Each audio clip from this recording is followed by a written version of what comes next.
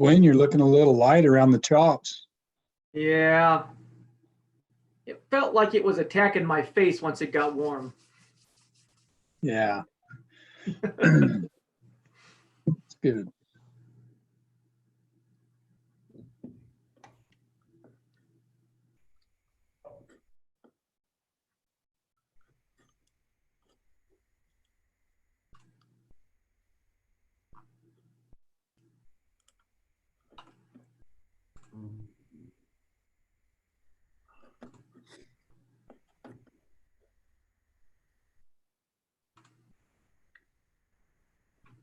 We're just waiting for Jaylyn and Greg, correct?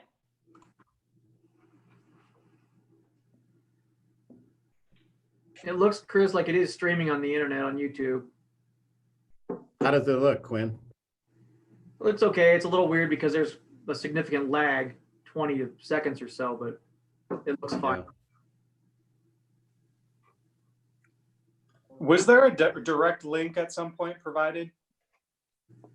There was a direct link to the test meeting that we did last 3 or 4 days ago, but the agenda has the meeting ID number on it. Right. Zoom and then enter the ID number. You'll Right. And I used my technological savvy to surmise that, but I'm not a knock on Greg, but I'm not sure if that process is going to be natural to him. I'm not. I found it on a email from the 3rd from Tara. That's how I logged in. Was I pushed that? Great. So there is a link. Great. Yeah. There was a link sent, I think, on Friday, the 3rd. I already sent it, Tara. More than $70 billion in guaranteed loans that will provide much needed relief for nearly a quarter of a million businesses already. So we are going to be providing. I'll call Greg and see if he's able to get on, if he's having trouble. And we keep it going, and we pay our employees. Somebody streaming YouTube while you're.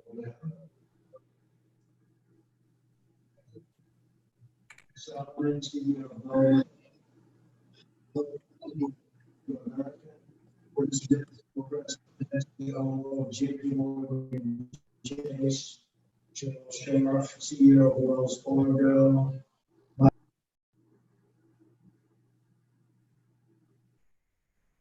Hello, Greg. Are you able to get on the meeting? What? Are you able to get on the meeting? Not yet. I just got the link, I think. Okay, so you just got, okay, so. Yeah, I've been waiting for a link, so is Jaylyn. Well, the link was sent on Friday. That's where it was sent on Friday. But anyway, Chris just sent the link. And you can also, okay, so I just want to make sure you got it. Okay, thank you. Yeah. I didn't know if it was going to be the same as last Friday or not, so. Okay, thank you. Okay, thank you.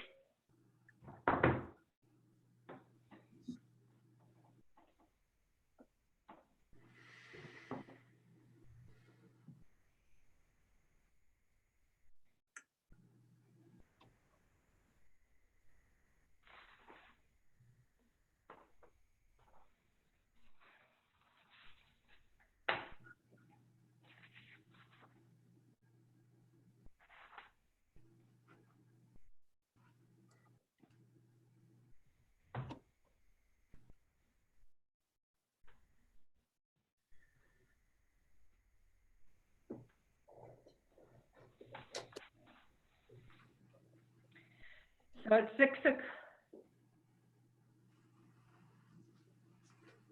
I'm wondering if we get done with the meeting before 6 o'clock when we have to do I doubt we will, but the municipal building meeting has to be after 6. Anyway, we might have a lag time if things go quickly.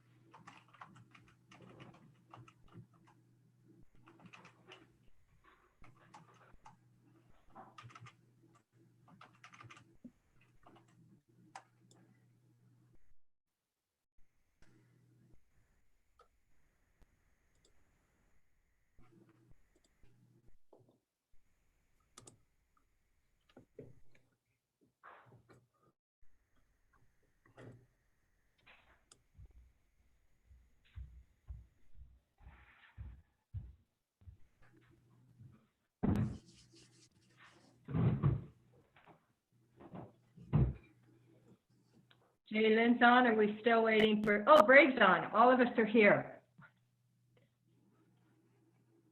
Chris? Is Chris there?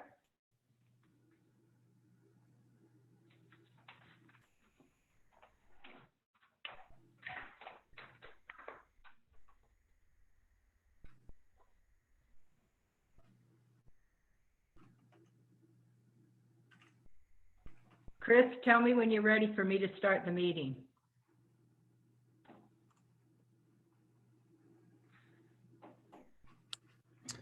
Yeah, sorry, I just lost my connection and had to come back in, so give me just a sec.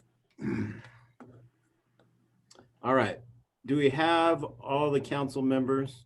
We can't see Jaylen. We just see her name, just like we just see your name. Yeah, and Jaylen, can you hear us?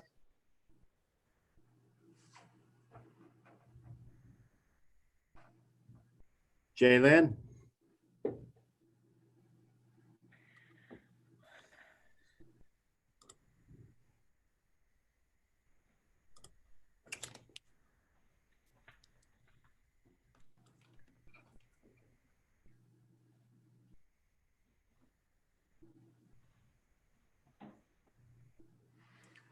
I'm gonna go ahead and mute my audio so that nobody has to listen to me type the whole meeting. If you ask me anything, just give me a second to unmute it. Okay. Okay, Gwen. I see Jaylen's name, but I don't see a microphone or anything by it. So somehow her name's come up, but I don't think we're hearing her or seeing her.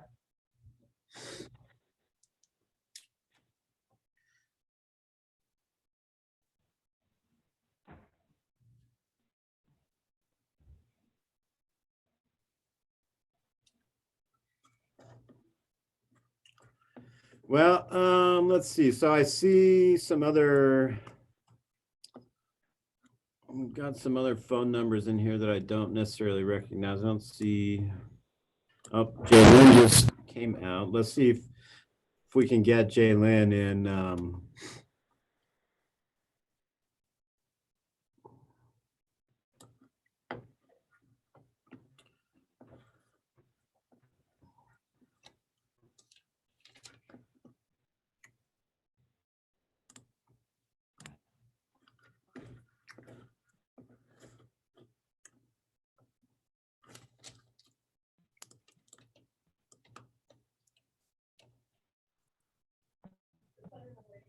I know.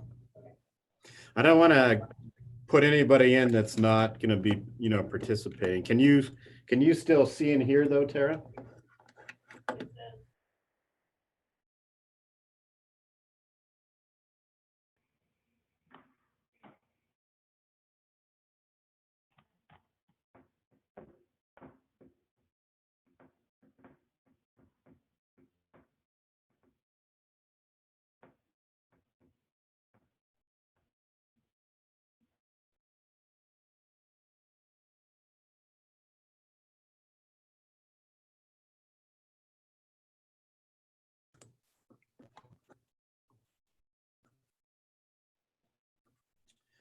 There's Can you hear me, Jaylen.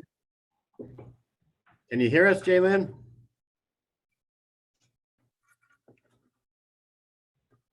Jaylen? She must not.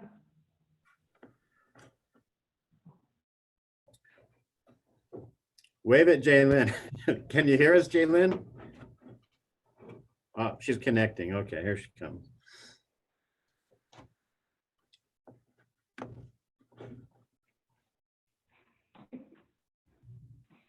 Can you hear us, Jaylen?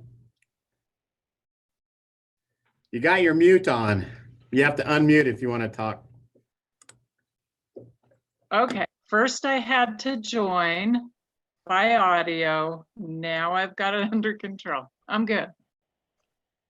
Okay, so I just want to bring up to everybody that there's quite a few people in the wait room, and some of them are participants, but I don't know that I can bring everybody into the meeting. So I don't know if people in the, I don't think people in the waiting room can actually hear the meeting unless they're on YouTube. But if we bring all these people in, it's gonna be like 30 people in the, in this main meeting. So I guess you wanna just get going, Mary, and then when we get to the citizens to be heard, I might try to let everyone in, I'm not sure.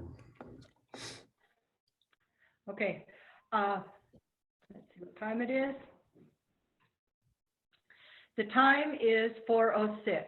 I am bringing to order this meeting of the Grand County Council, Tuesday, April 7th, 2020. Present, Mary McGann, Rory Paxman, Gabriel Wojtek, Curtis Wells, Evan Clapper, Greg Halliday, Jalen Hawks, County Administrator is Chris Baird, and Quinn, County Clerk. Is Tara with us? She's in the waiting room right now.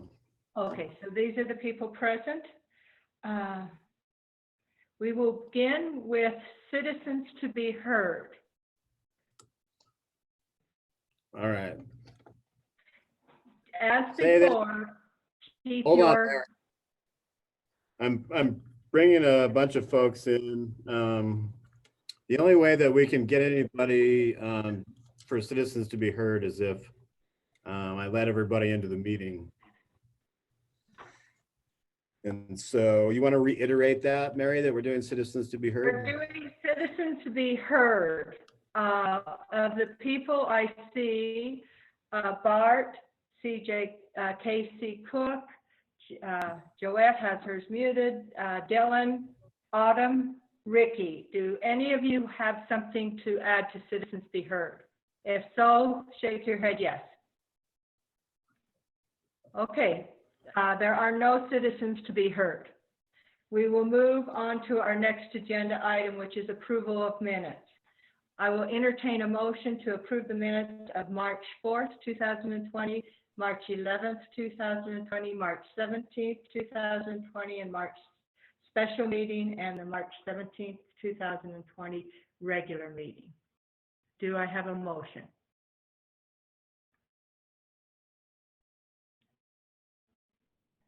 Jalen, where are you? So moved. So moved. Thank you, Curtis.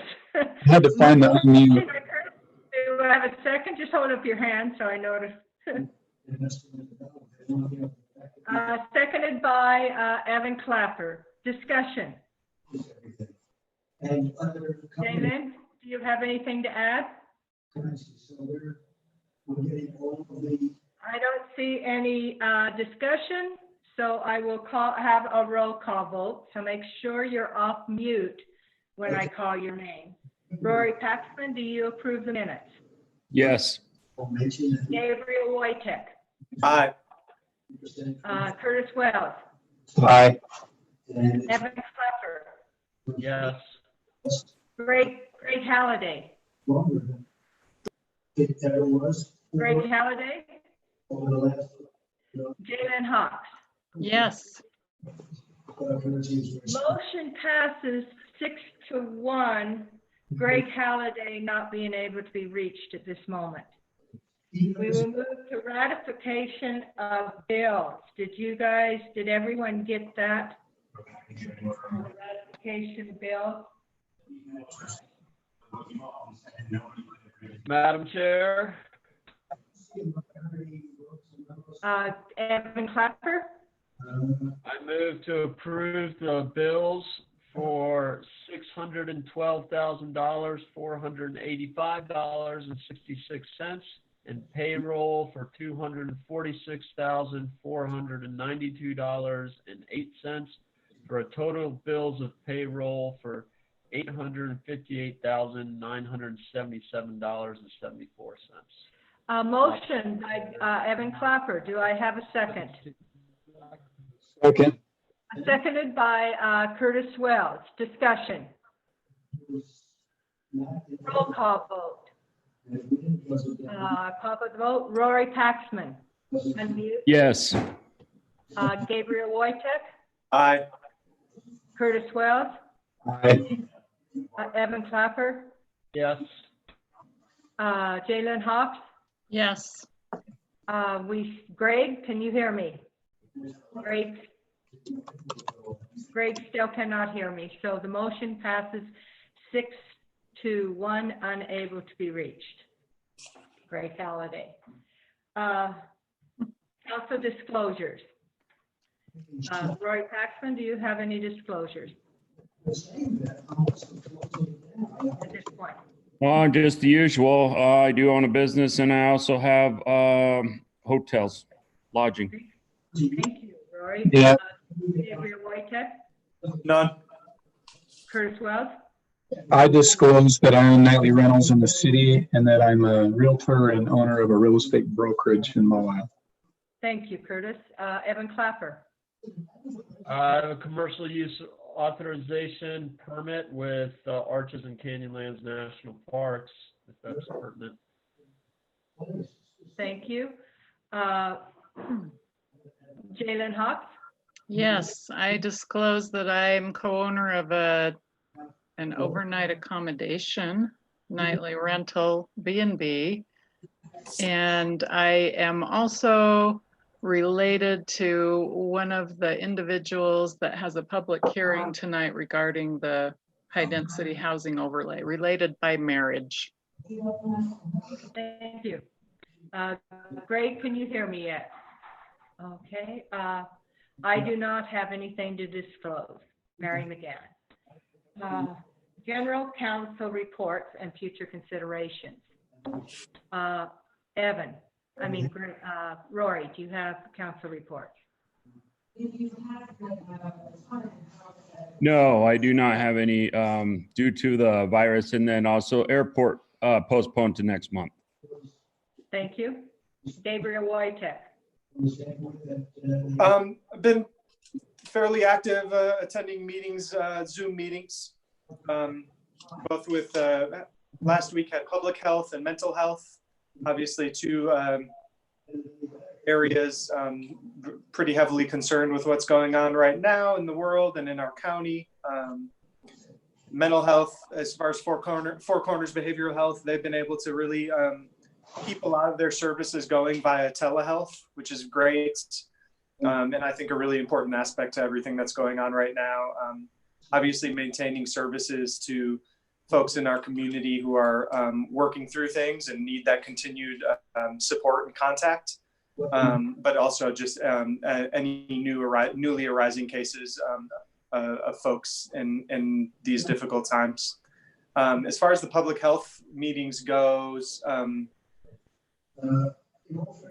mostly just been receiving updates with regards to the health department's actions, and those sorts of updates and actions are become quickly updated to the council and to the public subsequently.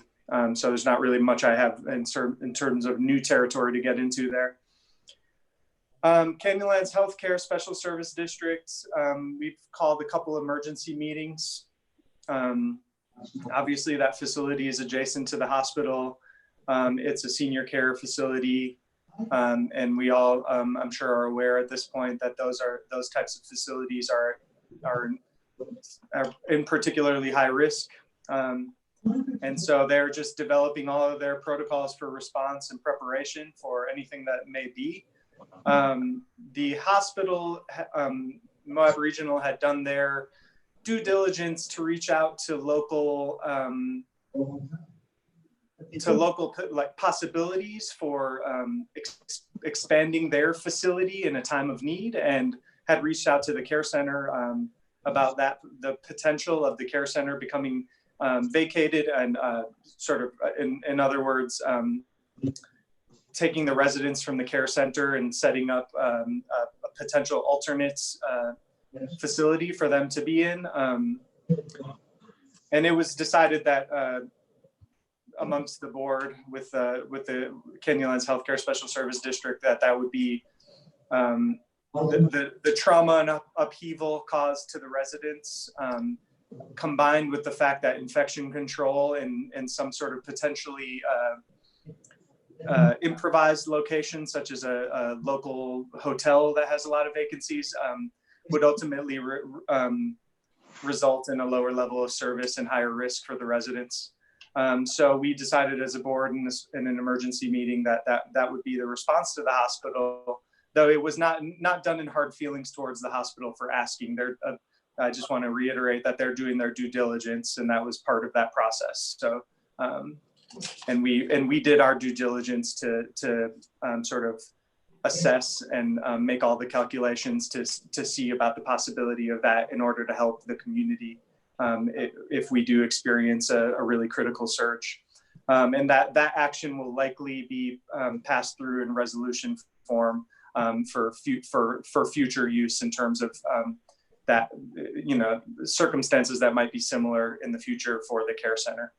And that emergency meeting actually took place at the same time as the Grand Water and Sewer meeting that was last Thursday. So I unfortunately couldn't attend and thus don't have a lake report for anyone today. That's all I've got. Thank you, Gabriel. Curtis? It's been, we haven't had any meetings, but what I'd like to report on is a call with Rick Torgerson and Monty Aldridge from UDOT. It's just a follow-up from the city passing their resolution to direct staff to cancel or renegotiate the cooperating agreement with UDOT on the parking garage, and to form a committee to reevaluate the previous project priority list, with members from the county, and move that forward. And I think, kind of where it's been tricky is, so the city has a cooperating agreement with UDOT that they need to sort out. And from the phone call, really what's remaining there is they're trying to determine and work out with the city how the $300,000 that was spent on the design work for the parking garage, who's going to cover that. And they had communicated to me that they would hope that the locals would take some accountability, for those expenditures, especially considering the fact that UDOT had provided $300,000 in planning funds prior to the award of the grant, $150,000 of that on the decision lens process, and another $150,000 on the concept study for the bypass. But they seem like they're being very reasonable. They need to figure out with the city, how to get square on those $300,000 in design expenses on the parking structure, and then they can put that cooperating agreement to rest. As far as the process to determine what they refer to as what projects are going to be in the box and what projects are going to be outside of the box, those decisions are going to need to be made at the committee level. And the city is going to be voting on a resolution a week from tonight to create their half of the committee. And I've yet to see a draft of that. But it sounds like what they're asking for is 2 city council members, 2 county council members, and probably 3 members of the public or the chamber or something to that effect. But like I said, I haven't seen it yet. And so, what I discussed with UDOT as far as, there's 2 issues. There's issue with the cooperating agreement with the city, and I'm really hopeful that they can get that sorted out sooner than later, because I don't want that to be holding up the progress of determining what projects we're going to be exploring or that are currently on the old project list, or what new projects we would like them to explore. And so I'm really encouraged, our counterparts at the city and staff to get that worked out. And I just offered an unsolicited suggestion for the sake of time of, maybe the city could cover half and they could make that up in payments, and then the other half could come off the top of the grant entirety, something like that. Obviously, that's up to them, but it's really no reason to hold things up. And so we'll be expecting probably a draft of that resolution from them so that we can take a look at that and run a parallel version at our next county council meeting. And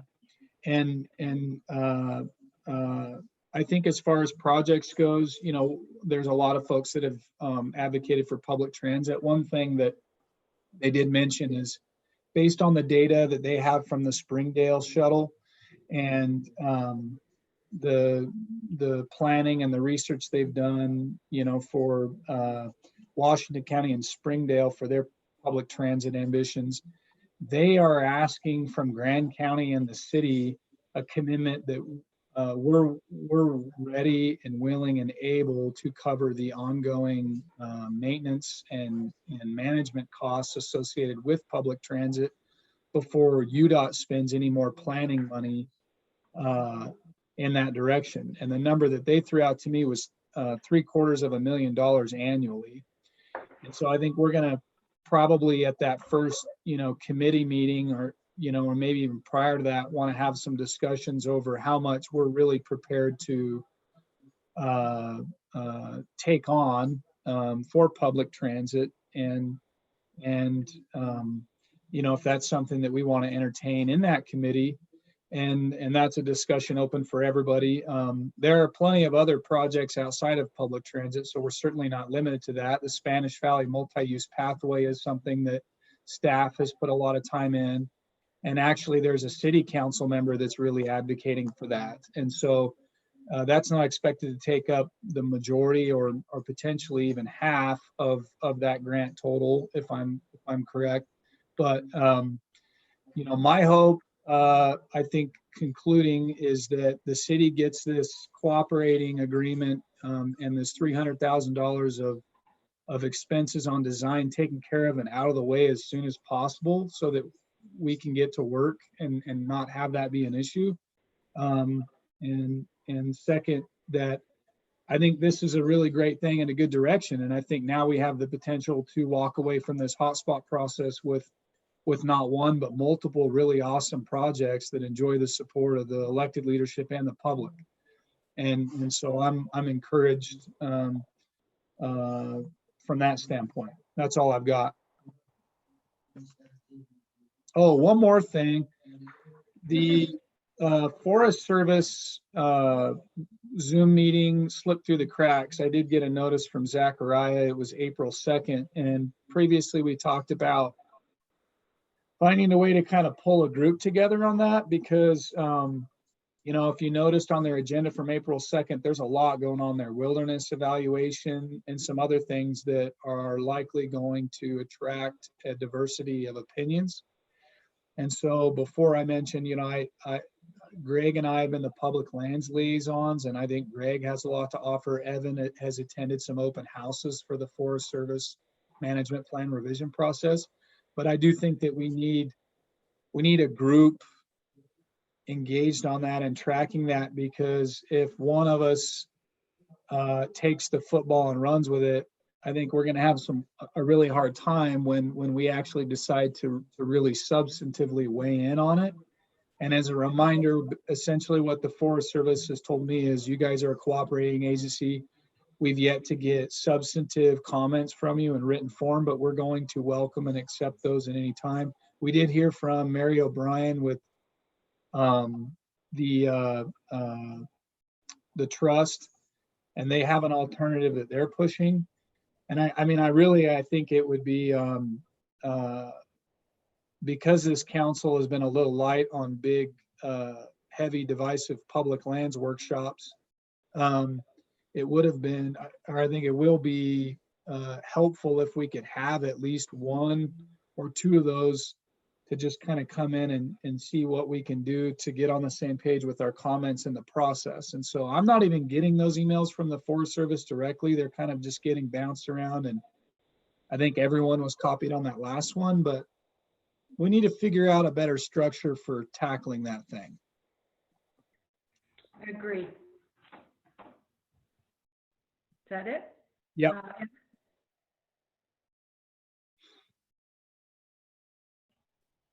Evan? Yeah, thanks for both those, Kurt. I definitely would be willing to step in to do some of the Forest Service planning. And so if it makes sense to formalize that more. I also had a lot of my regular meetings canceled or postponed because of current conditions. I can't hear you, Evan. Evan, we can't hear you.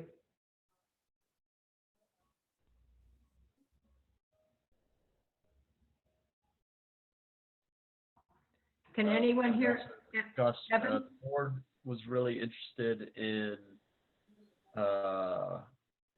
kind of day-to-day operations that were going on and kind of planning, response planning stuff. So we talked a lot about that. Overall, the call numbers are down though. So just less tourists in town, less people really pushing the envelope. So that's a good thing to hear, that the responders aren't being put in danger by, going on their typical backcountry calls or things that they usually are dealing with this time of year. There was a lot of updates to policies just as the special service district comes online. A lot of those are just kind of normal sort of purchasing policies sort of things, but there were some specific to the COVID emergency, and things like preventing staff to get exposed, and if they are exposed, things like finding places for them to stay if they are contaminated. So it was just kind of good to hear, that they're playing out a lot of the what if sort of scenarios and planning for before things come up. I think I might have mentioned this before in the past, but they were looking at purchasing an emergency ventilator with an emergency purchase that wasn't budgeted for. That we went ahead and moved forward with that, but it still hasn't shipped. So once we're still expecting that to arrive, and hopefully there'll be no need for it, but should there be a sudden outbreak, the community would have one more ventilator that also would be offer assistance in transports. I had some other kind of meetings with some outfitters and some retail owners kind of regarding the CARES Act and a lot of the stuff that our community and economic development office has been putting out about information that some of our representatives in Congress have been, or in Washington have been pushing, and we can get into that more in item S discussion this evening, but that's kind of what I've been up to in the council hat. That's all I got. Thank you, Evan. Greg, do you have anything to add? You need to unmute. You're muted, Greg. Greg, you're muted, so we can't hear you. Okay, thank you. Now we can. Can you hear me now? Yes. Okay. This has been terrible trying to communicate. Yeah, I haven't had any meetings with the different groups. I've been trying to keep the people out here appraised about what's going on the best I can. I would definitely concur with Curtis to get with them and Evan and work on a response to the Forest Service. And that's about all I got right now. Oh, and I would definitely support spending some money on a Spanish Valley multi-use pathway. So that's all I got right now. Thank you, Greg. Jaylyn. Yes. Okay. So been on many, it seems like a meeting every day, sometimes two, with either UAC or AOG. And information changes so quickly, I hesitate to even say anything. But we've got on our agenda for AOG today to figure out whether or not we can come up with $8,333 to supplement an emergency loan program for small businesses. UAC typically has a rural call. So I went to the AOG meeting and I've been on a couple of calls with them. And then next is UAC. Been on 2 or 3 calls with UAC in addition to their regular board meeting. They typically have had a public lands call on Friday mornings at 8 a.m. They are suspending those for the time being and instead having a rural call on Fridays. I believe it's at 1 o'clock to replace the public lands call, and it will be focused on COVID-19 in rural counties. They did point out they've got a resource if you want to learn what they're doing and any resources they might have for people experiencing issues due to the COVID-19 situation. That webpage is covid19@uacnet.org.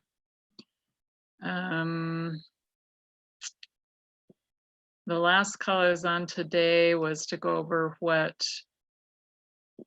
rural counties would like UAC to take to the special legislative session, which might be held next Wednesday.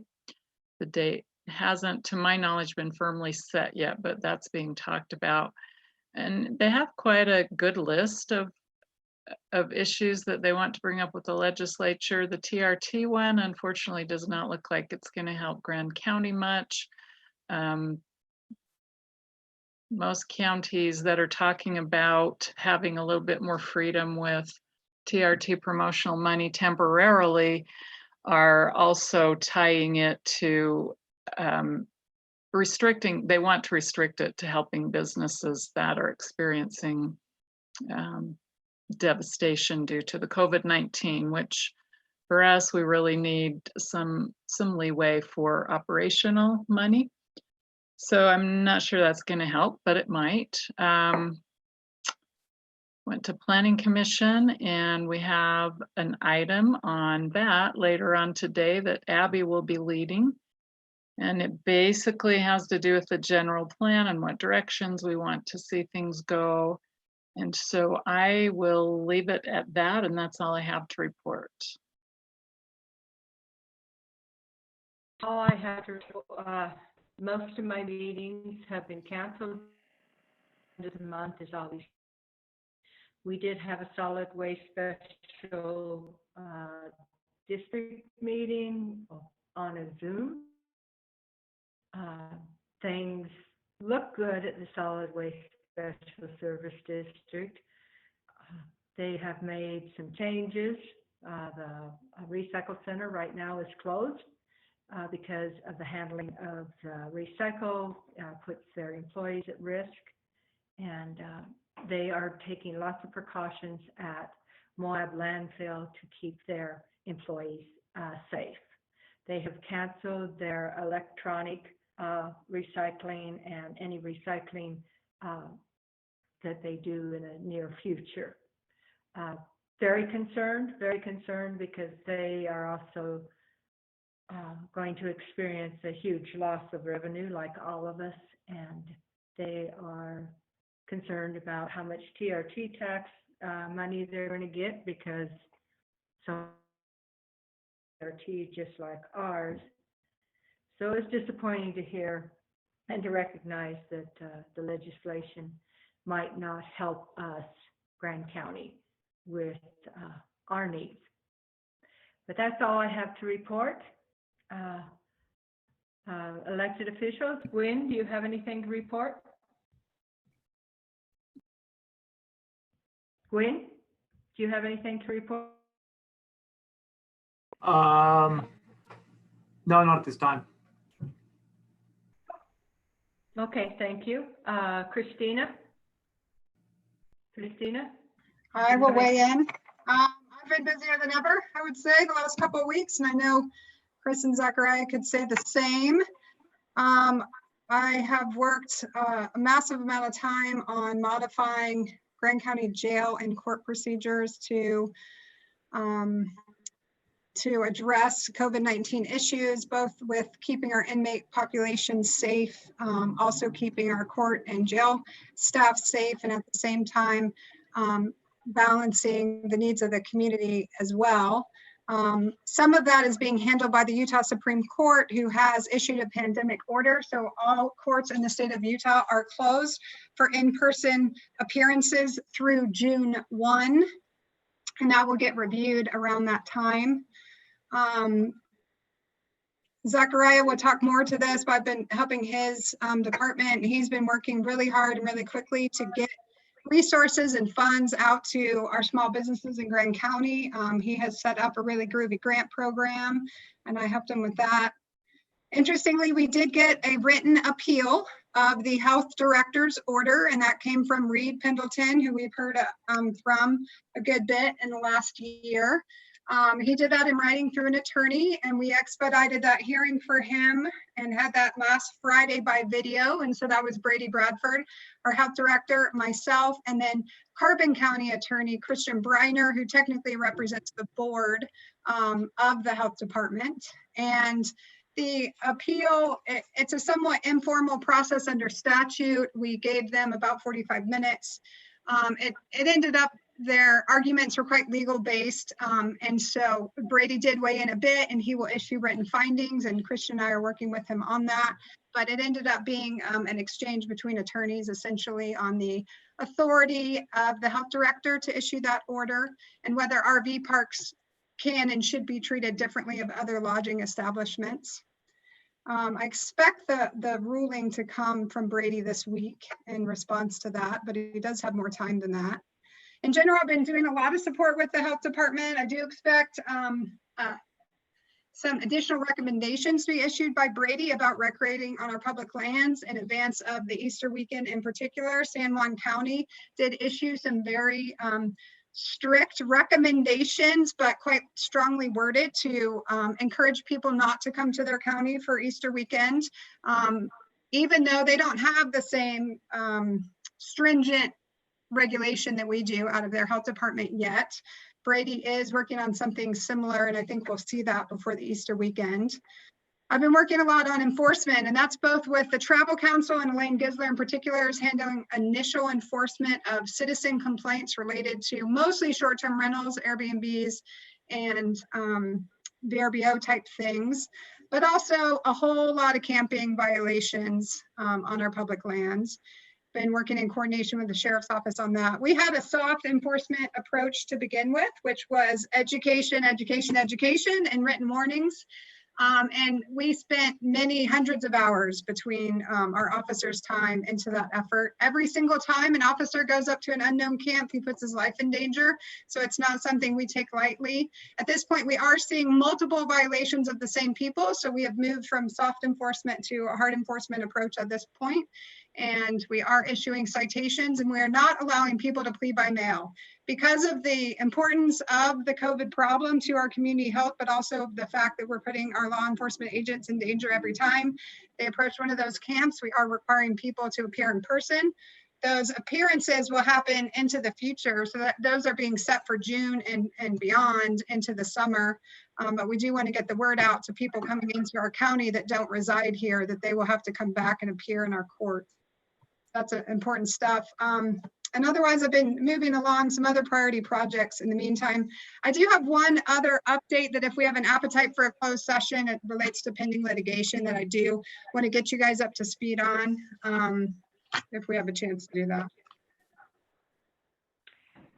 Thank you. One more thing, Mary, did we do Yeah, thank disclosures you. yet? Yes, we did. Okay, I just want to weigh in on that because I have recommended to Jay Lynn that she recuse herself from the B&B OAO discussion, and I want to explain why that is different than the way I advised council members last year in relation to the overnight accommodations process. It's different here because Jaylyn has been involved in initiating this process within the county and sponsoring the issue. She'd like to see the OAO apply to B&Bs. In the general overnight accommodations regulation process we went through before, it was sponsored and initiated by council members that did not have any overnight accommodations in the county.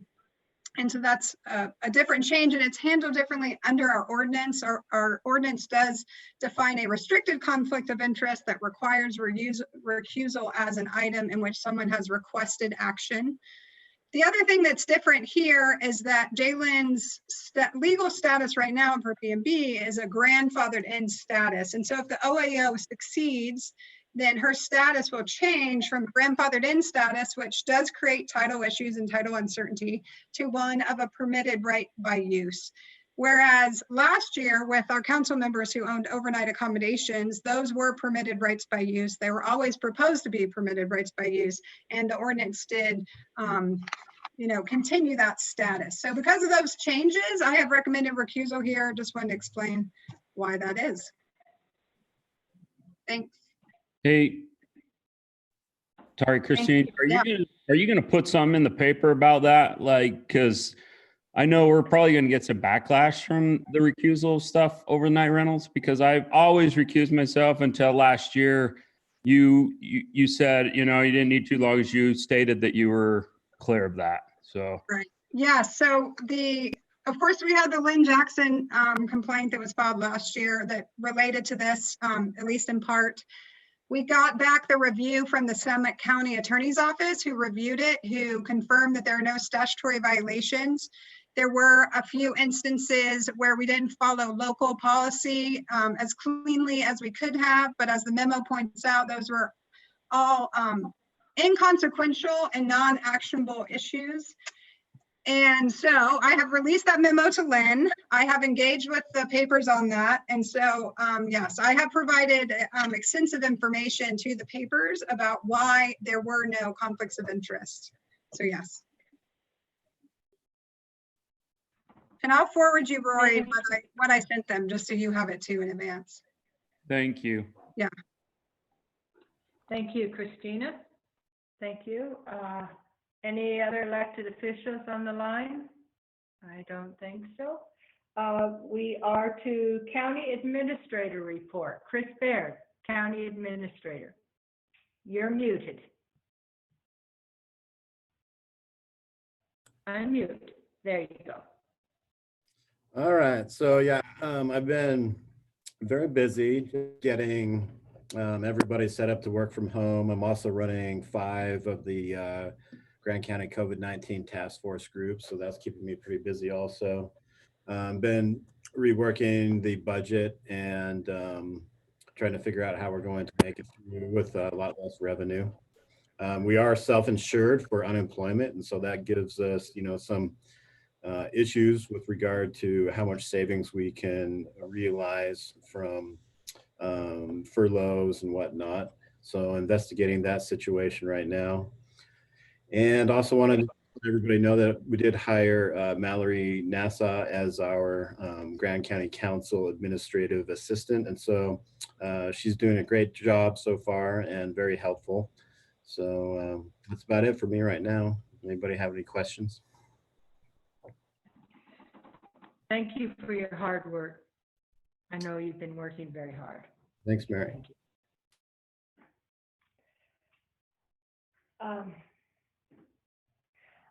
I'm wondering, because we have a presentation from Dr. Dylan Cole, that I'm wondering if we should move that forward, because I know he's very busy. If he's still on the line, I would entertain a motion to move presentations to this point. Does anyone think that's important? So moved.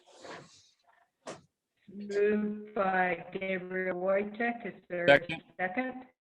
By Rory? Who was it? Rory. Seconded by Rory? Yeah. Okay, motion by Gabriel Wojtek, seconded by Rory Paxman.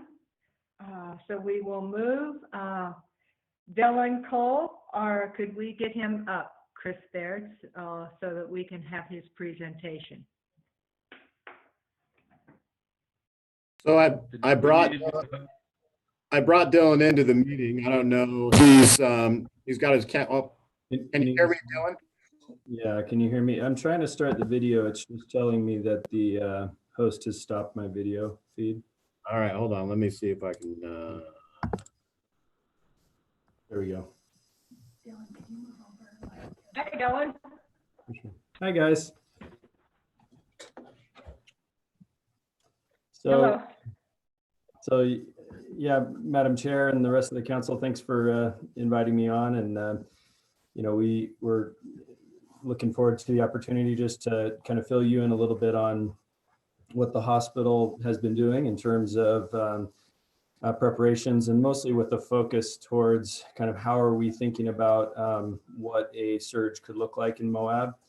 Lots of difficulties around modeling, and also lots and lots of information. And Jalen, you mentioned that a little while ago that the ground's shifting under your feet, and it's sometimes hard to know whether you can even declare anything, because it may be changed by the time by the next day. And I think the modeling and some of the surge projections share some of that feature, which is that, you know, in the medical community, we're learning so much about this disease on a day by day and week by week basis. But that said, you know, I wanted to share with you guys a little bit around what we have anticipated and what the models look like and how they've evolved now over the last couple of weeks. And let me share my screen with you here. Let's make sure this part works, and we'll get.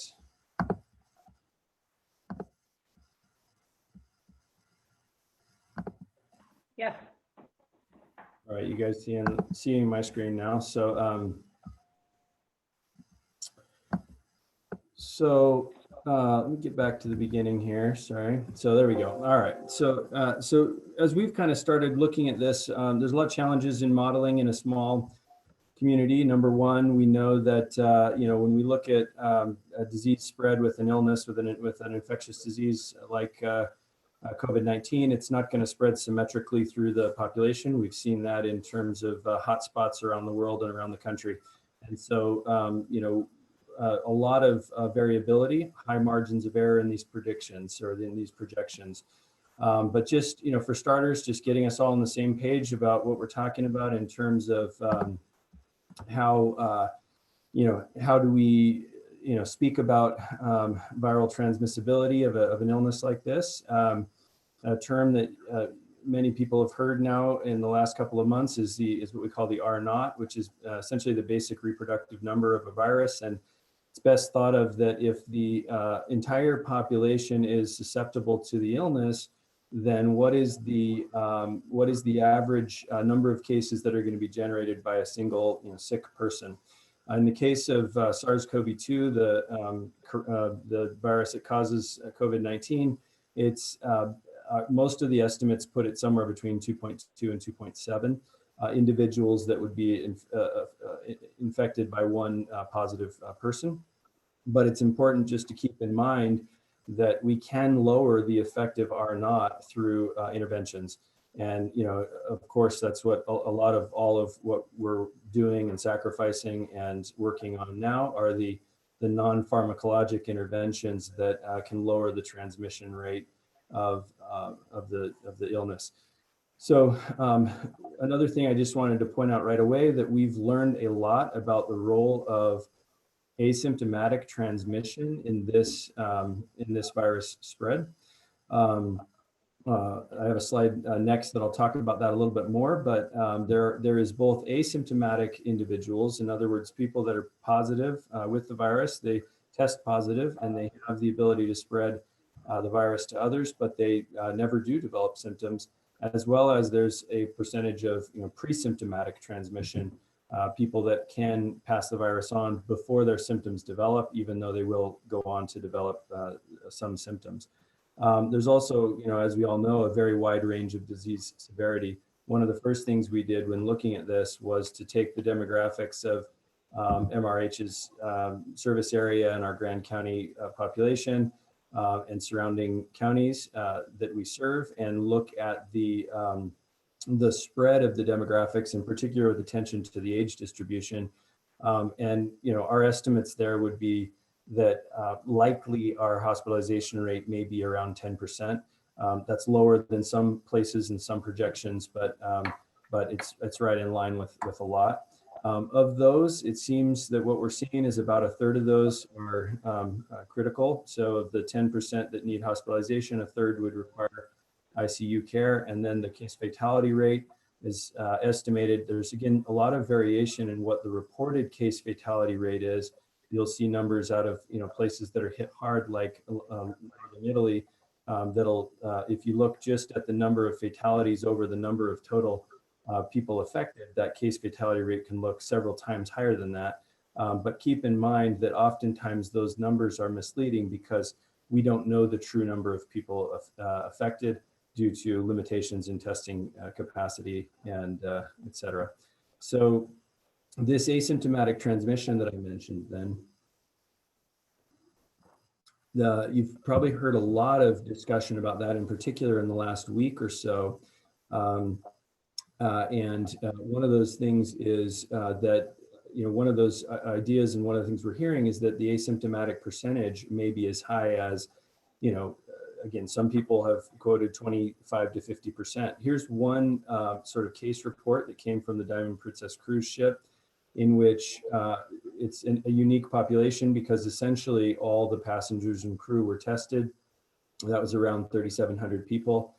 And after a short course of quarantine on that ship, 634 tested positive. So it had spread to roughly 20% of the crew and passengers. 50% of those were asymptomatic at the time of diagnosis, although of those 50%, a majority went on to later develop at least mild symptoms.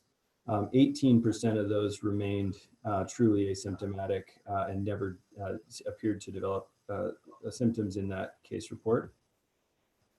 So if we just kind of start with the, let's just scratch some notes on a napkin here in terms of what projections could look like for a population of our size. And it's helpful to do this in some ways just as kind of an anchor for what the rest of the modeling shows as we go into the rest of the modeling. If we were to look at sort of unmitigated spread of an illness like COVID-19 through a population, and at this point we expect or we believe that virtually 100% of the population is susceptible to the illness, or at least to catching it and potentially transmitting it. Over a typical 3 to 4 month period, we could very likely expect to see 20 to 30% of a population affected. That is consistent with what we see in a moderate to severe flu season, for example, in terms of percentage of the population affected. For overlaying that on our population size and using roughly 12,000 individuals, you could see around 2,400 to 3,600 positive cases in that time frame of three months or so.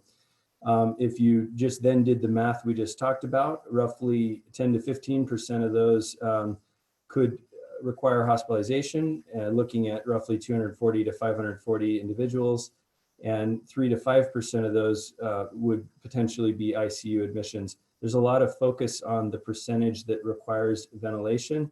It is typically thought to be close to the ICU number, although maybe a little less than that. Not every patient that needs ICU admission needs a ventilator, but it does trail that number pretty closely. Somewhere between a half to 2 to 3/4 of those people. And the ICU admissions, just with this kind of on a napkin math, would round out to around 70 to 180. Fatalities that we could see during that surge would be in the ballpark of 36 to 54. And again, it is important to note that after a sort of surge or a season of that spread, that would leave us with 20% of the population affected. That doesn't mean that's the end of the potential for further spread, but it does give an idea of kind of a modest assumption of unmitigated spread through a community in a short period of time. Okay, so that's kind of how if we start at that starting point, this is really where we were, several weeks ago, saying, how could this affect our community? Well, how would we model that? There's a group in the Imperial College of London that does this kind of work, and they came out with a real fundamental paper on this in early to mid-March that is certainly credited for leading to a lot of the public discussion and a lot of the really dramatic changes that have taken place in the last several weeks. And their projections, if we kind of try to use their assumptions and mirror what their projections would look like in a population of 12,000 roughly, just as a point of demonstration, what this graph shows you is the blue dotted line on the top is essentially the daily average hospital census, the daily hospital census from COVID-19 patients. I would not focus much on the dates down here. It's important to remember that wherever we start this surge point is going to have to do with when we start to see community transmission. In the case of this model, this really has to do with the day that we have the first patient hospitalized. When we look at this projection over time, this is the number of people that would be in the hospital any given day, which we call the daily census. The peak of this hospitalized in this model, again, is right around 250. I want to make it very clear that as we go through this presentation, you'll see that with the mitigation strategies, we hope not to anticipate a number like that, but this is where we need to start in seeing how this could spread through the community. Of those, we would maybe anticipate somewhere around a peak number of need for ICU beds, right around 70 or so, 70 to 75, and a peak need for ventilators of roughly 25 or so, 25 to 30. So this is just another, really kind of another way of showing that this is a website that anyone can go to and see what their projections are. And this is really based on some of the same assumptions and some of the same models that the Imperial College London uses.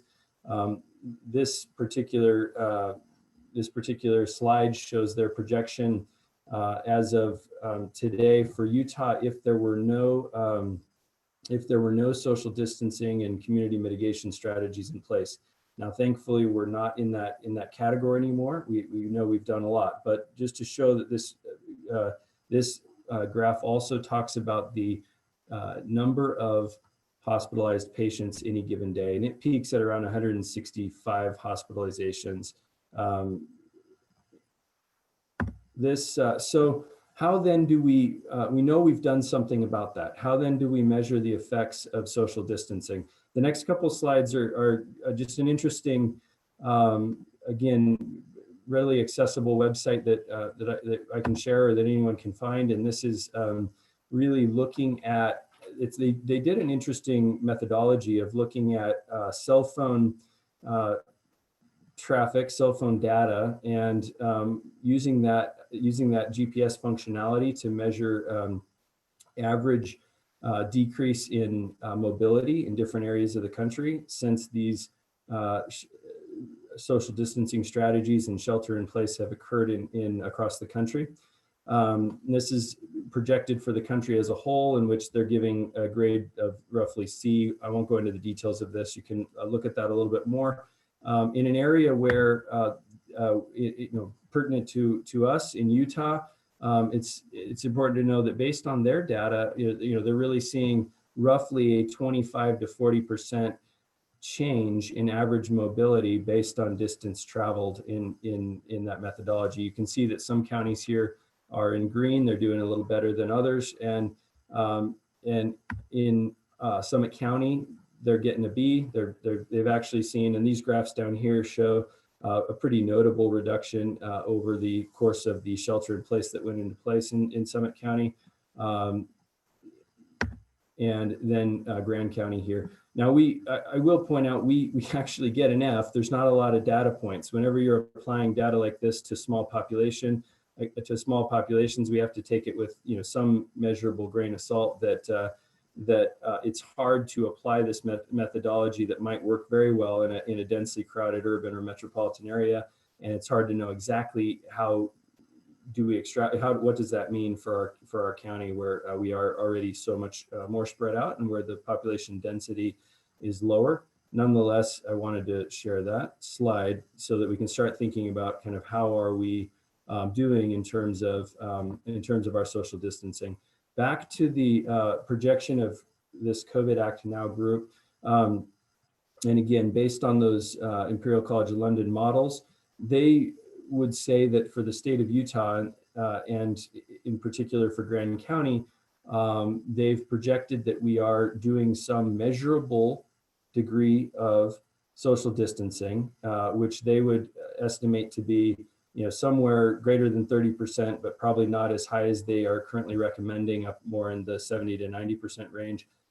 They would still predict, based on their methodologies, that we are at risk of seeing an overcrowding or exceeding our healthcare capacity,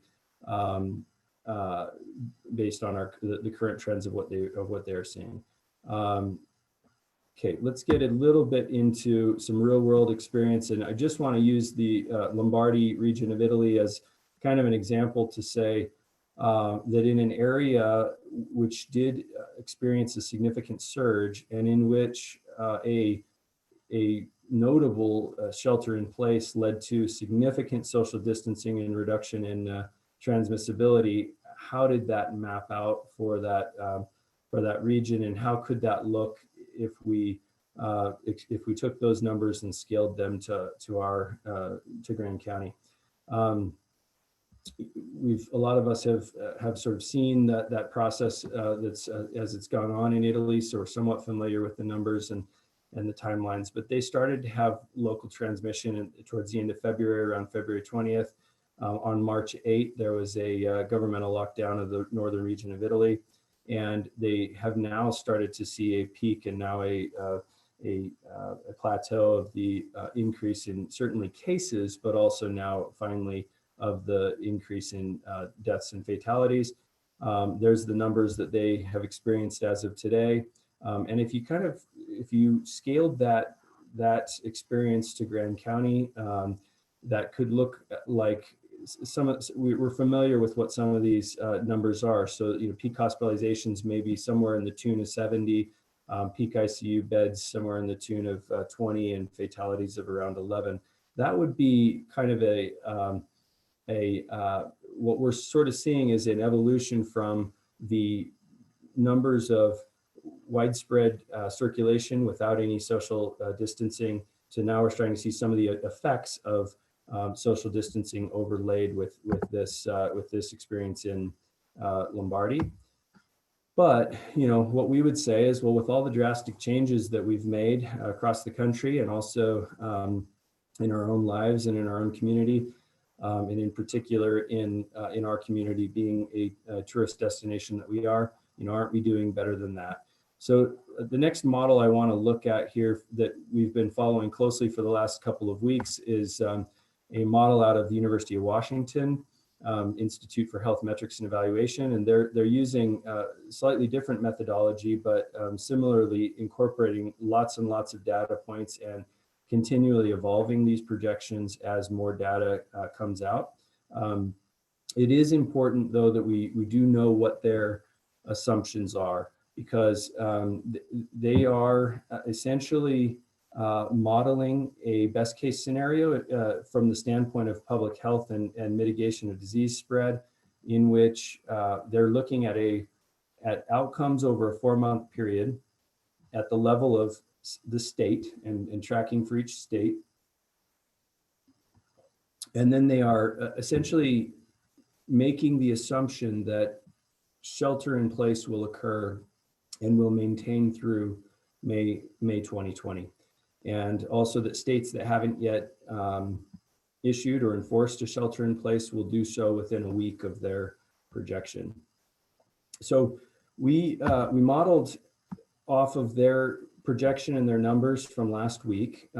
I will throw a teaser or a caveat in that actually they just updated their numbers and projections yesterday morning, and actually thankfully, as we're seeing the effects of the dramatic social distancing that's occurred across the country in the last couple of weeks, those projections have adjusted downward the projections that somewhat from what we're going to see here in this slides.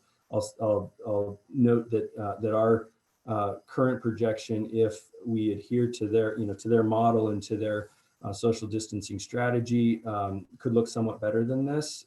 But I also think it's important that we look at assumptions that are not only best case, but from our standpoint and from what we're trying to do from the hospital and the healthcare facility in the community, is we have to also anticipate and plan contingencies for if those best case scenarios don't work out. We certainly hope for the best, but we're also trying to plan for something less than that. So what you're seeing here in terms of just how these graphs work, how these charts work, is that each of these are the projected numbers for the states listed below. So this includes a whole bunch of them, but scaled to our Grand County population. So the number on the vertical column on the left here would be the, again, peak hospitalization number of persons in beds any given day. And you can see, obviously, you're going to see quite a range from a state like New York that's already in the midst of a surge, in which, similar to what we just looked at with Lombardy, Italy, the social distancing strategies took place at a later point once they already had widespread community transmission, versus a state like Utah or some of these others in which significant intervention or significant social distancing has taken place at an earlier point in time relative to their surge. This is just taking out the outliers, New York and Washington, and kind of looking at a subset of that data. And one more slide now that looks at that same data in a different way, using the state of Utah, scaling it to Grand County. The gray line here up top would be our peak hospital beds any given day for Grand County.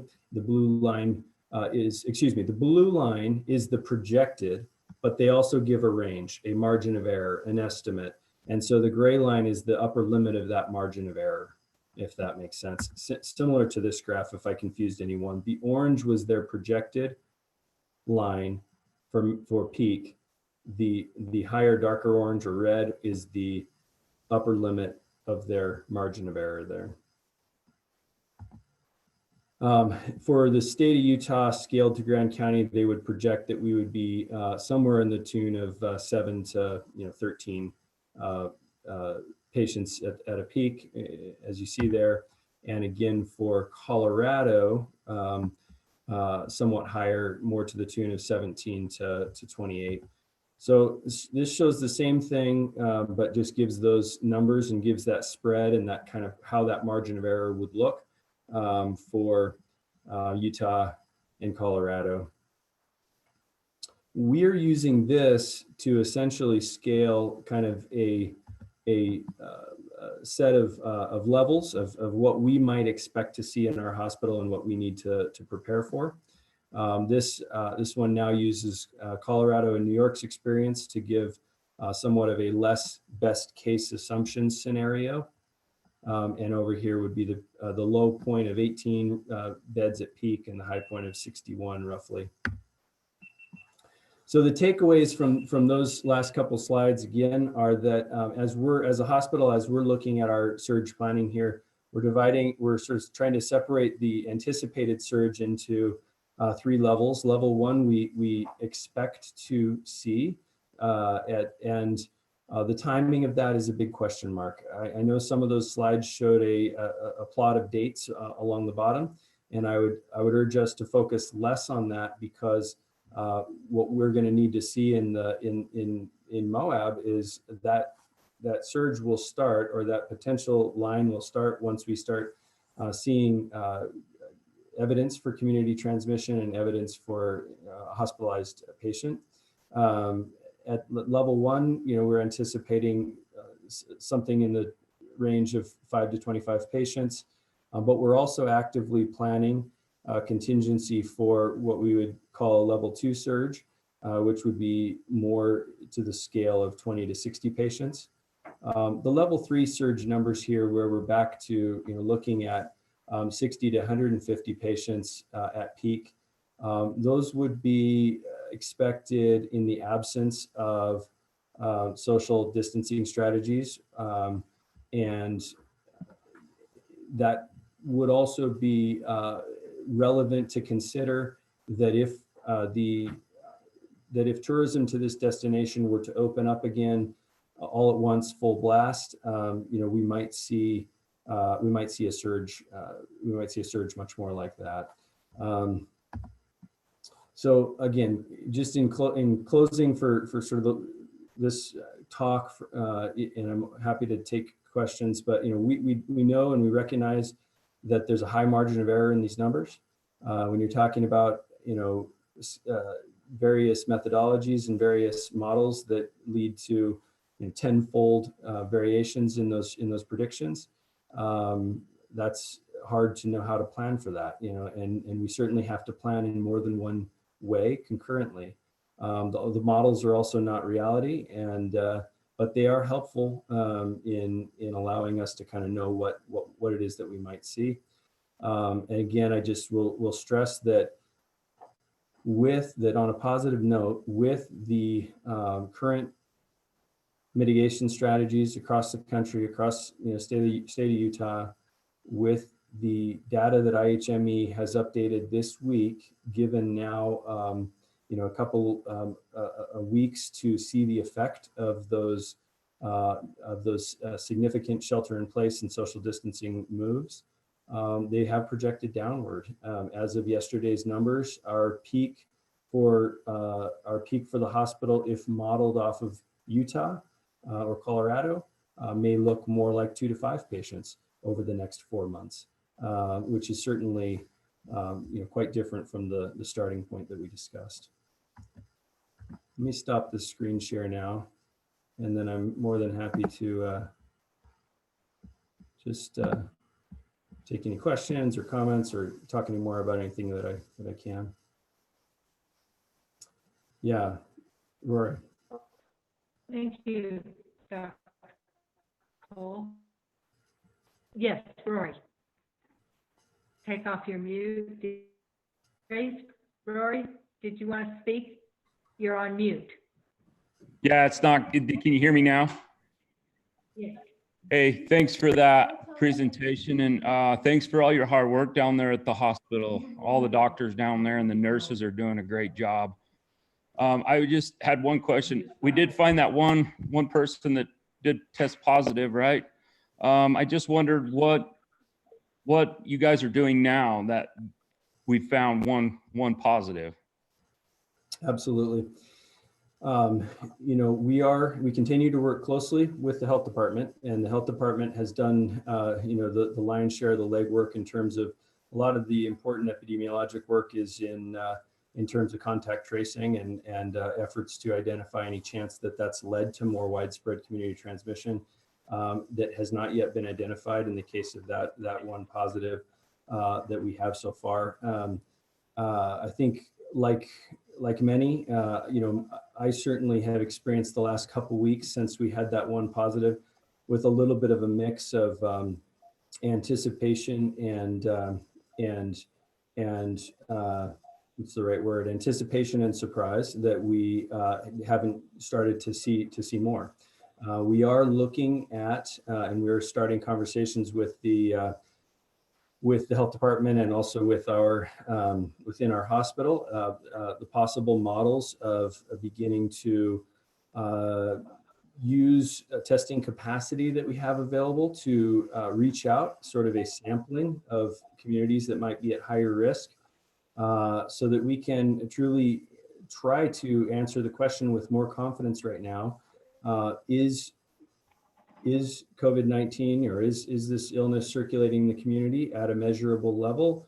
At this point, we have tested over 100 individuals, and again, have in our county just one positive. The Southeast Health District has 3 positives, but that's certainly much lower than the roughly 5% that the state of Utah continues to trend at in terms of their positive cases. So I am cautiously optimistic that that means that we don't have, that we don't yet have widespread community transmission. I think that again, as I mentioned, one of our strategies that we'd like to move towards employing would be testing subsets of the population, both that might be at higher risk of transmission, either by way of working in higher risk or higher exposed essential workplaces, and also portions of our community that might be at higher risk in terms of morbidity if an outbreak were to occur.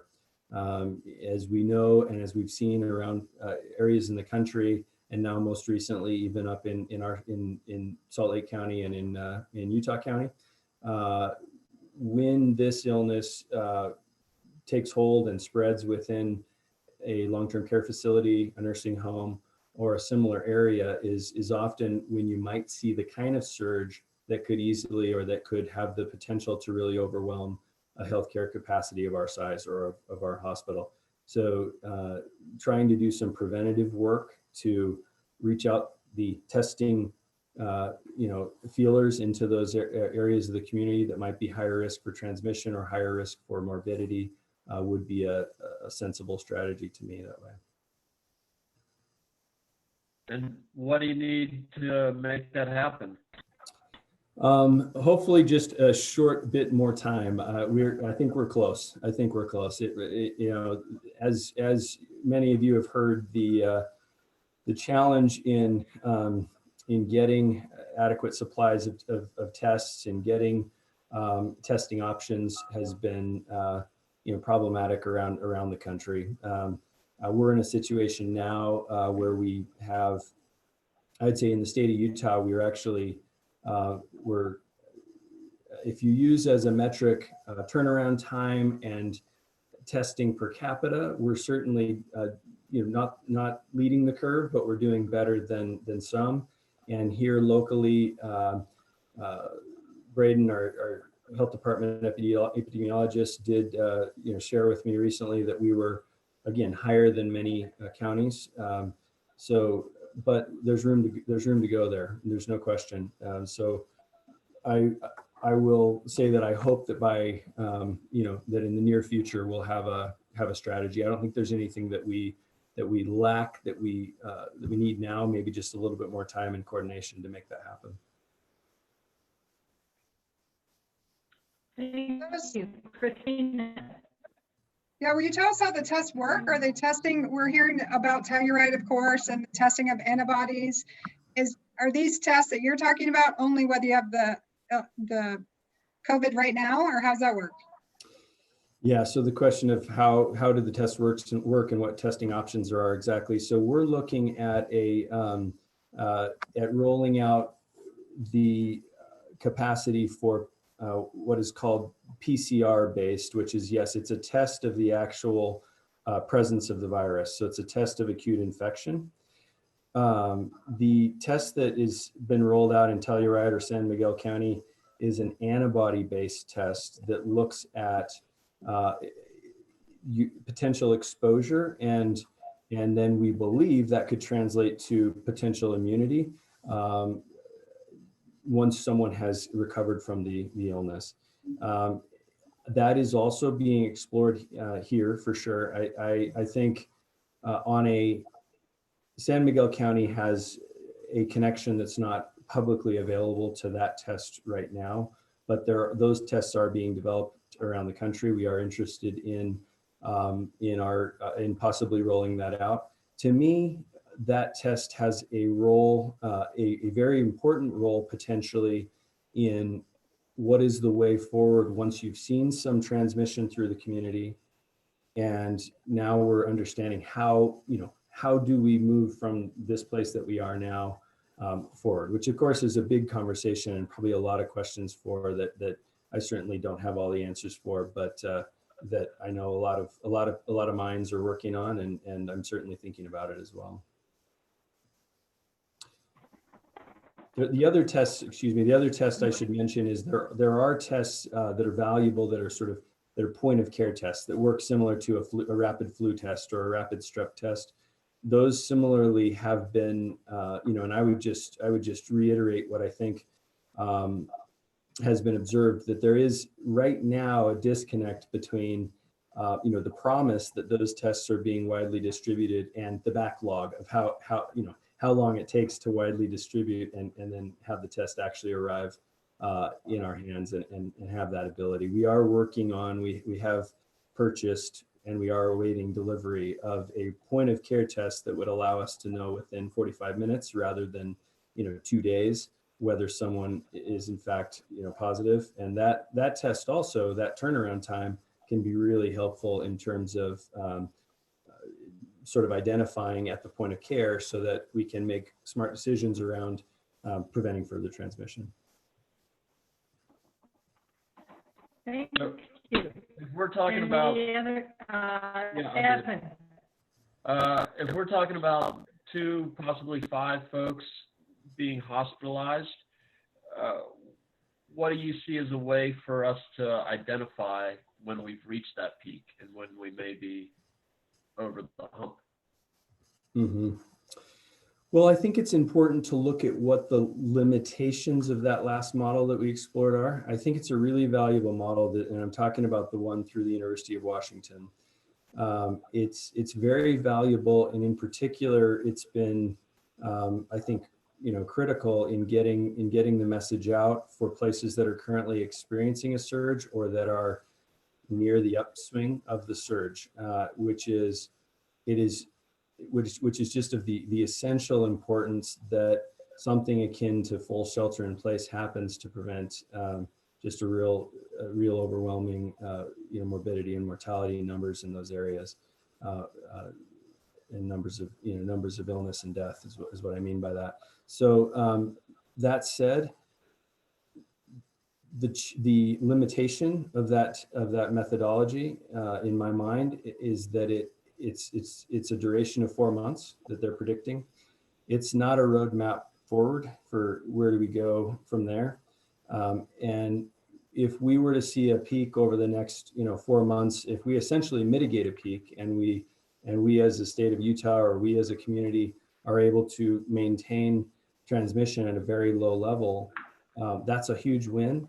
And that also means that that it creates a second set of challenges, which is how do you then, what's the logical way forward to prevent what they've already started talking about and calling a second surge, which is as things open back up, you still have a vast majority of the population that's not been exposed to the illness and which remains at a high risk of seeing the same kind of surge happen. Thank you. Any other questions? Curtis? Yeah, I just want to Curtis? say really quickly, Dr. Cole, thank you for coming and presenting to us. And thank you for the work that you guys are doing. It's really, I've been feeling kind of, the county, we're kind of did our best to try to get out of the way and allow for us as a community to be preventative and get out ahead of this thing. But it's definitely left me feeling really data and information hungry, and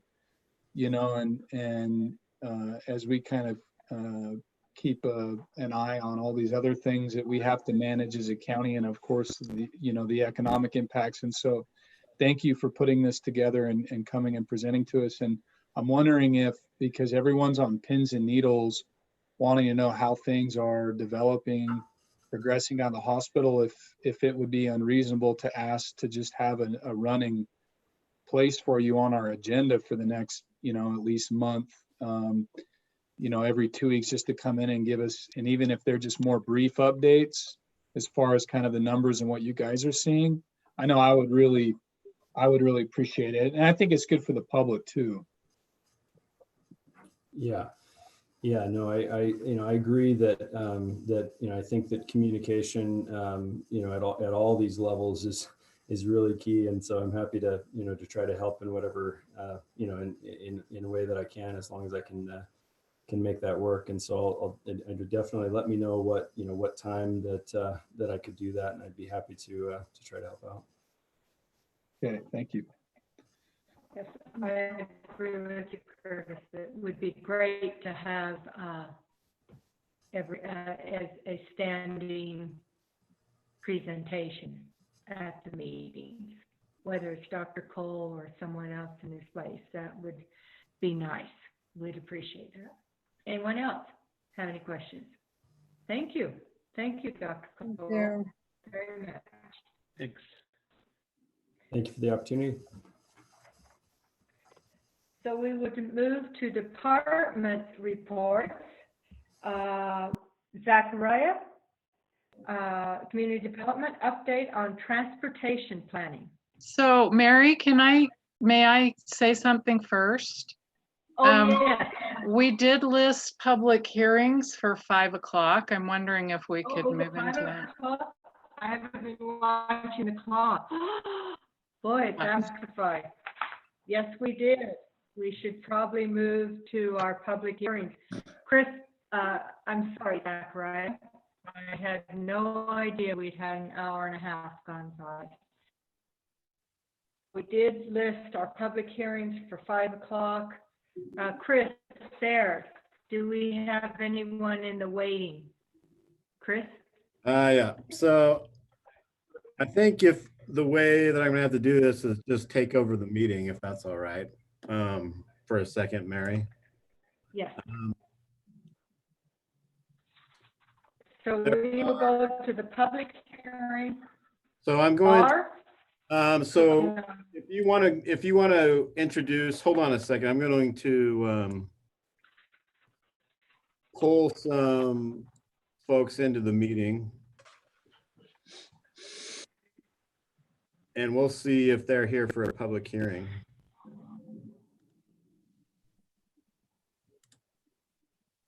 So this would be a public hearing to hear written and verbal comments on the Villa Mayor HEHO, Identity Housing Overlay. That's what we're on now.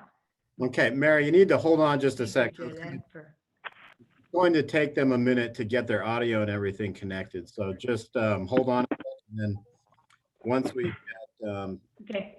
people through on audio, then I want you to reintroduce.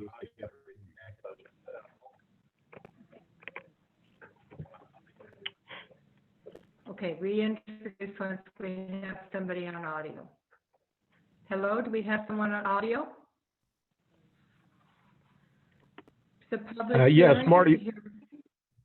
Marty, are you here to speak on the Villa Mayor?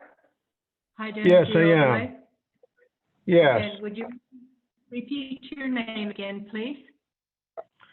My name is Marty Banks, Marty. and I've been asked to comment on the application submitted by the principals of the Villa Mayor condominium proposed project.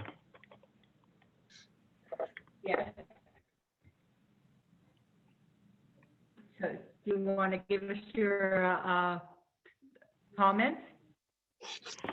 Yes, thank you very much. I'd be happy to. And before I start on, I should ask if all of the council members can hear me okay. I can. Everybody looks like it's thumbs up. Yes. Marty, Loud and clear. Thank you. The phone probably sounds better than the computers, honestly. Okay, thank you very much. The audio that I'm getting back through the telephone is it's kind of slow and mumbled, but I can make out the words. So I would invite you, if you'd like me to stop or slow down, or if you have any questions, please don't hesitate to interrupt me. But I'll go ahead and present what I wanted to detail with respect to the Via Mayor application. Okay? Yes. Yes. Okay. Thank you. So I'd like to just organize my thoughts and give you just a little bit of background that's relevant, I think, for your determination today. And then a couple of chronological events that I think are particularly important. And then spend just a few minutes presenting what we think are the justification or the points that would warrant a favorable recommendation for the application. So starting briefly with the background, of course, the name of the project is the Via Mayor Condominiums. It's about 7.9 acres on Spanish Valley Drive. The developer of this project is a gentleman named George Smith, who is a longtime resident and a small builder in Grand County. And of course, the application is for the high density housing overlay to be applied to this proposal, which would increase the density commensurate with what's allowed in the HDHO, or the high density housing overlay ordinance.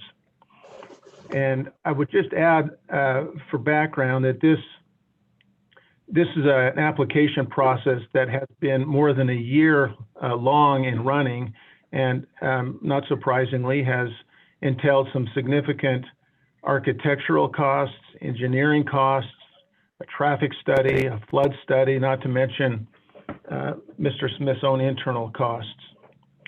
So with that background, let me, if I can, move on to the relevant chronological points that I think are relevant.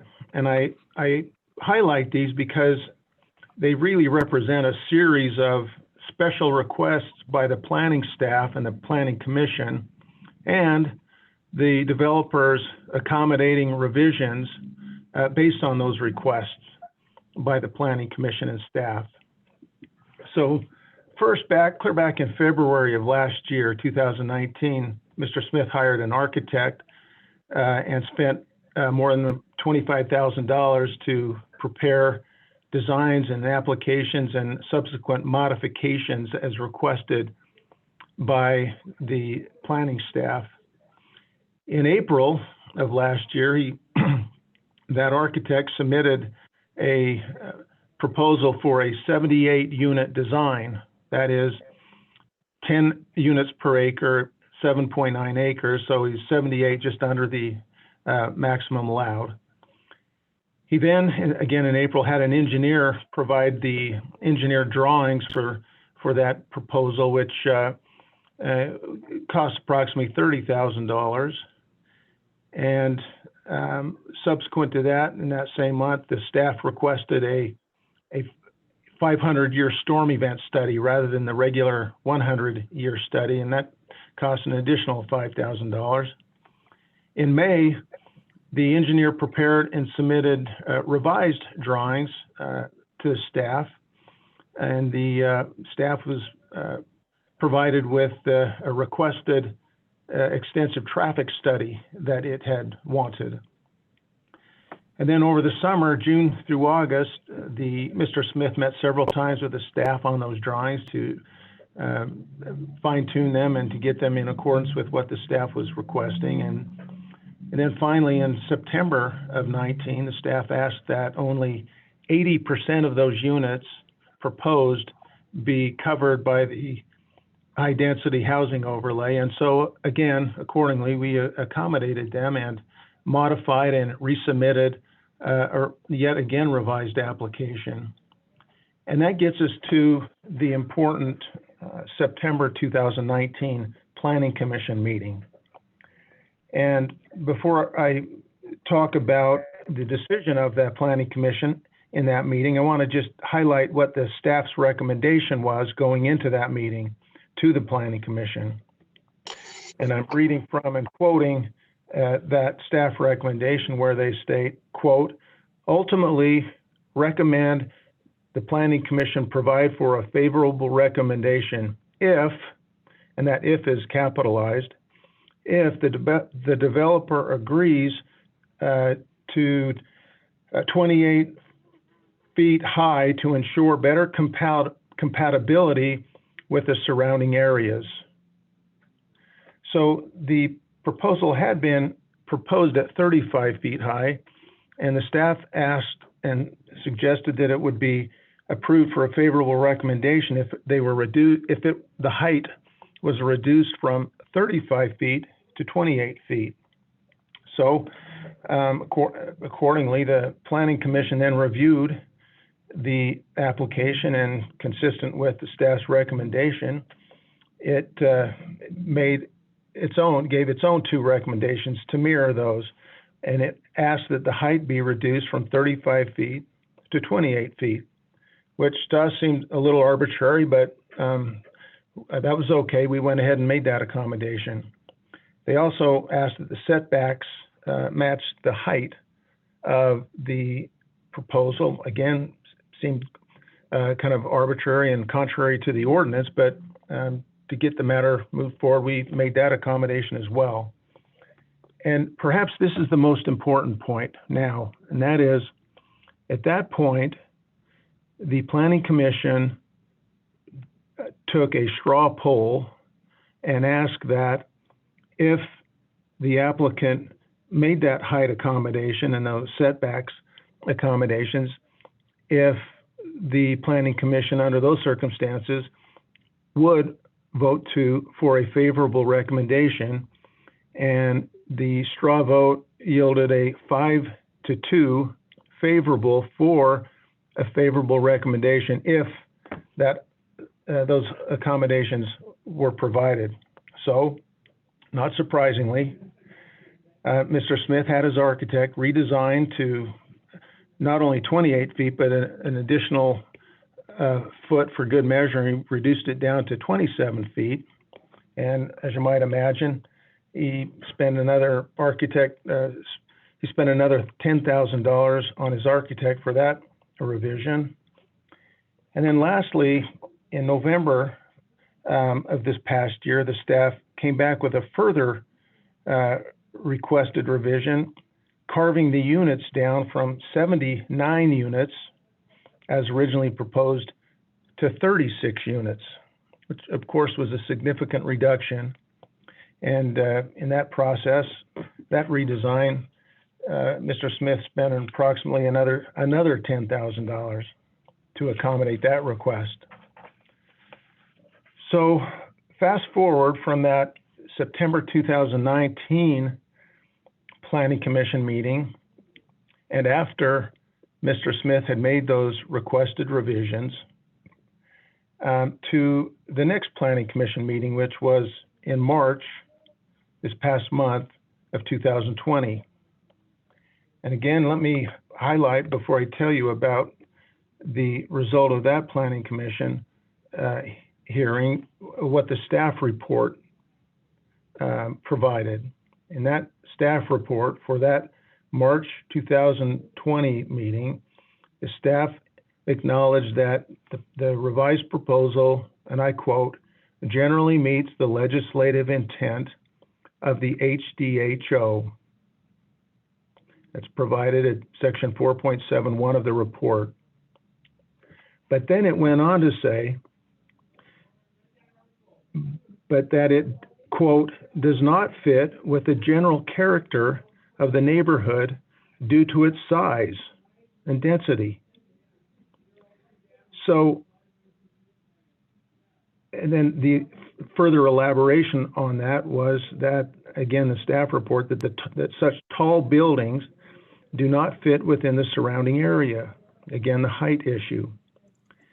And then goes on to further state that the applicant may not, and I quote, the applicant may not be able to develop as many units without a maximum height of 35 feet, but a scaled down project is likely to fit better, is likely to fit better with the surrounding area.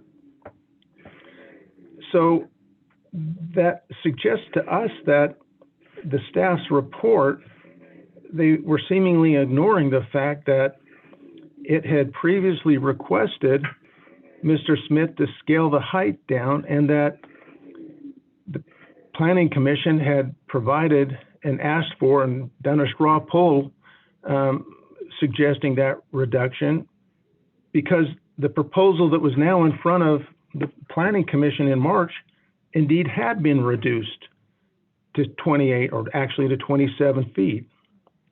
So we were left scratching our heads. Well, based on that recommendation, it's not surprising that the Planning Commission ultimately moved for an unfavorable recommendation to the County Council. But it's noteworthy that that unfavorable recommendation was only a 4-3 vote. And I would add here that the basis offered for that Planning Commission's recommendation, which is before you now, was based in two parts. Really one part, but it's articulated in two ways. One, and I quote, 27 feet high is out of character for the surrounding neighborhood. And then second point, in addition, and again I quote, in addition, by approving this project, a number of smaller projects in the pipeline would be ineligible. Staff would look more favorably on distributing HDHO approvals over a large number of smaller projects. So we come back to that smaller point again. So what I believe you have in front of you with respect to this project is this ongoing question of height or smaller or question. And so the 3 points that I'd like to leave with you in terms of the reasons that we think that were offered by the Planning Commission that just really don't seem compelling here is first, the quote, the too high problem. And all I can say to that point is simply that how could it possibly be too high if they had just asked us to reduce it to 28 feet and we did, actually to 27 feet. And that 27-foot level is well under the 35-foot standard for the underlying rural residential district. It's way under the amount allowed by the applicable height standard. And on the other point, what some had called the aesthetics or the characteristics, in looking at the record, it's quite clear that that's just another way of saying too high. For example, in the staff recommendation back in September of 2019, the staff, and I quote, said, ultimately, we recommend the Planning Commission provide a favorable recommendation if the developer agrees to 28 feet to ensure better compatibility with the surrounding area.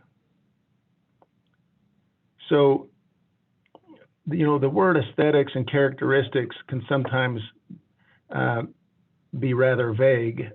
What the Planning Commission was describing in that meeting of March 2020 was a height issue.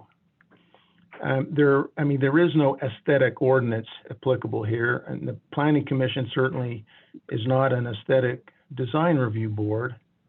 Indeed, Mr. Smith was not asked, he was not asked to change the design of the proposal, and for that reason, he didn't change the design of the proposal.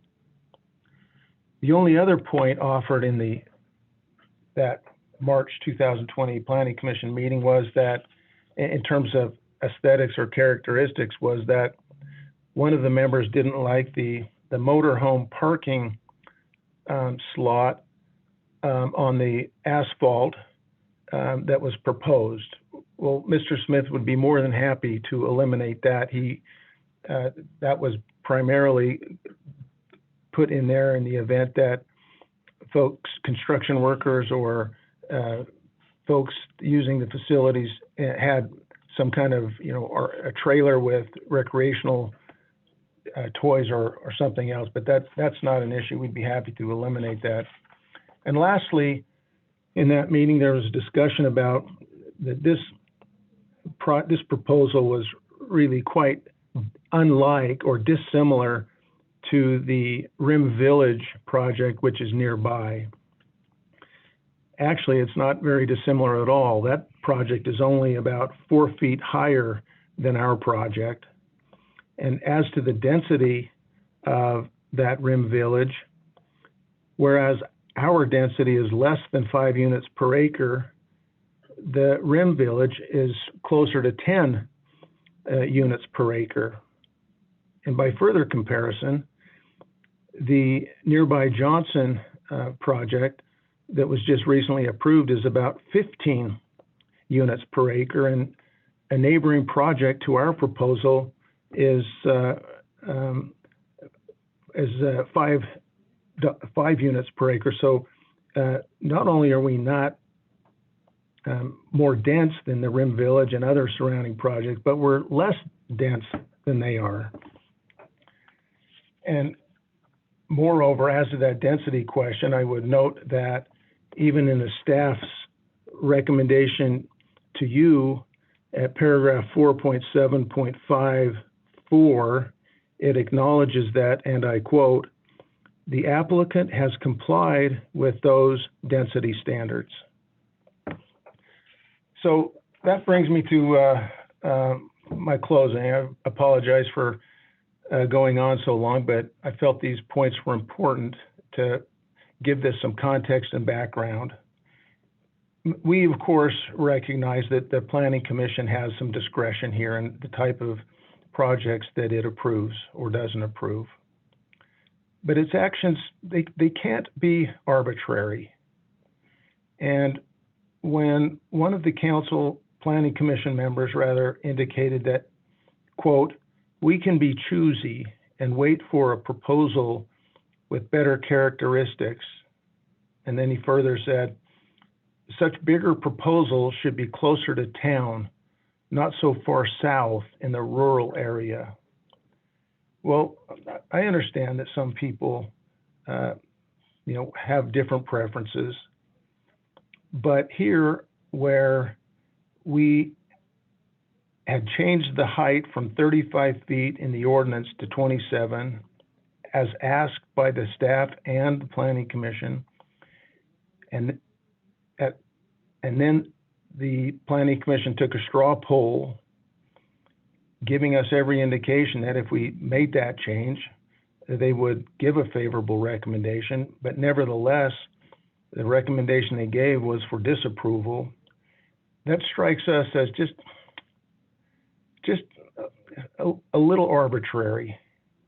So in summary, because we've complied with all aspects of the zoning law, including the lot design standards, the general development standards, the height standards, the density standards, and every other standard, and also because we've followed every request that the Planning Commission and its staff has asked with respect to height, density, setbacks, storm drain designs, and to boot, we've spent an awful lot of time and money in accommodating those requests. We, council members, would respectfully ask that you review and approve the application for the high density housing overlay here. Thank you very much, and if you have any questions, I'd be happy to try to answer them.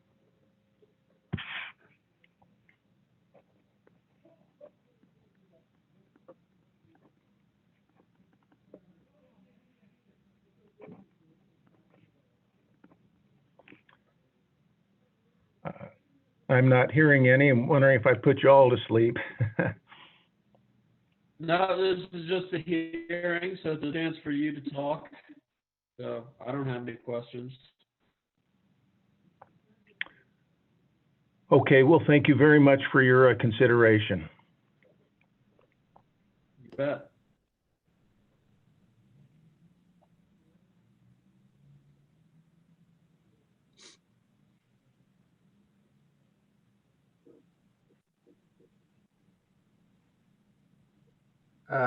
Chair, and it looks like maybe you're talking but muted. My question is how you would like to proceed if there are other public hearing comments that need to be heard.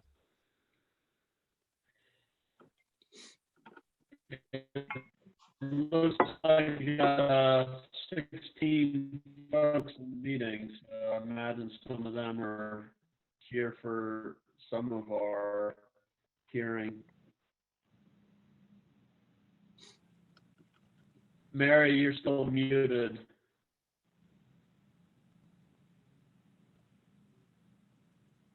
Are there any other public comments?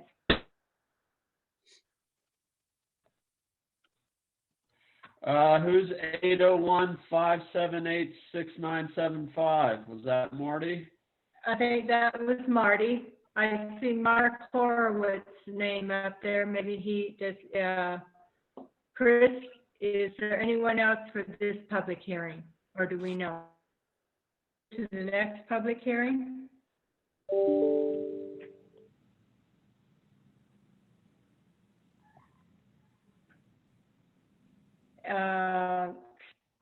Council, should we move to the next public hearing?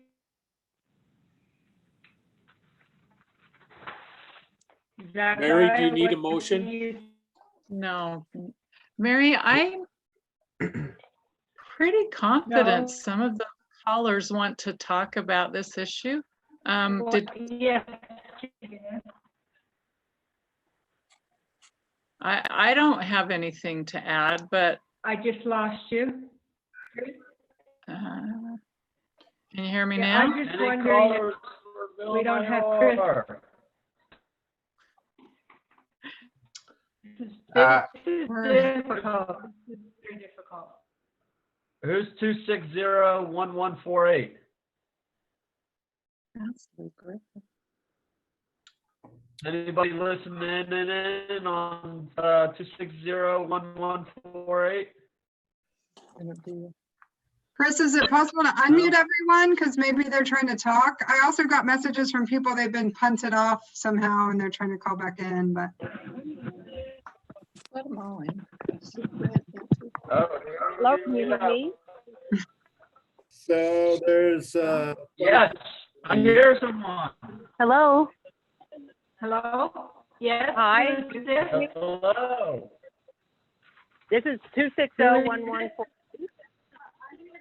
Okay, 260-1148. What's your name? Very good. Like you might be. Hi, Sherry. Well, that's a huge Mary, can I take over for a second? Yes.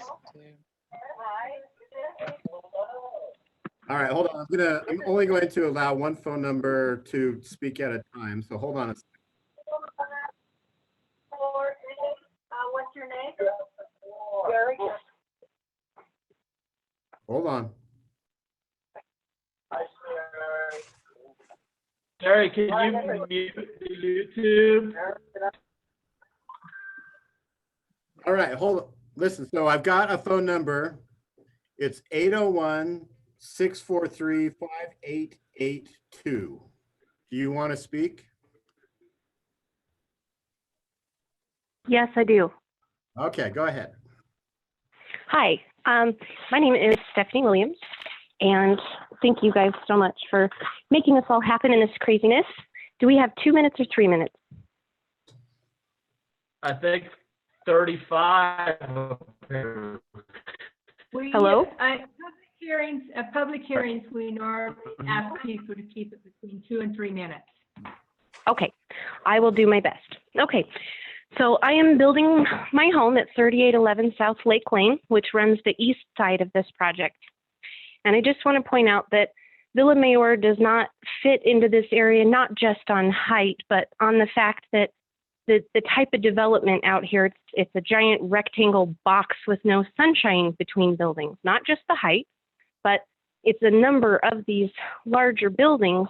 And it's based on the HDHO and land use code, it requires developments to be designed in a manner that is compatible with and complementary to existing development in the immediate vicinity. And while he did mention that there are higher densities and so on and so forth, most of the things going on at the Johnson area, as well as at, that other unit across the street, the Adobe ones, they're mostly individual buildings, and they're not these huge complexes. And I wanted to point out, there are more than 630 homes in the pipeline right now, including the 36 senior apartments by the city park. We're fast approaching the sunset clause, and special attention must be paid to proposal acceptances. Allowing Villa Mayor will inevitably create a domino effect from which rural Spanish Valley cannot recover from. I ask that you deny this application, but only because of its location. It's not just 36 units. There is intent written in to go back for the remaining 42. As any business with so much invested, it will push and push for the remainder to be realized. But with the added voices of the new residents drowning out those of us who first and long before had called home. Our hopes to keep it open and rural, what it is right now, would fall on deaf ears. There exists no method to hold anyone to a rental or sale dollar amount, so please remember that when you vote. Right now, there is no telling what this final cost will be. With this economy and pandemic, there are investors to answer to, and that alone will determine the cost to the consumer. The HDHO was written to specifically prevent dropping a cityscape into houses and horses and hayfields. Please drive out to the existing condos where he's built them before, and they are beautiful. Keep them in your mind as you drive out to where they are being proposed right now, and imagine them fully in place as you navigate the area on your way. There are hundreds of properties that will be negatively impacted. And please take notice of all the open areas that are still available. And that's all I have to say. Okay, thank you. And so next up, we have a phone number 260-1148. And let me unmute. Hi, Sherry Griffith. Hi, Sherry. Hi. So I own a property adjacent to this complex, and been kind of a part of it all the way along. And I do want to make a little clarification. There have been hearings within the Planning Commission earlier about this project, and I'd like to think that the staff and the Planning Commission did take that to heart, since the staff isn't the holy grail, that the feedback from citizens matter. And there was a lot of feedback back then about jumping Spanish Valley Drive to the other side and having compatible character. And that was explained in those meetings, and it was discussed thoroughly. And at that meeting where there was a straw poll, Mr. Smith said that he could not do it with a 28-foot limit. And he actually came to me after the meeting and said, well, fine, I'm not going to build it, and I'm going to build a hemp barn to block any view you have, and I don't need a permit to do it. So he, he definitely had some feedback on how that was going in the first place. So it wasn't, I don't think anyone thought that he was moving in the direction he ended up moving in. Also, the 5 units per acre they were talking about, that's not their intent. As Stephanie said before, they need 79 units. At least that's what he told me he needed to make a profit. And that the 36 is just the starting point. So if you're voting for 36 or 37, it's really voting, he's going to expect to be able to come back and get those 42 more. And it's unfair to the applicant to hold this expectation and not expect him to come back and need to move forward with that. So I think everything else was in my letter, and thank you for, actually I do have one more thing. He did tell the Planning Commission that he expected $1,000 per month rentals. And recently he spoke to a Moab resident and invited them to rent in his development at the rate of $1,500 a month. So since there's no requirement for price control, that price is a moving target. And so there's not an advantage in that area. That's it. Any questions? Well, I guess I should say do not approve the 79 unit development. Okay, thank you, Sherry. Thanks.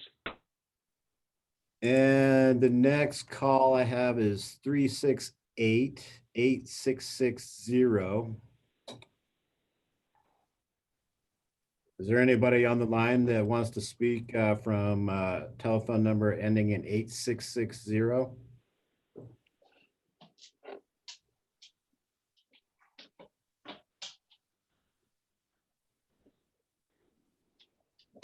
Okay, guess that one is not.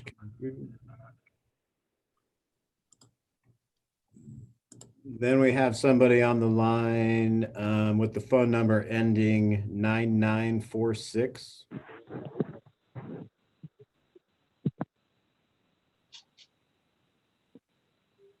Is there anybody in the meeting who would like to speak whose telephone number ends in 9946?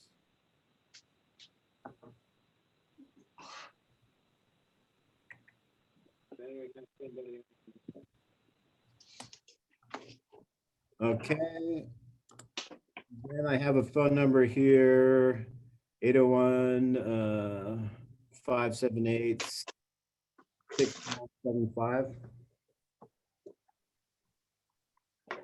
I believe that's my number, Marty Banks. I'd called back a second time, so I think you can ignore that one. I've already spoken. Thank you. Thank you, Marty. And then Mark Horowitz is on the line, but I can't see if you got audio.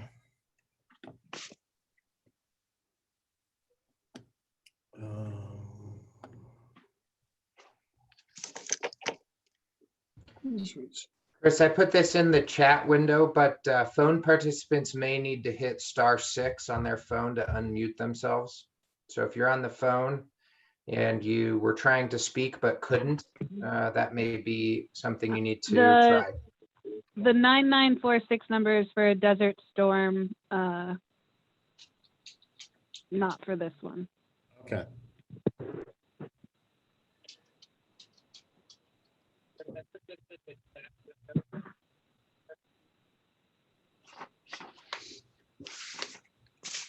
Okay, let me check. There's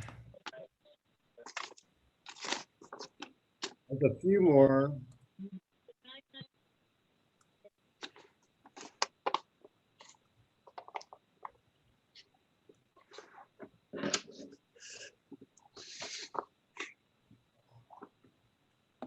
So there's a few more that I'm adding in to the public hearing that we have open for Mayor HDHO, agenda item P. Is there anybody that came on the line that would like to speak to this? 578.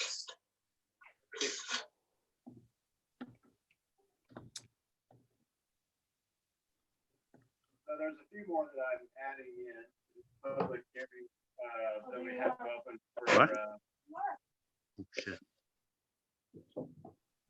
Mayor HDHO. All right, hold on. We need to have one person speaking at a time.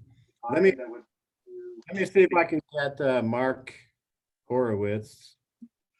Mark, can you? Nothing from me. Nothing from me. Okay. And then Thank you. we have Bart Smith. Bart, do you have anything?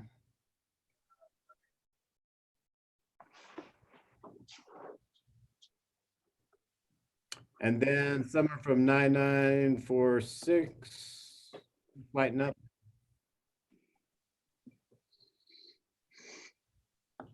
Okay, anybody else have any comments on this public hearing for agenda item T? Villa, I don't know how to pronounce it. Villa Mayor HDHO.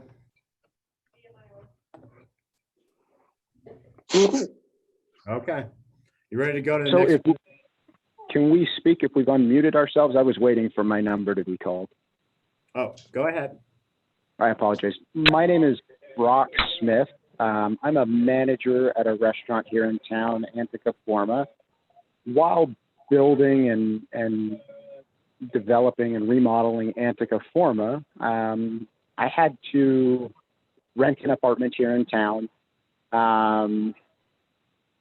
During that time, multiple people came into this home or this apartment because I couldn't find housing for builders to come in and build and work on the building and also my home, which I was building at the same time. Today, employees that I have working for me are stacked up 3, 4, 5 people in a single home. And I'm not sure the feeling or the sentiment as to why it doesn't fit. I understand we all want our property values to continue to increase. However, from a standpoint of a manager that looks at people's lives, I think we need to remember that having 5 or 6 families in a double or single wide trailer or in a 800 square foot apartment because there is no affordable housing should be considered. And that was why the high density overlay was passed in the first place. Thank you for your time. Thank you, Rob. Anybody else want to speak to agenda item T?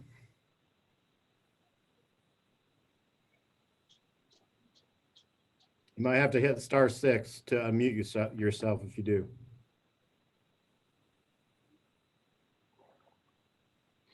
Okay, Mary, you ready to move on? Close the public hearing and leave it open for written comment for T?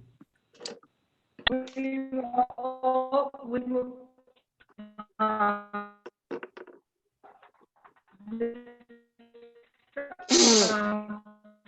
portion of the public hearing for mayor high density overlay be open until, looking it up, just one moment, until 5 o'clock on April 15th, correct? That's right, Mary. And so we have closed this portion of the public hearing. We will now open the public hearing to hear written and verbal comments on Hawks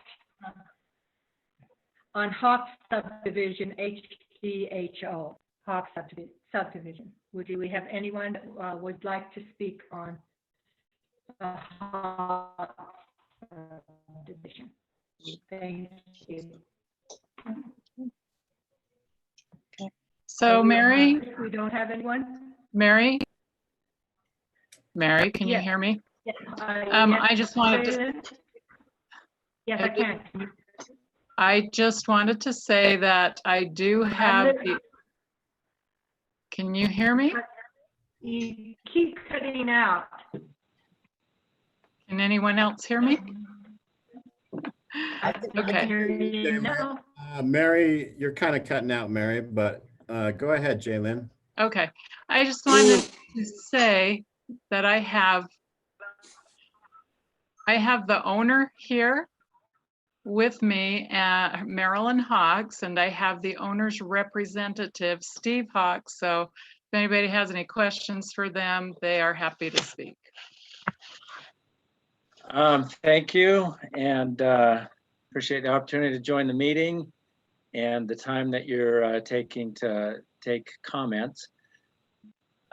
This project is a very simple one. My mother is actually her father's land. She has 1.5 acres that she wants to subdivide into 0.5 acre lots and use those for single family housing for her descendants. So it's just a mechanism to subdivide her land. The challenge to this point has been that it's bisected by Plateau Drive. And so this creates a mechanism that she can subdivide it. The actual housing density will still be identical to large lot residential. Each 1/2 acre piece will only have a single family home on it, with the exception of my mother's half-acre piece, which will then become divided by Plateau Drive. On one side is her home. She's retired with my father. On the other side is a smaller 800 square foot accessory dwelling unit that's currently being rented out to a local couple who works in Moab. So I don't know if there's any questions about that. I don't know if that helped clarify anything at all, but we're happy to take any questions. Does anyone have any questions? Are there any other comments? So let me check real quick and see if there's anybody called in. So we've got somebody from 260-1148. Who's that? No, no comment on that, and it might be good to not give out the full phone number, please. Okay. And 9946. I'm the next agenda. Any further comments from anybody? So it looks like there's no further public comment. So we will close this portion of the public hearing, hear input on comments on the Hawk subdivision. This public hearing will remain open until April 15th at 5 o'clock for written comment. We will move to public hearing to hear written and verbal comment on Desert Storm high density housing overlay. Do we have public comment? This is Jessica Manderfield. I am the daughter of the property owner. Just want to thank you all for being here and listening to all of the public comments. We bought this property last year, and I saw it as an opportunity for the high density housing overlay, since I kind of pictured the high density housing overlay as more small developments for community members to kind of take pieces of land and divide them into smaller units. Instead of maybe some of the larger developments. Obviously, apartments and other types of housing are also needed in our community. But I saw this as an opportunity to acquire housing for myself, to be able to build a house on some land that would be more affordable once the divide of the land could happen, as well as other local community members that are my friends who are looking for housing, who work in affordable housing, or they're local artists, or they have businesses here and they have not been able to afford a place to build or to buy. And so I saw this as a way that we could have this property and split it up, and we could all have something to call our own of Moab. But yeah, that's about it. If you guys have any questions, please let me know.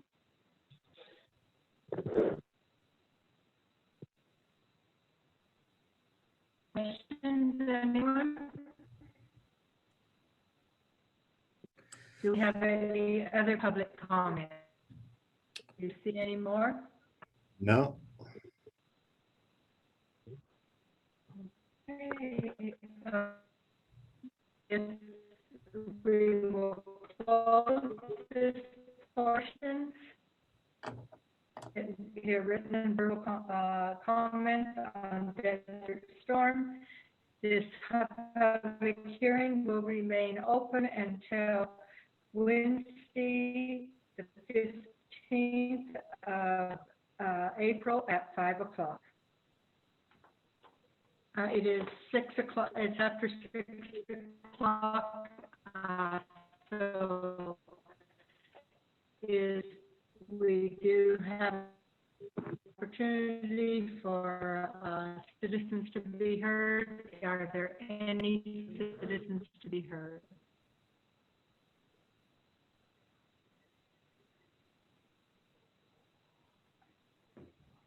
Thank you. Looks like there's no other citizens to be heard. So we will move on to the update of the transportation planning efforts. Zachariah Levine.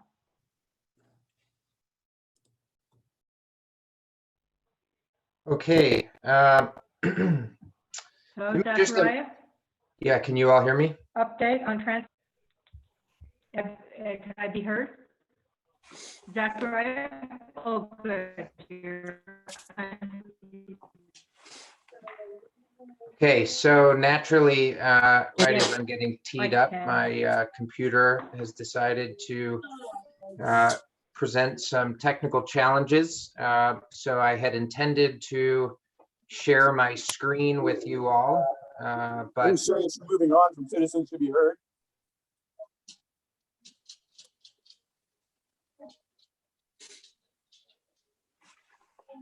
Mary, I believe you may have just received a request from Mark Horowitz to speak during Citizens to be Heard. Yes, That I would be did. fine by me. It will give me a moment to see if I can get my computer working properly again.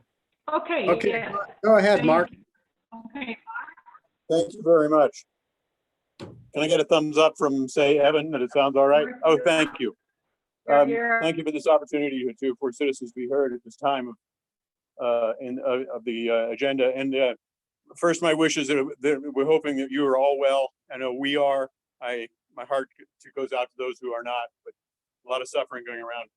I know my issue, my comment this evening is might not seem highly prioritized given today's circumstances, but later on you'll be discussing whether or not to forward a request to the Planning Commission to engage in discussion on the future of including bed and breakfast in the OAO zone or overlay. And I encourage you to forward that to the Planning Commission, because I know there are people there and people on the council who are sympathetic. I, for one, have run a responsible, legitimate bed and breakfast for 15 of the last 20 years. And I want the plans that I have been making all these years to be able to flesh them out, for them to flower. So please, at the very least, send that forward, please, to the Planning Commission. And thank you very much. Have a good meeting and a good life. Thank you, Mark. Any other citizens to be heard?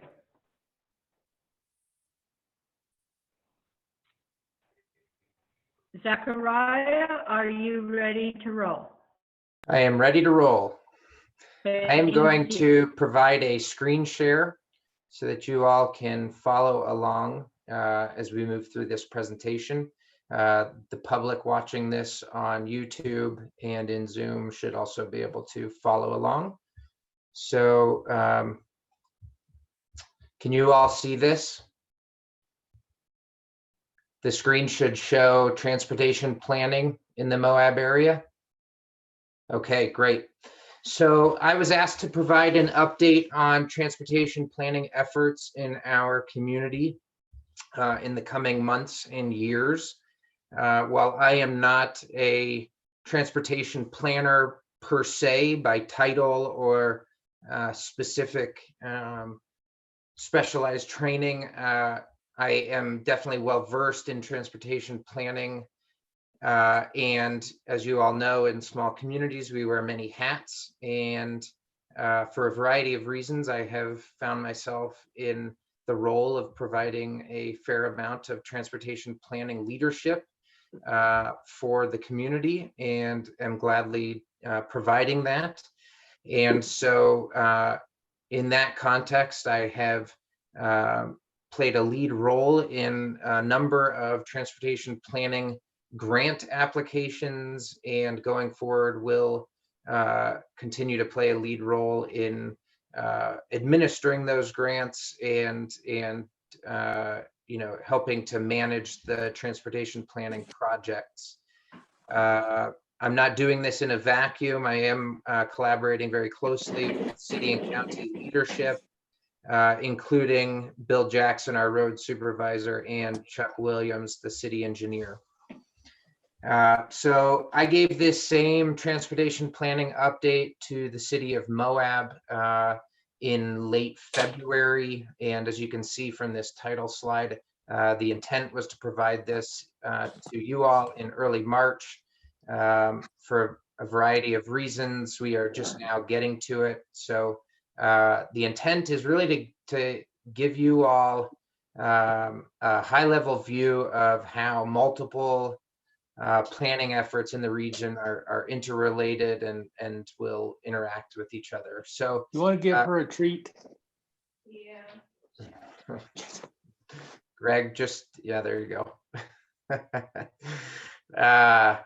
So what we're talking about here is really a three-phase approach, starting with a regional transportation plan, moving to a joint city and county transportation master plan, and then concluding with a transit study and design.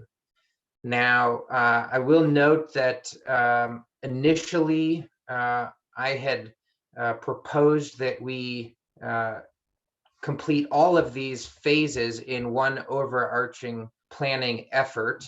The partners that we've been working with at UDOT and both Bill and Chuck suggested that that was too much to include in one scope of work, and that we should break it down.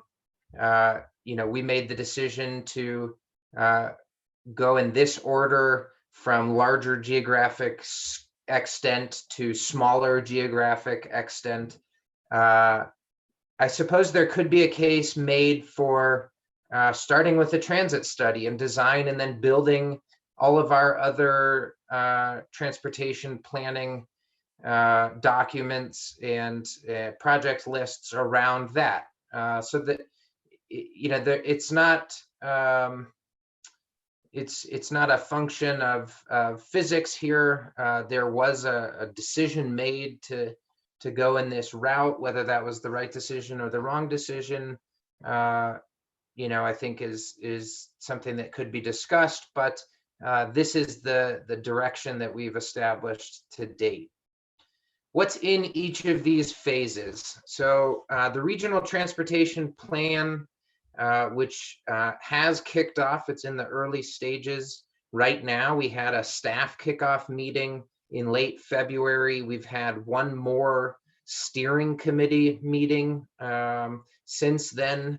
There was a larger gap than was initially anticipated due to the coronavirus and COVID-19, but we are definitely moving forward. It's important to note here that we have multiple partners on this planning effort. UDOT is the lead, and then also included on this steering committee are representatives from Moab, Grand County, San Juan County, and Sitla.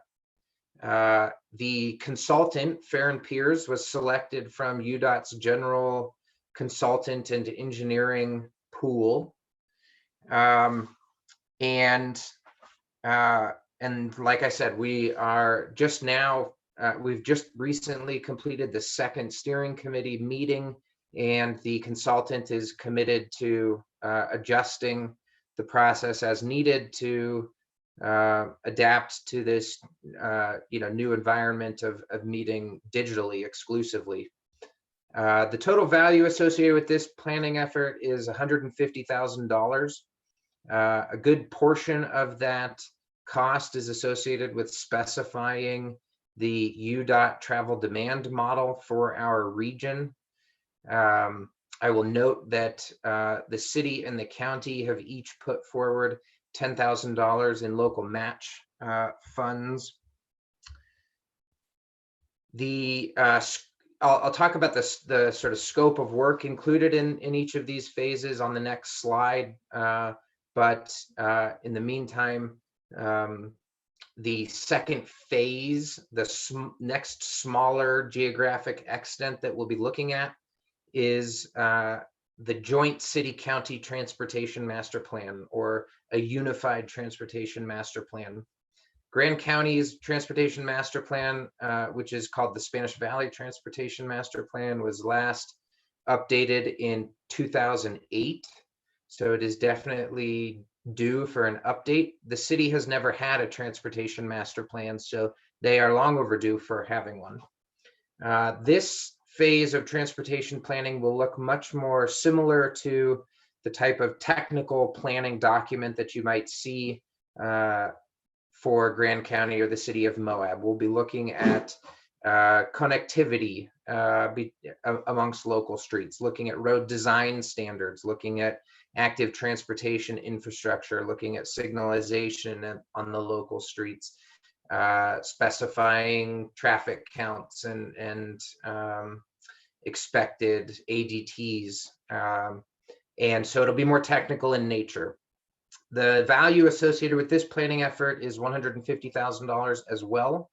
The city and the county have teamed up to meet the local match requirement of $40,000. The county putting in 25 and the city putting in 15. So I helped write the grants for both the first phase and the second phase, and was really pleased that we were awarded the $150,000 project in this second phase in particular, because it's a brand new funding mechanism from UDOT called their Technical Assistance Planning Program. My sense is that we will commence this phase of transportation planning when we are about 50% complete on the regional transportation plan.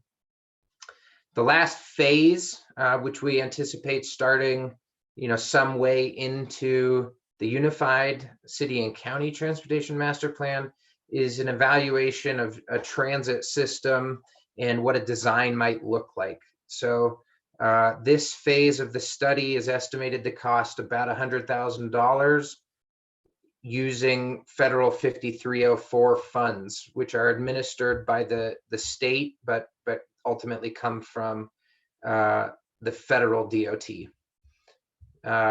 In this project, we would once again be working with the city of Moab, as well as state and federal transit partners.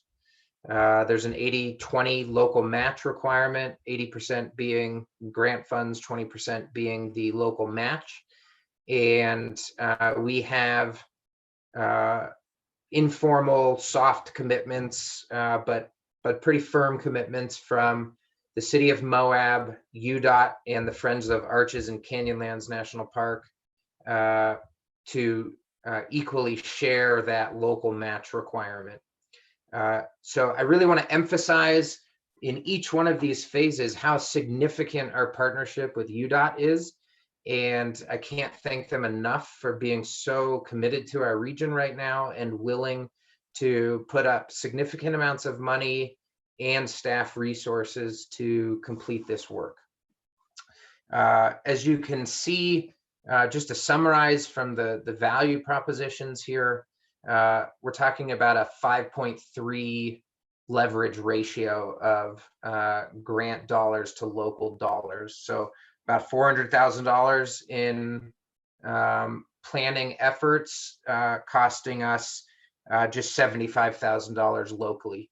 To put that into perspective, last year, our road department had budgeted $65,000 for only our Spanish Valley transportation plan. So we're getting a lot more planning product here for even less money, because Grand County is only putting in, $40,000 rather than $65,000. The Joint City-County Transportation Master Plan will follow local procurement policies. The cooperating agreement will be between Grand County and UDOT. with an ILA or an interlocal agreement between the city and the county. Moving on, the scope of work for each of these. At the regional level, there's going to be a significant focus on US 191, as well as its interaction with local connectors. Like I said, we'll be specifying Utah's travel demand model for our region. And the key here really is to identify projects and prioritize projects to get placement on Utah's 6-year statewide transportation improvement program. You cannot get funding from the state for major infrastructure, transportation infrastructure projects without being on the STIP. I already talked. What? I had a question about the regional transportation planning, and you had mentioned that San Juan County was involved in that. And just looking at the project list, was there any communication with Emory or Carbon County? Were they invited to that? No, we did have some debate about the geographic boundaries in the scope of work. And at some point we had to draw the line. There was interest from Blanding and Bluff even, but the geographic extent for this planning effort is basically Crescent Junction to, let's call it Hole in the Rock in San Juan County. So there is still a strong emphasis on the Spanish Valley area. So it's not like Highway 6 or any of the stuff. Okay. No. I've talked a lot about the Unified City County Transportation Master Plan. It's more technical in nature. I will note that I will be emphasizing the need to focus on active transportation and non-auto transportation as a way to ameliorate some of the traffic and congestion in our community and to support better public health outcomes, GHG reduction goals, etc. But I do want to note that it's important. This phase of planning is really important for both the city and the county because the projects that come out of it will translate into transportation impact fees.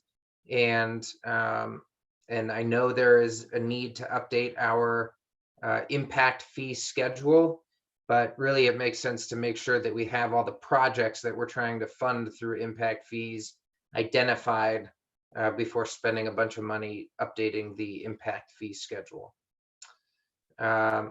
I want to emphasize in the transit evaluation and design that for the 5304 program, this is really important to understand. This system is for year-round public transit. It's not a park shuttle and it's not a tourist shuttle.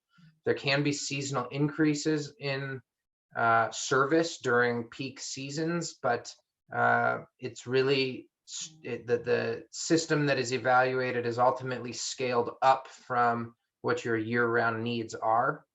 I also want to emphasize that the program does not contemplate a specific type of transit. So it could be vans, it could be buses, it could be people movers, it could be something that we're not even conceiving of right now, maybe driverless, small people movers. The point here is that the study is intended to evaluate ridership demand and to design an effective and efficient system. So just final thoughts that I've already covered. I estimate that these projects will last us about 2 years, maybe a little bit longer now, just given the nature of how we need to work digitally and separately. We'll see about that. I don't want to wade into the politics and the broader discussion about hotspot funding or what our most urgent transportation planning needs are.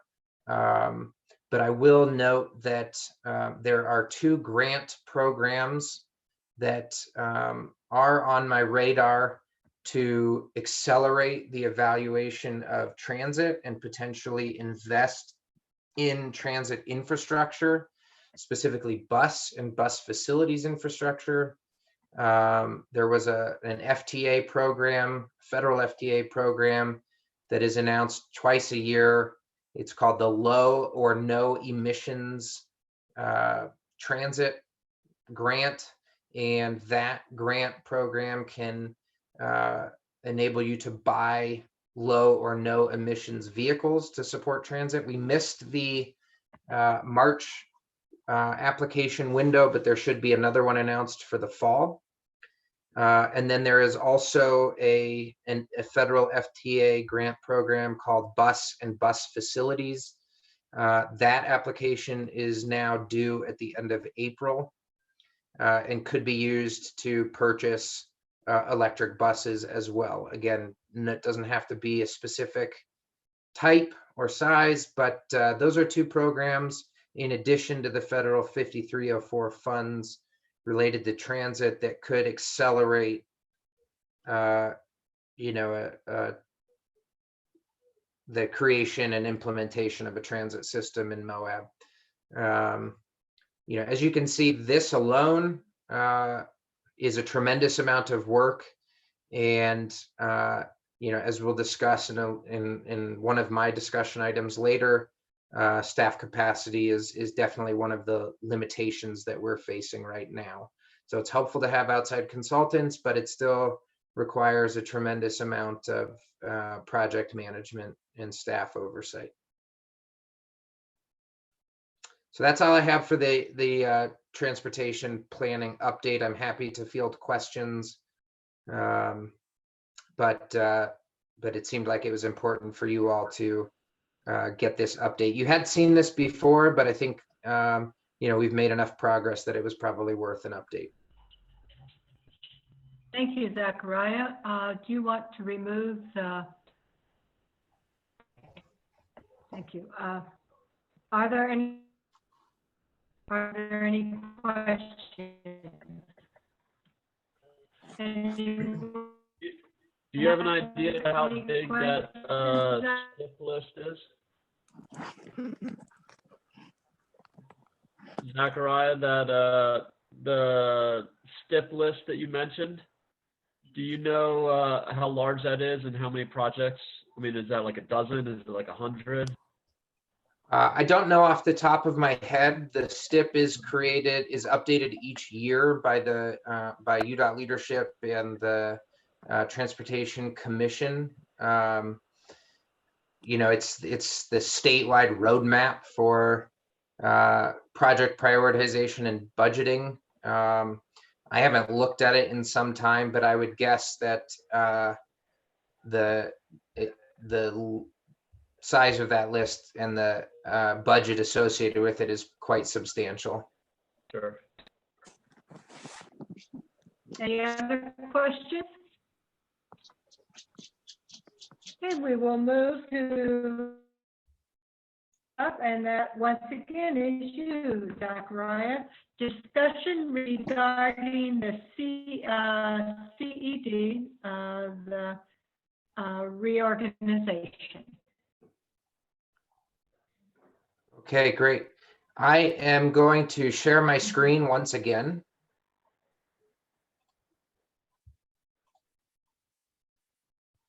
Can you all see this now? Okay, great. Well, we've already been meeting for 2 hours and 40 minutes. So I don't want to reiterate everything that is in the memo I provided to you in the County Council packet. However, I strongly urge you to read through that and give it due consideration, because the basis for this discussion item is provided more substantially in that. I want to thank Chris Baird and Renee Baker for authorizing me to have this conversation with you all.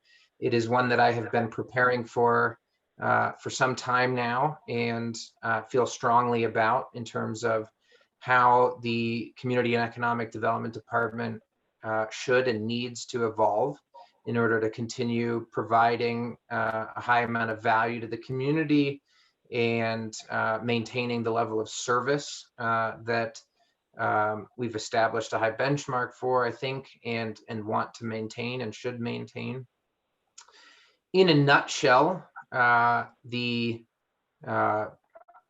impetus for presenting this reorganization proposal to you is to clarify roles and responsibilities within the department and to significantly increase efficiency and efficacy of the department, and to provide you a roadmap for how the department could and should evolve over time. I am not naive. I am well aware of the budgetary constraints that the county is facing right now.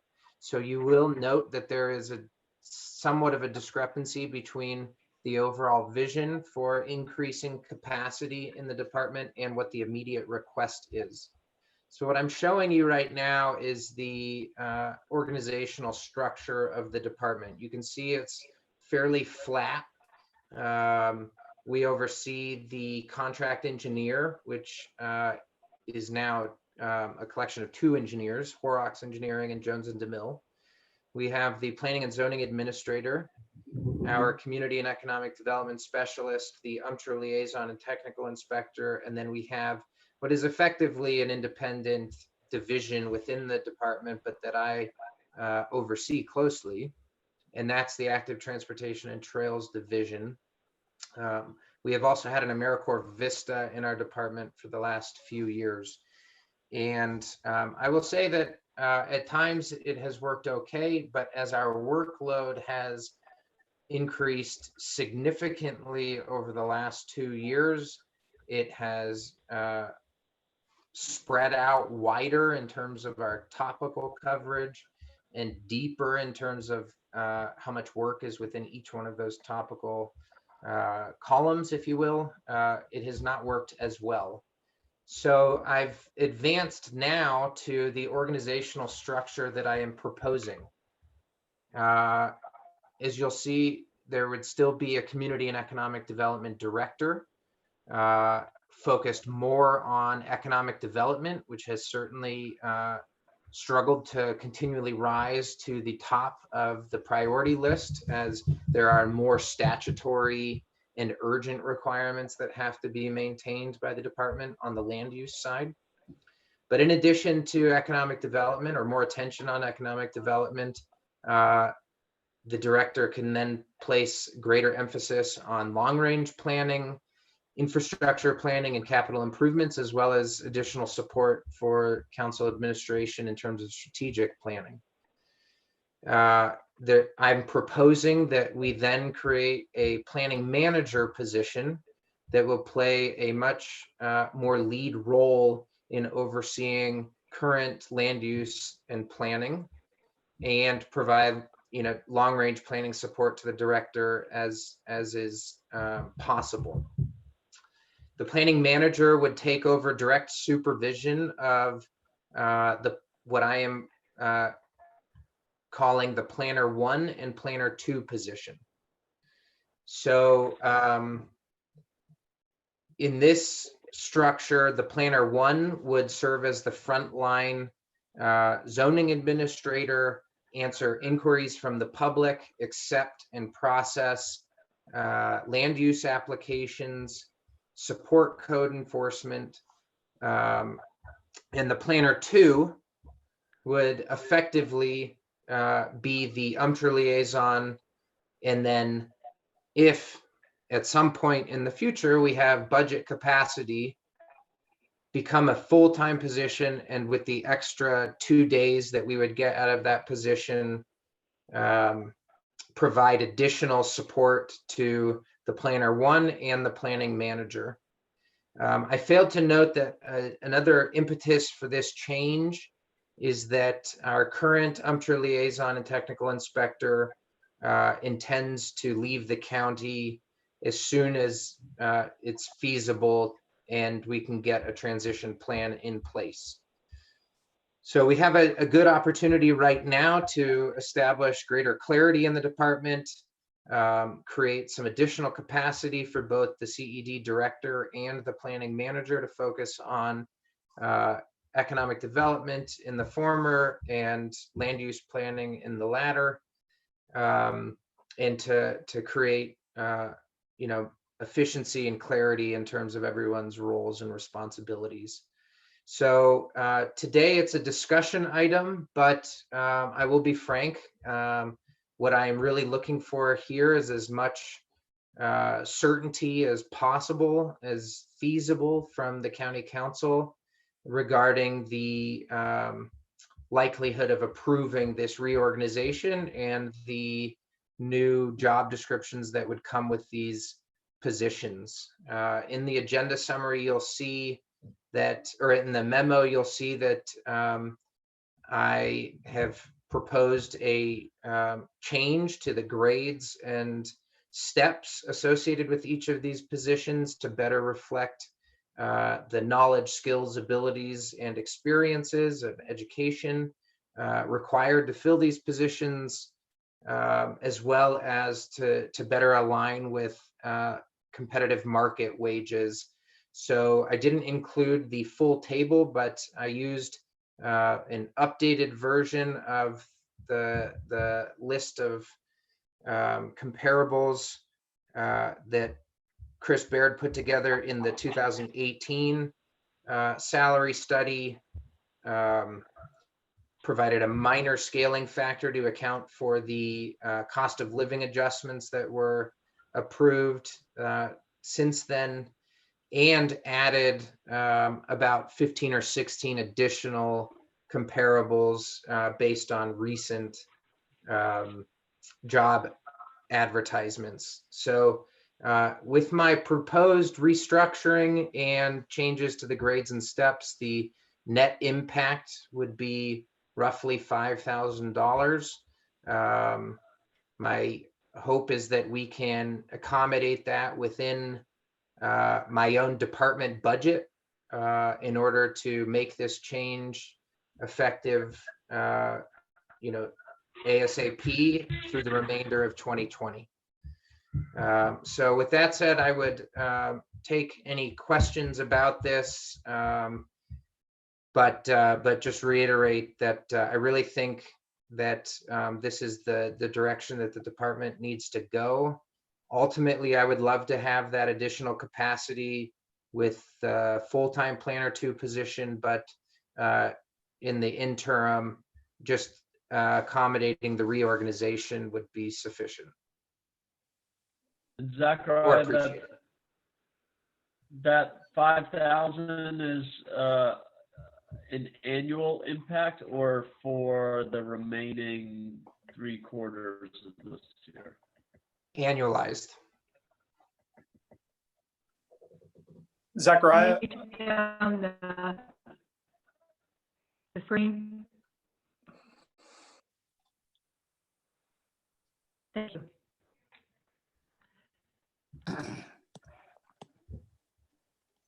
Did you have a question, Gabe? Zachariah, Bill, do you have a question? So I just want to thank you for your determination and enthusiasm and making your department the best it can be and having this vision and wanting to see it through. You mentioned the budgetary circumstances that we're going through right now, and I just wondered, it looks to me like an increase in $5,000 from what you're explaining would be added to the department seems like extremely good value. So I don't want to make it sound, I guess I want to be clear to state that, but I also want to say with what's going on right now, I wondered if it would be possible at all to adjust the reclassifications at least in the near term to and go through with this reorganization so as to not reflect an increase in the budget.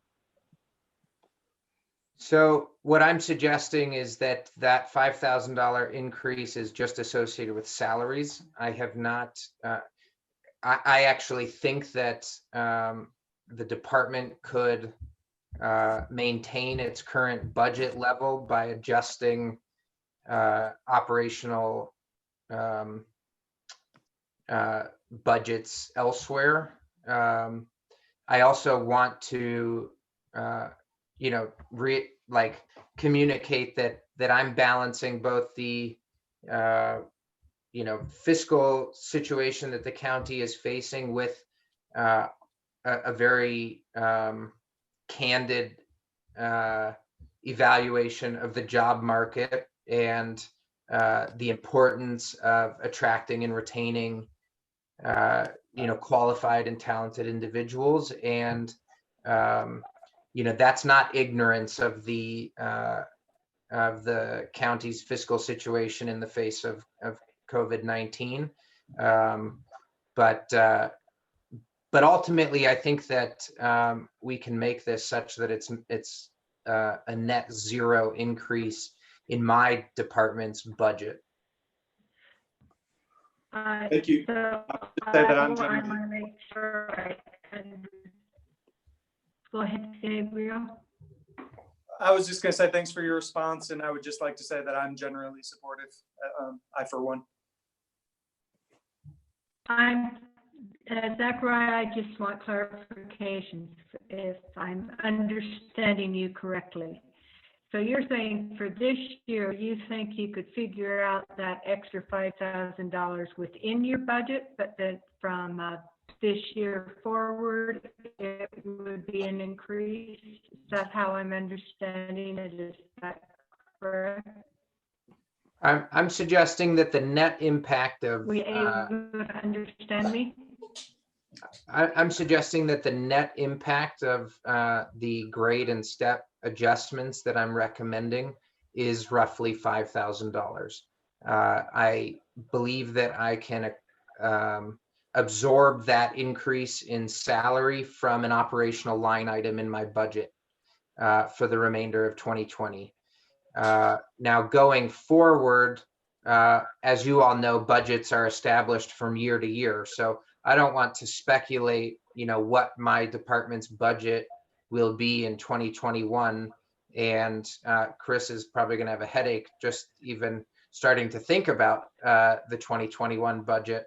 But without a doubt, we'll be evaluating what is feasible going forward. This seems like the most efficient way to establish more efficiency and a better organization of the department without hiring anyone new, frankly. Now, it doesn't really matter now because we're in the fiscal situation that we're in, but in hindsight, I wish I would have communicated the need for additional staff capacity, when we were discussing the 2020 budget. The reality is that, we have just an amazing amount of work on our plates right now. And what I'm proposing doesn't give us any additional staff capacity in terms of FTEs. All it does is, sort of reorganize and free up, frankly, some capacity for me and some capacity for Mila just by clarifying, what each of us is working on. So I certainly support the concept, and we don't know what the future is going to hold or what it's going to look like for this year. But if you want to experiment with that for the remainder of 2020, at this point, I don't see any issue with it. Should I get an opinion from all the council members?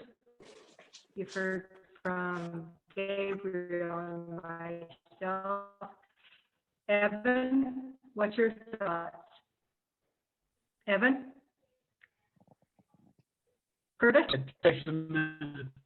My computer. Great. Curtis, you're unmuted. Do you have comments, thoughts? Evan? I was just gonna say, I know that there is a lot of long-range planning that we have identified, not only as a council, but as an organization, and that there's a lot of things that we are passing with his department, and I think that in light of current situations that are going on all over, that there's going to be a lot more to figure out. We have another agenda item later tonight about creating a economic response to the COVID stuff that's going out for our community, and I can appreciate the identification of needing a bigger workload, and if you're confident that it's something that this year could be absorbed under the current budget, I think that it would add some efficiency to your office, and regardless of who's in these positions, it seems to make sense to not have such a flat sense of duties, but to kind of have that flow to it. So just in the general straw poll sort of thing, I'm not opposed to it. But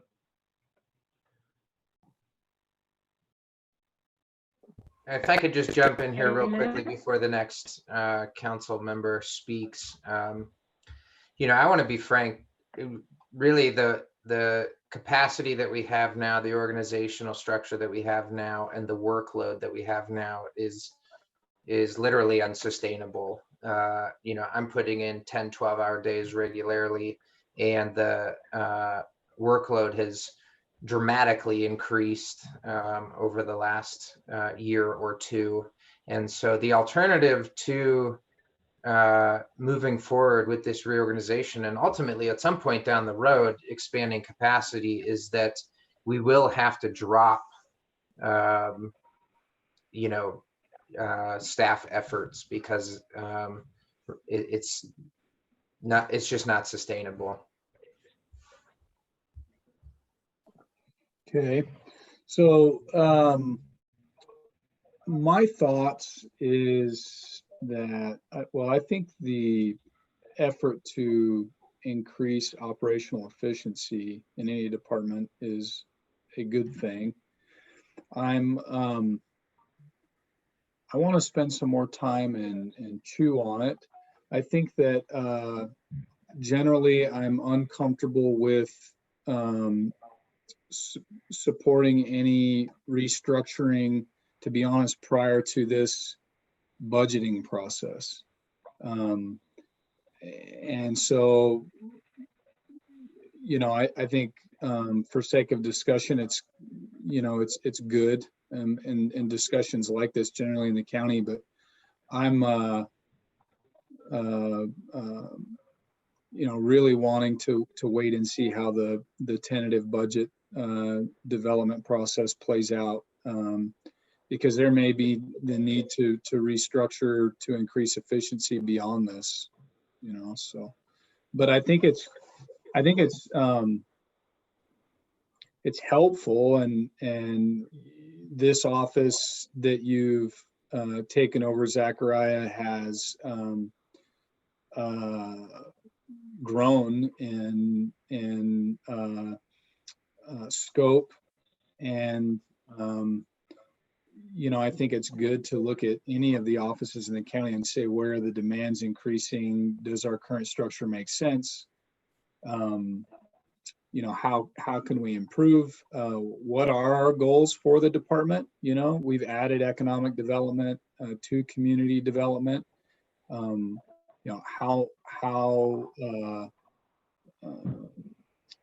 ambitious are we in those goals, and what does that mean in your current structure and your new structure? as well as the meat and potatoes of planning and zoning, which is obviously a high demand in your office. And so I'm interested in continuing the discussion, but I am hesitant in supporting a restructure in advance of the budgeting deadlines for this year. Any other comments? Yes. Yes, Jay. Yeah, from an organizational standpoint, the proposed org chart makes much more sense, looks much more efficient. I guess I share some of Curtis's feelings about hesitancy to approve. Well, I'm not really hesitant on that. I honestly do think it's a better structure. I guess one of my concerns as I look at the pay scale adjustments, it looks like the planner one is taking a really heavy hit, and I assume you have justified that with decrease in duties. That's a major concern, and a concern that if you could do it for flat zero, net loss or gain, that would be even better in my mind. If that makes sense.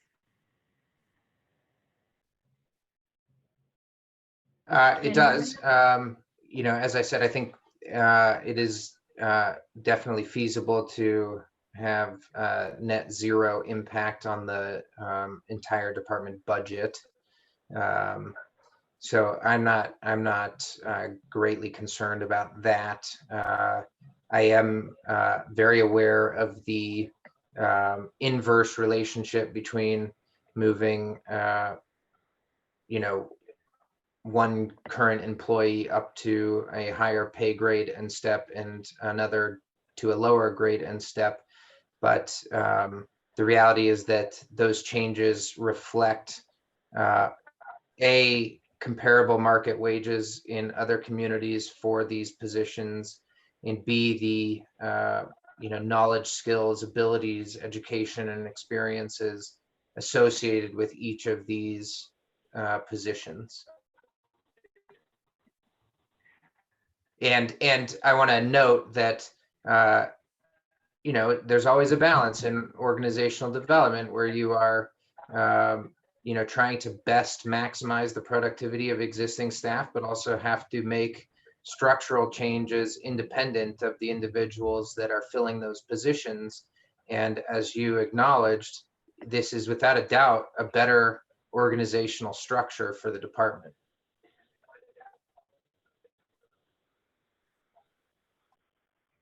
All right, Mary?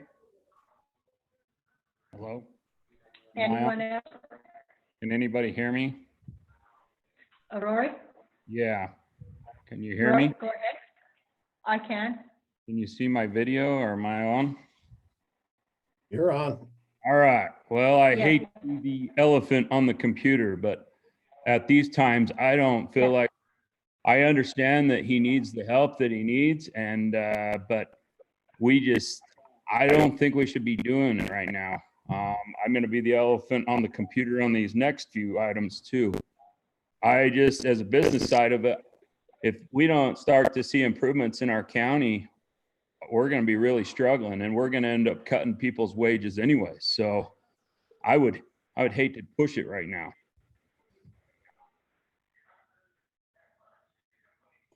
Is it all right if I speak to this, Mary? Yes, Chris? Yes, Chris. So yeah, I wanted y'all to be able to see what needs Zachariah has for his department, and I do agree that his organizational structure is considerably better. But I can't recommend, approving any kind of budget amendment of any kind right now without going through the process to understand how COVID-19 is going to affect the county.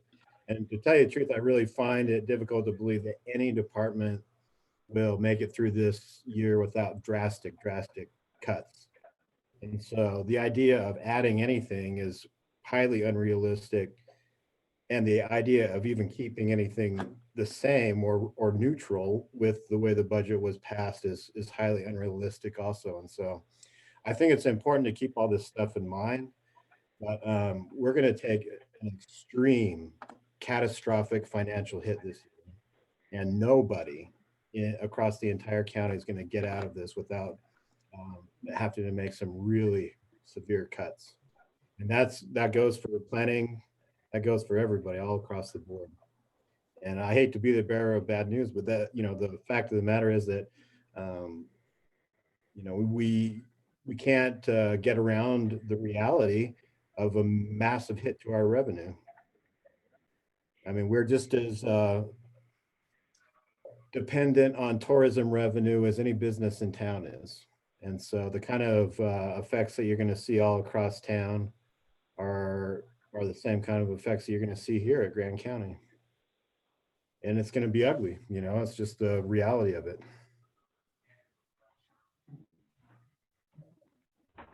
Well, I appreciate all the feedback. I want to just reiterate that I'm not naive, and I fully understand, these fiscal difficulties. I, in part, wanted to, present this to you because of the, legitimacy and the logic behind it, but also to plainly communicate to you that,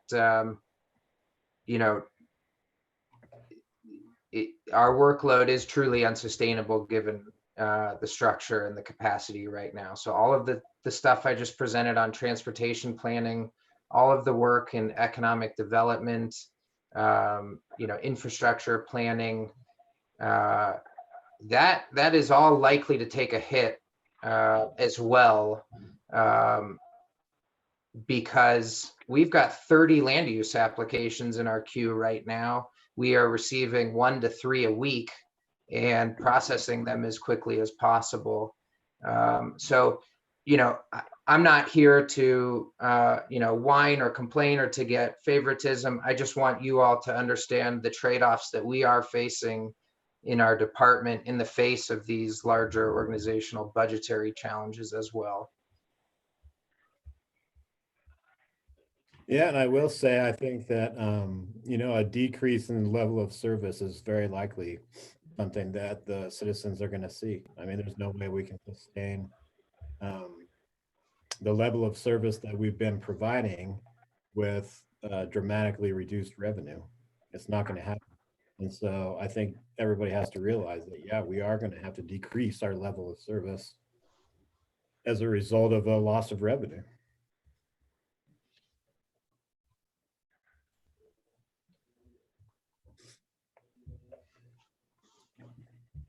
Anyone else?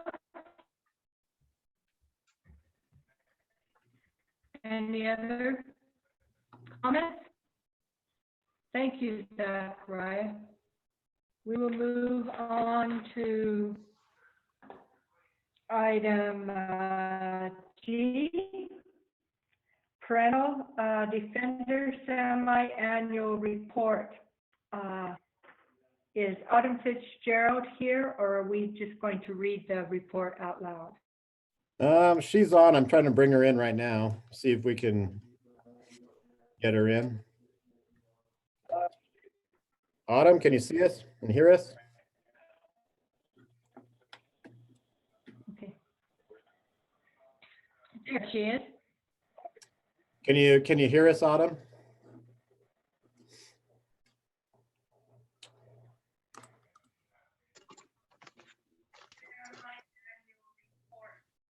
For representing parents in DCFS proceedings, and also representing juvenile offenders who are charged with crimes in Grand County.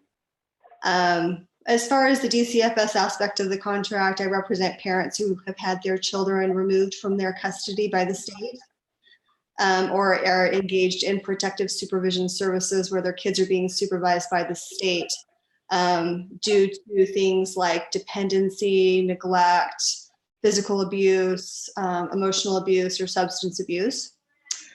As far as the juveniles go, I represent them in detention hearings and all of their proceedings that they have if they're ever charged with a criminal offense. They're considered civil offenses, but if they're charged with criminal offenses, I represent children under the age of 18 who have those charges. Work is ongoing during this COVID time. We're handling all of our hearings are online right now through remote access. We're still having hearings regularly every single week, sometimes multiple times a week. As far as the caseload goes, I've been appointed to 47 parental defense cases. There are 2 of them, I've had 2 more added in the last week and a half. I've been appointed to 17 juvenile delinquency cases. 2 more have been added just in the last couple of days. And I also handle family drug court. So the drug court is our basically our substance abuse recovery program for DCFS cases. And I handle, I represent every participant in family drug court as their defense attorney. I've been appointed to 17 family drug court cases, and one is, we have another participant being screened this week who will likely be added as well. As far as drug court goes, we're continuing to staff our cases via email and having telephonic staffing meetings to discuss any participants who are in particular risk of relapsing or being a danger to themselves or other people. So that's something that's ongoing during this time as well. Does anyone have any questions? Good work, hard work.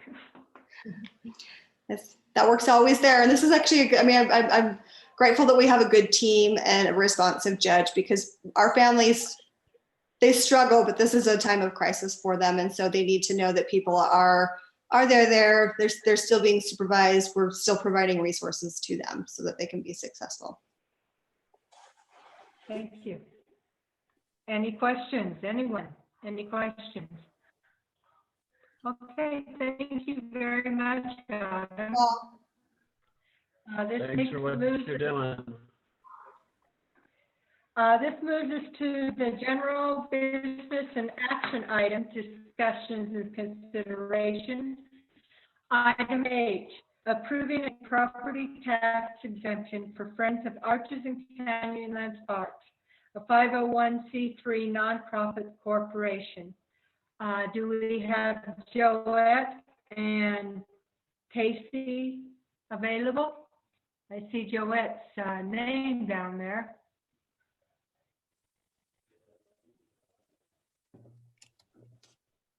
Joette? I'm here. Come on, I think she is working on it. Can you hear us, Joette? I can hear you. Can you hear me? Here I am.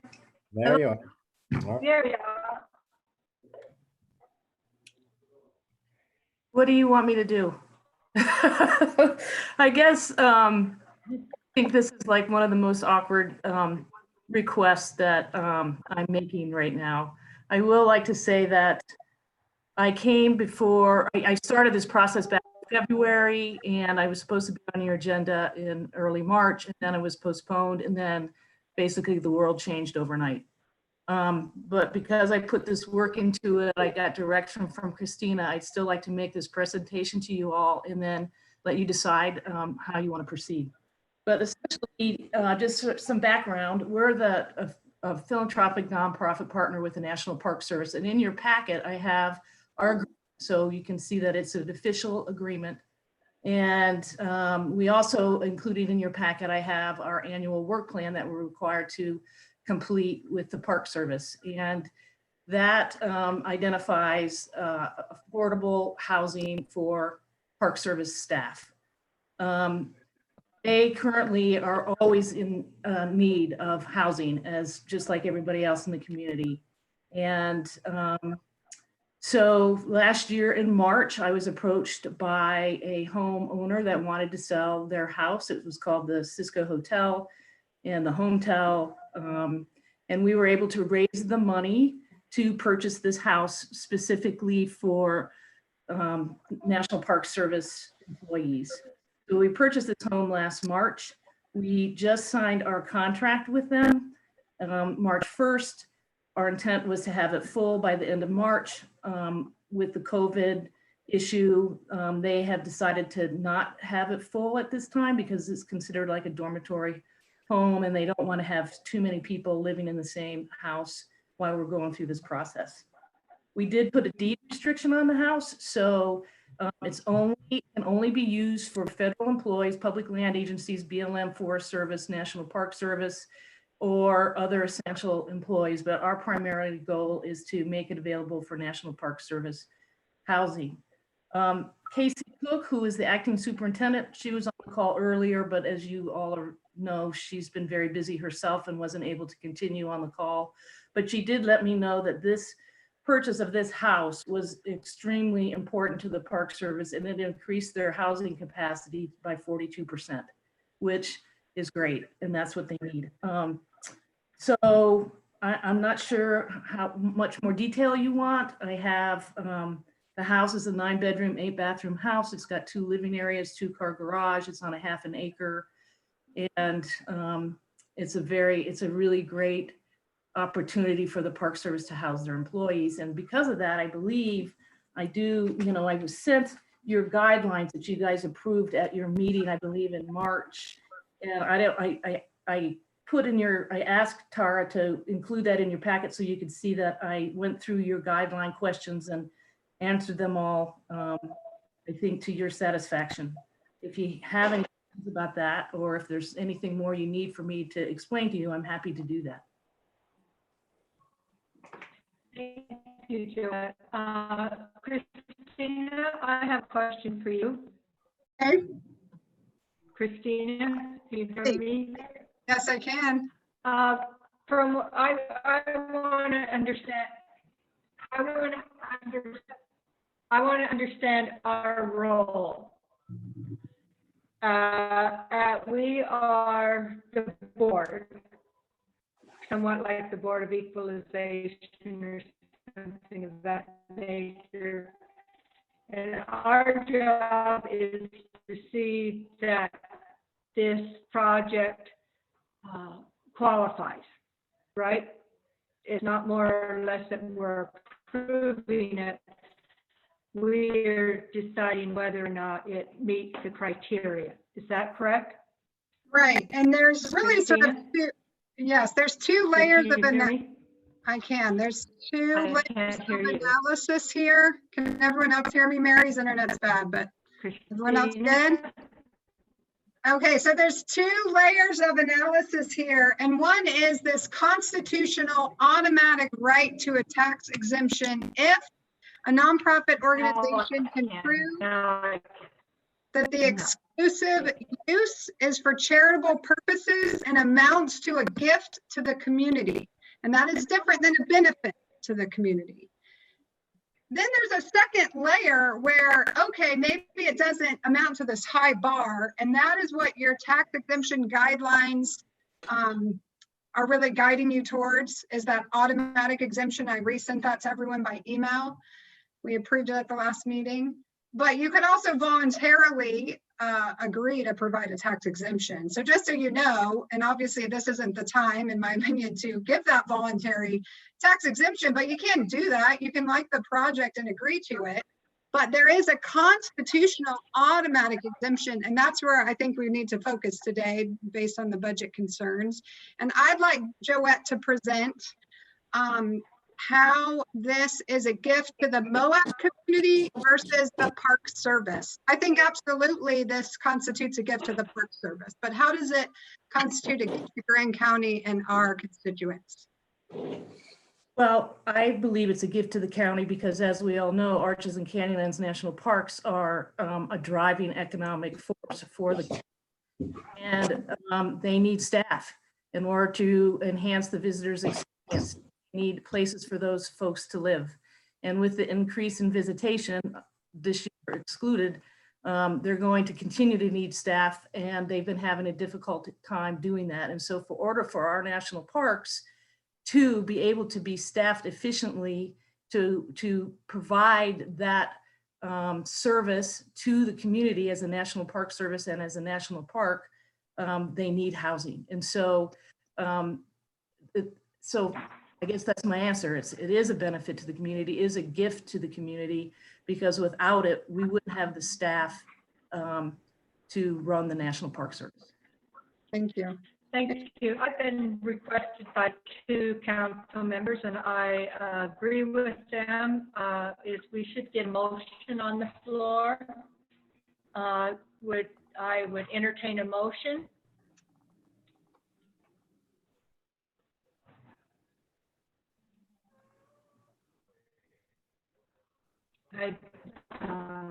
Anyone going to make a motion?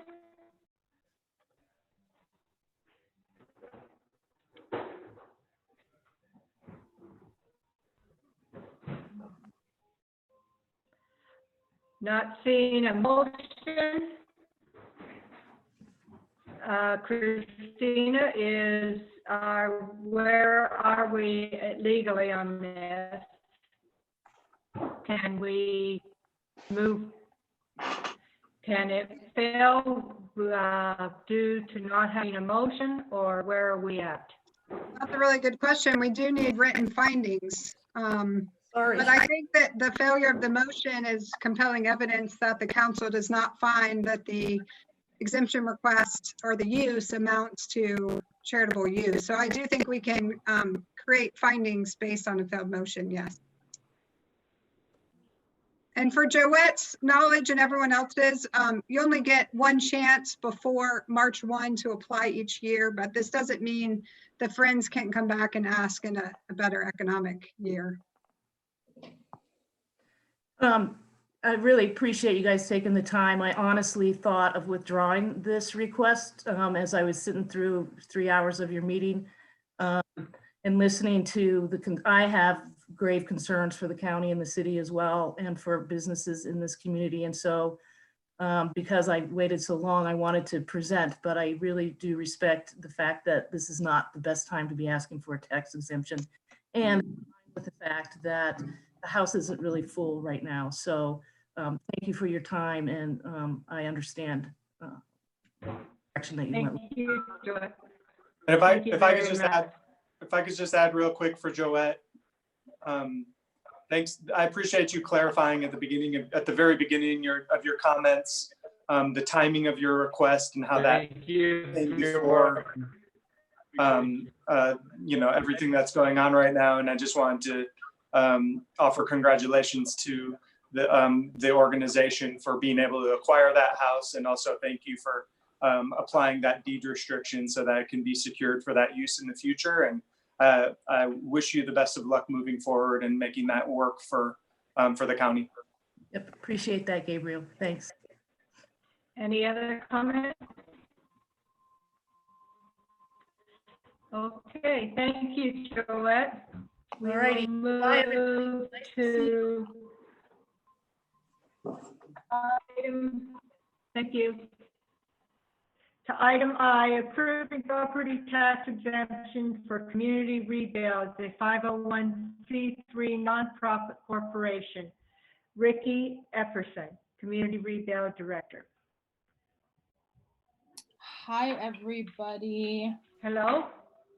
Can you hear me? Yes. Oh, good. Hey, I would also like to say these are some scary times, and I also, we moved into these properties February 1st, 2019, and I officially started my position, which is to be in charge of the budget March 1st of 2019, and March 2nd, I called to see about property tax waiver and realized, oh, okay, next year. So I would hate for anyone to think that this was an impulsive thing. This is definitely a long-term plan, and it seems that perhaps I should do as Joette has done and plead my case if you'll have me. Yes. Okay. Any objections from the council? Okay. I Go do ahead, think, Ricky. I do think that I'm prepared to talk about, although benefit versus gift took me a little minute, I am prepared to just convince anyone listening that supporting this housing is an investment to the community, and it will definitely pay off and quite quickly. So let's see, I have here just some notes.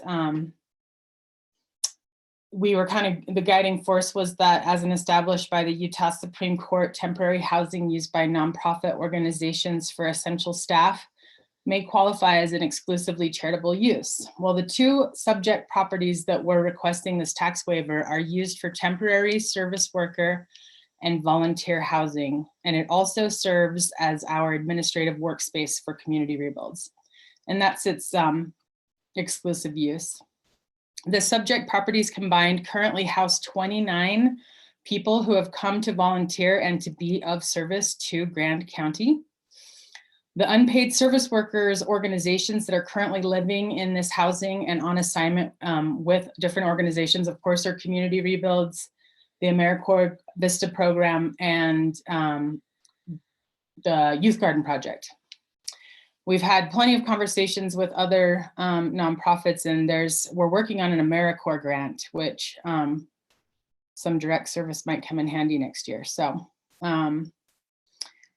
there's a lot of need for this type of housing, temporary, shorter term volunteer service worker housing. Otherwise, this property also houses 3 temporary community rebuilds building apprentices. It's part of our workforce training graduates program continuation of our building internship. And those rooms are kind of default if there's because there's a lot of vacancy within this style. Obviously, it doesn't pencil out because you have people that are here for 3 months, 5 months, 6 months, 9 months. And so the default staff would, if there's not a vacancy, they go somewhere else. So we have a commitment to YGP, and we're trying to get as many vistas and AmeriCorps housing is our long-term plan. But I do feel, and I think I kind of mentioned this, that it's really crucial to preserve this housing typology for those who want to come here and contribute service to our county. Community Rebuilds does not utilize these properties for profit, or 52% of the service workers' house do not pay for housing expenses in exchange for their service. We are operating at a loss regarding rentals. It's not penciling out. As a nonprofit with no goods sold, this needs to pencil out, or we have to come up with something. I don't know. I'll talk a little bit more about how these subject properties are a gift to the community. As I mentioned, the individuals that are utilizing these properties are temporary service workers and volunteers of various organizations. Of course, the Community Rebuilds interns, Youth Garden Project interns, AmeriCorps Vistas. One of the Vistas is currently serving at the health department right now. Each organization that this preserved housing entity supports offers services that are unique gifts to the community. CR will utilize about 70% of the beds always, and the rest of the units will service other nonprofit entities. So I'll just go ahead and speak about how Community Rebuilds delivers these gifts to the communities, since I'm quite familiar with my programming. I do understand how important property taxes are, and like a loss, but supporting community rebuilds efforts generates much more revenue into the tax pool. Our programming creates appropriate housing density, which generates new properties that continuously contribute to the county taxes year after year. And so we're adding to the economy by generating more and more taxes each year. We're helping to stabilize essential workforce. We're creating a basic need, which is housing. We have built 33 homes in Grand County that houses 57 primary residents. These homes have a total of 92 bedrooms, which many homeowners rent out their other extra bedrooms to various workforce. So that creates more housing. We're building 7 houses this year and plan to do a minimum of 8 beginning next year and in the years to come. We're asking for taxes to be waived for 2 properties, and each year we will be adding another 8 to 10 houses that will contribute to the tax pool. So for 2020, 33 plus 7, that's 40 houses. And then in 5 years, that number is projected to be 82. I would like to changing our design a little bit, so you'll be seeing some different looks to our typology.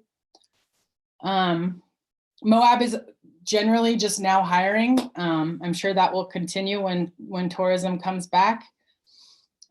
We contribute laborers to contractors and lots of other jobs from interns who stick around Moab. So we're contributing to the workforce in that way as well. And we'll always post your job if you got any. Anyone in Grand County who applies for our program that is earning less than $55,000 per household can receive house plans, a contractor, a whole bunch of laborers, and bookkeeping services at no cost to the homeowner. This cuts the construction cost by 50%, thus making the houses affordable no matter what the land costs. That's pretty much it. We're not sure what things are going to look like in the future, but we know that we will still need service workers, and we know that we will need volunteers, and we definitely know that we're going to need housing for them and everybody else. So, do you have any questions for me?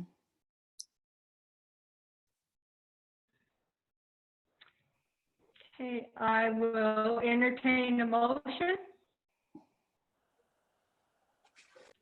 It does not look like we're going to get a motion. It feels for last. Okay. Thank you, Ricky. Thank you. Does Be safe that out there. work, Christina? Thank you. So we will move to number J, approving extension of declaration of local emergency to May 5th. Chris? Yeah.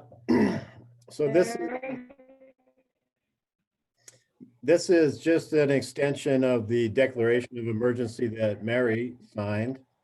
And as you recall, this declaration of emergency allows us to make use of certain funds that we have locally, and also to apply for other disaster relief funds. And so it sounds like it's probably going to be going on for another month at least. This is another 30-day extension.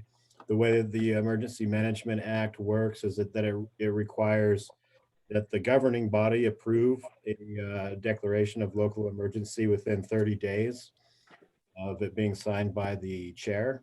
And so this is something that the council will have to approve if you want it to continue for another 30 days. And just to, keep in mind that that the stimulus just passed, FEMA funds just barely became available. So really the period of time where this funding's all going to be available to us is just starting.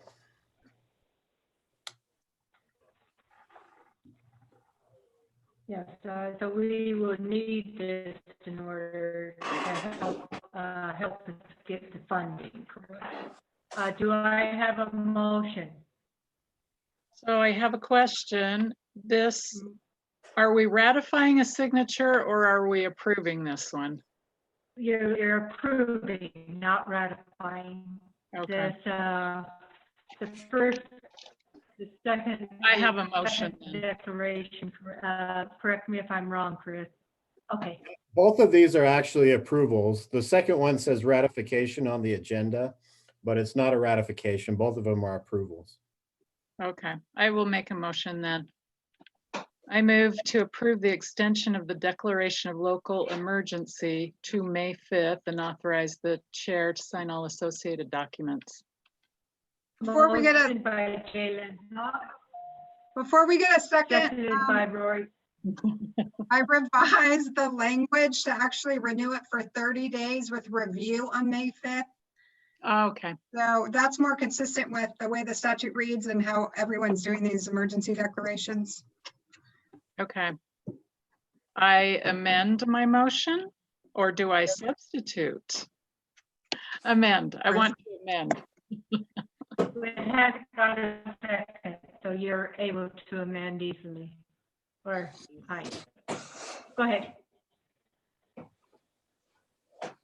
You're muted, Jalen. Jalen, Okay. you're muted. I got it. I got it now. I amend my motion to approve extension of the declaration of local emergency for 30 days with review, and authorize the chair to sign all associated documents. That work? With review on May 5th. Motion by With Jalen review on Fox. Thank you. Seconded by Rory Saxman, right, Rory? Yes, Rory? yes. Okay. I think they are. Okay, thank you. So motion by Jalen Fox, seconded by Rory Saxman. Discussion. Seeing One none, I will call for a roll call. Oh, Oh, wait. Gabriel Wojcik. Oh, unmute your, did you have a comment, Rory? Yes, I have a question really Rory, quick. did you have a comment? Christine No? and Chris, do we, if some by miracle chance that this ends quicker than a month, can we come back in and shorten that? Yeah, we can. Although our declaration doesn't really have any effect on the health department's order. Okay. They're two separate things. And so ours really is just more a matter of enabling us to make use of our own funds as we need, and also to apply and qualify for other funding. So ours doesn't really have anything to do with the health departments, but we can stop it at any time. Okay. And to that point, the health department will review theirs. I think it's April 13th or 14th. So they're coming back up for review soon. So that's a whole independent process. Thank you. Any other questions, discussion?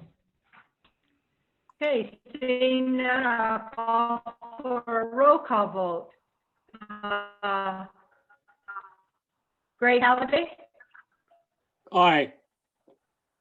Greg Halliday? Aye. Yes. Thank you. Rory? Yes. Saxman? Yes. Evan Clapper? Unmute, Gabriel? Yes. Curtis? Yes. No. Curtis Wells? Yes. Yes. Jalen Hobbs? yes. Okay. I think there's a delay. This is interesting. So the motion passes unanimously. The next one is it's not ratification, correct? It's approving of an executive order regarding Grant County sick leave policy. This is not a ratification. This is it hasn't been signed yet. So, Renee? Correct, Mary, this is not a ratification. This hasn't been signed yet. We set this as an executive order to hopefully just kind of distill down the information from the Families First Corona Response Act into a digestible form for all county employees. Whether you pass this or not, this is in effect, and it is a law that we have to follow federally.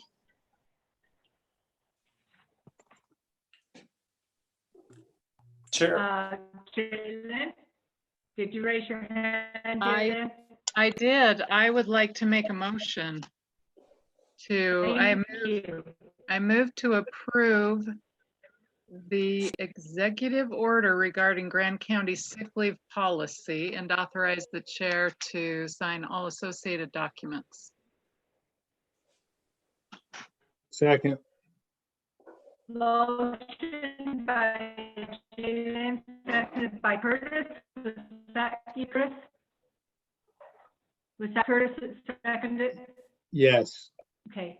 Motion by Jalen Hawks, seconded by Curtis Wells. Any further discussion? Seeing none, I'll call for a vote. Gabriel Wojtek? Yes.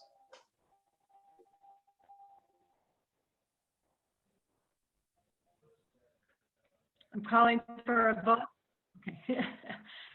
Evan Clapper? Yes. Yes, yes, yes. Evan Clapper? Yes.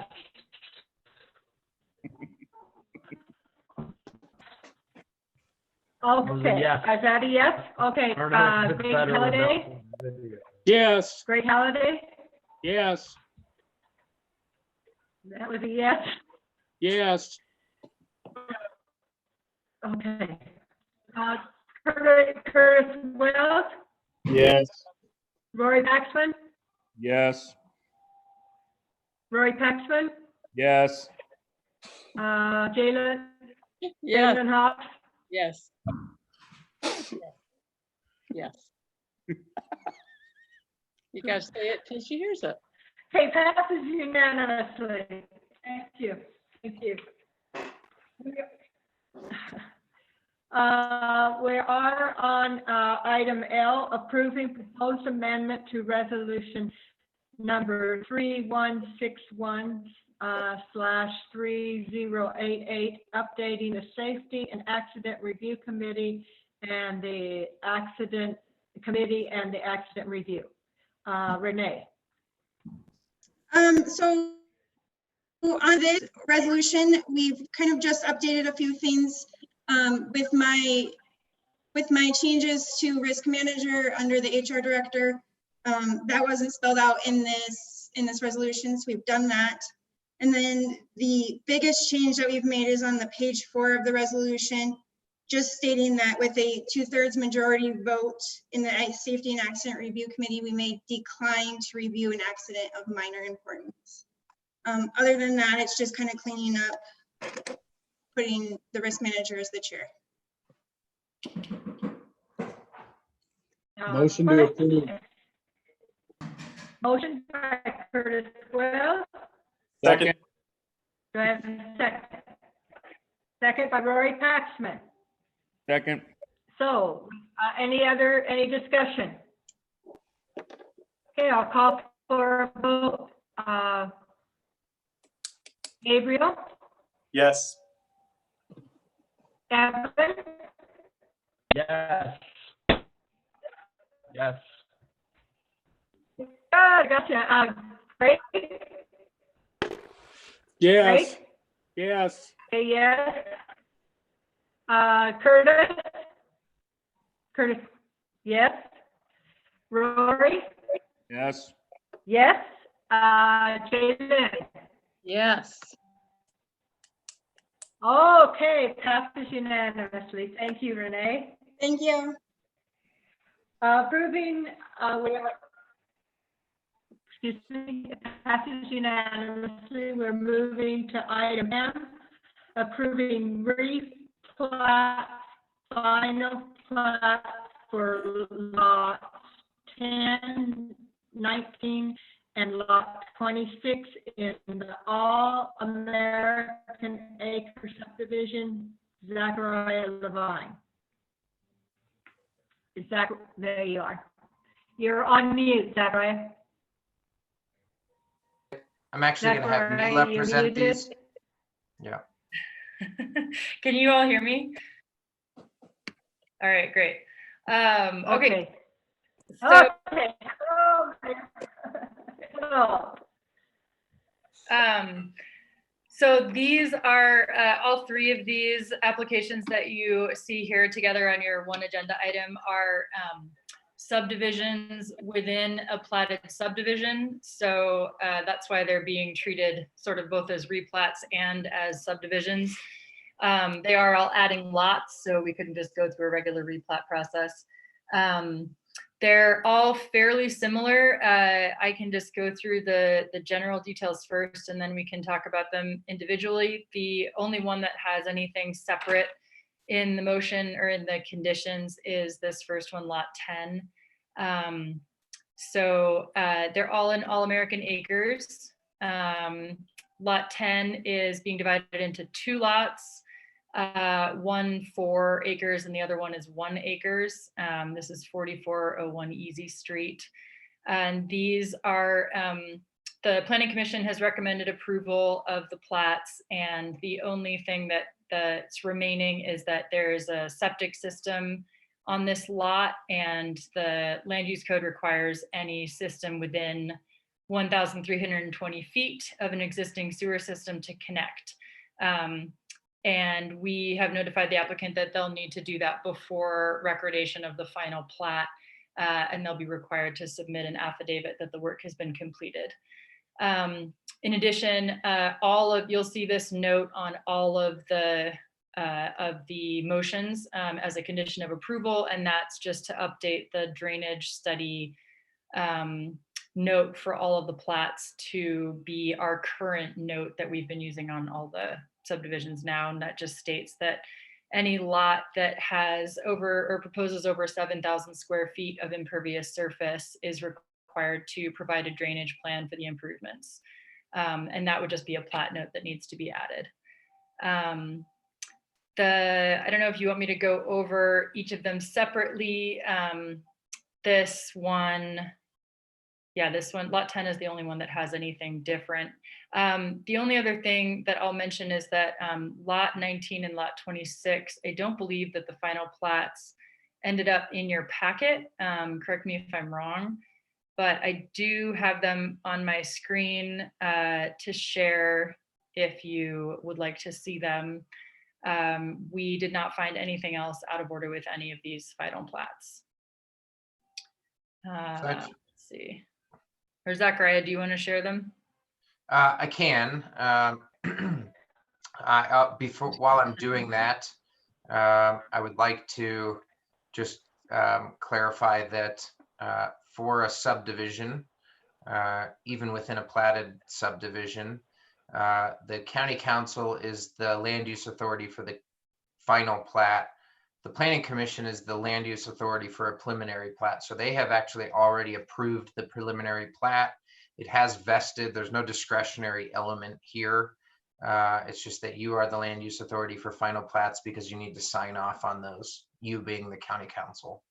I can share my screen so you can, verify that that we have the plats for lot 19 and lot 26. I'm not entirely certain why they didn't end up in your packet, but nevertheless, all the other associated materials are there. We haven't received any public comments on these. They're administrative in nature. I don't see any reason not to approve them tonight. Does anyone have any questions?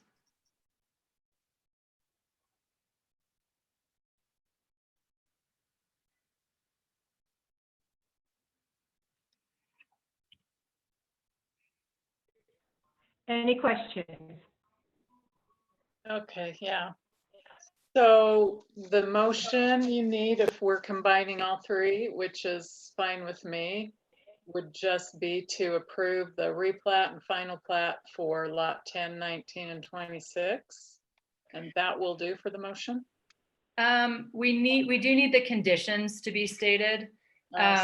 So I think what we could do is have 10 be a separate motion because it does have an extra condition, and then the other 2 would have the same condition of the drainage note.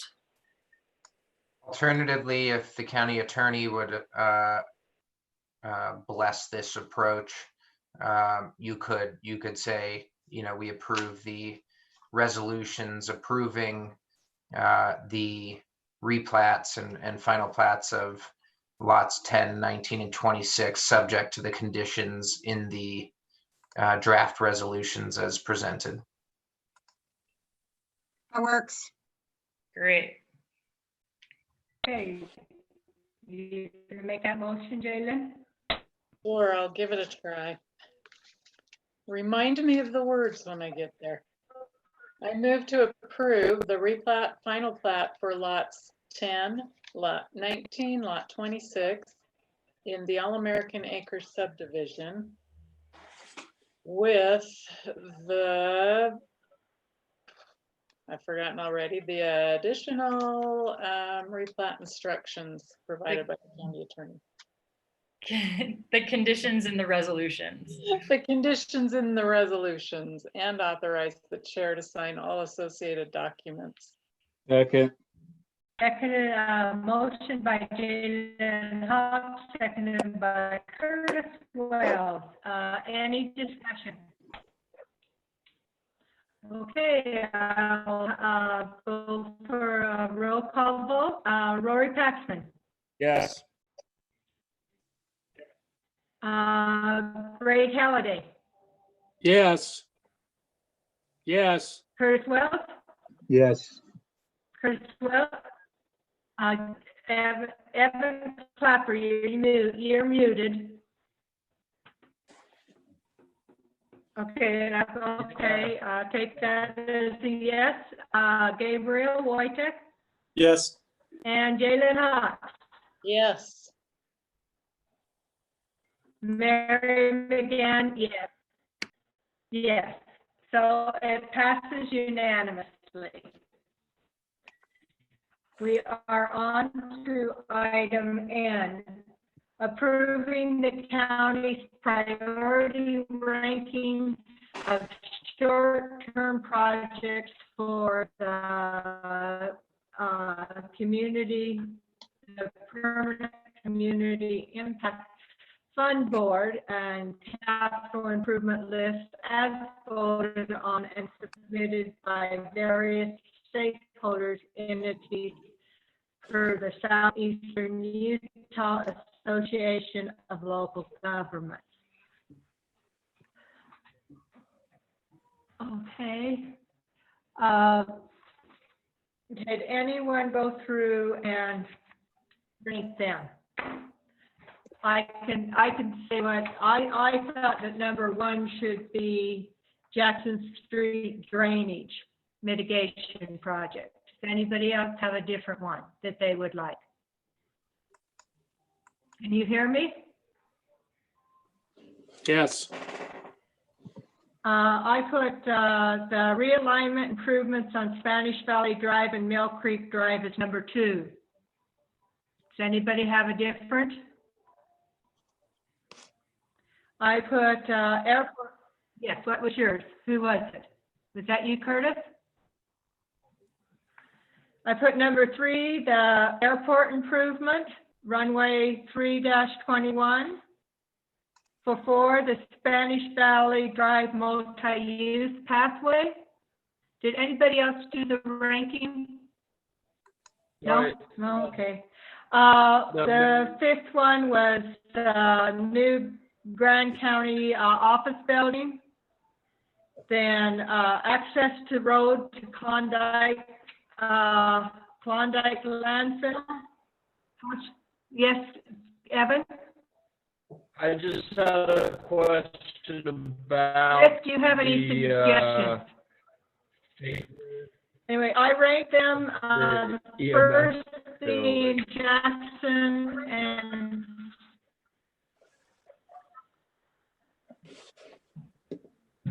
you're cutting out. I don't know if it's any better. Well, that's already been approved, right? That's been approved.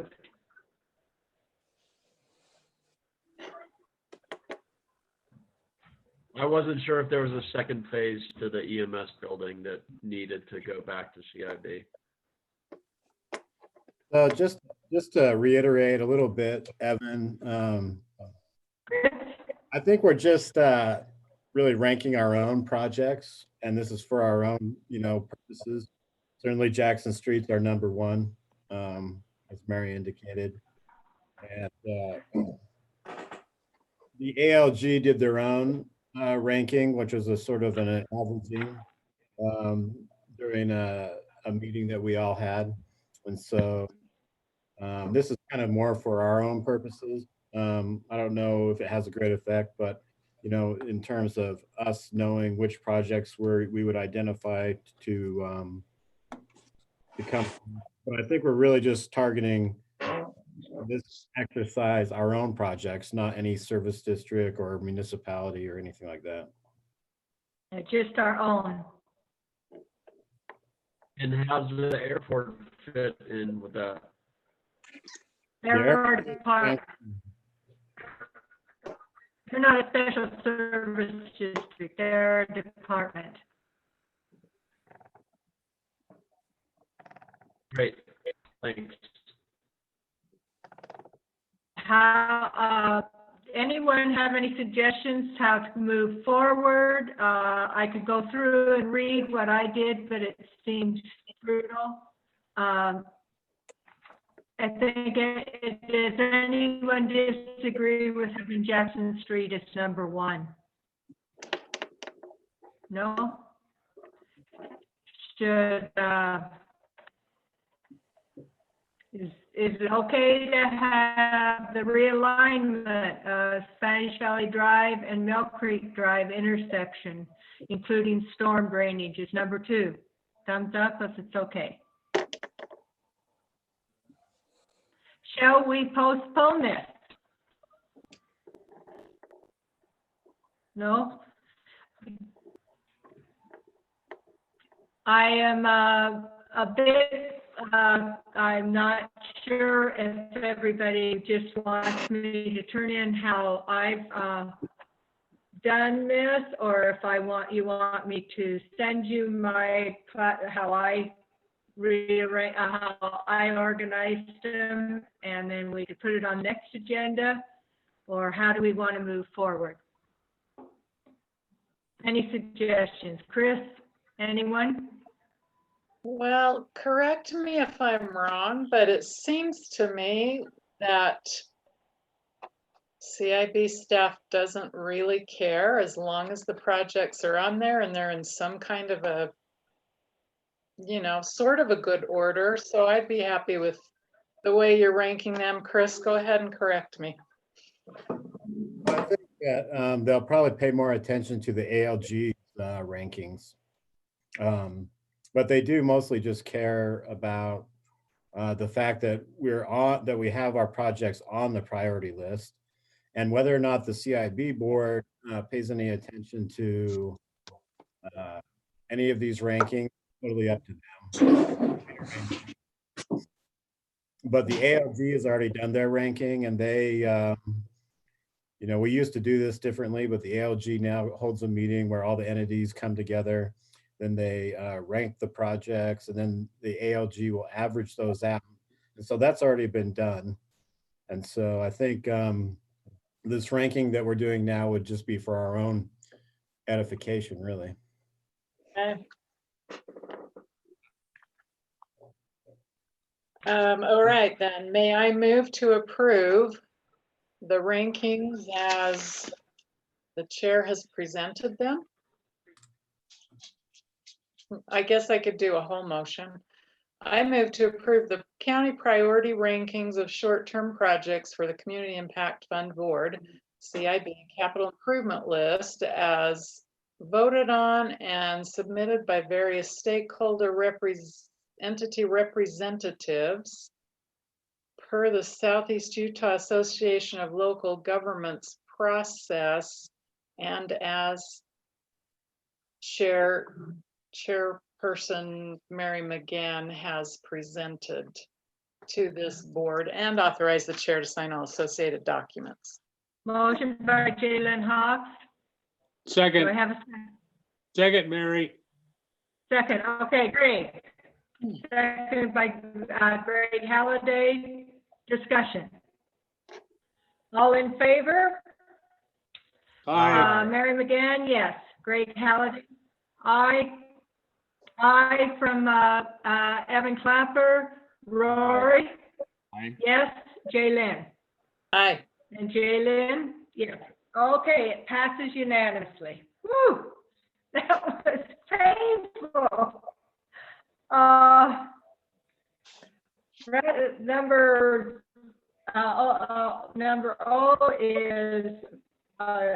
is ratifying the letter to Casey Cook Collins, acting superintendent of National Park Service, Southeastern Utah area, supporting the temporary closure of Arches and Canyonlands National Park.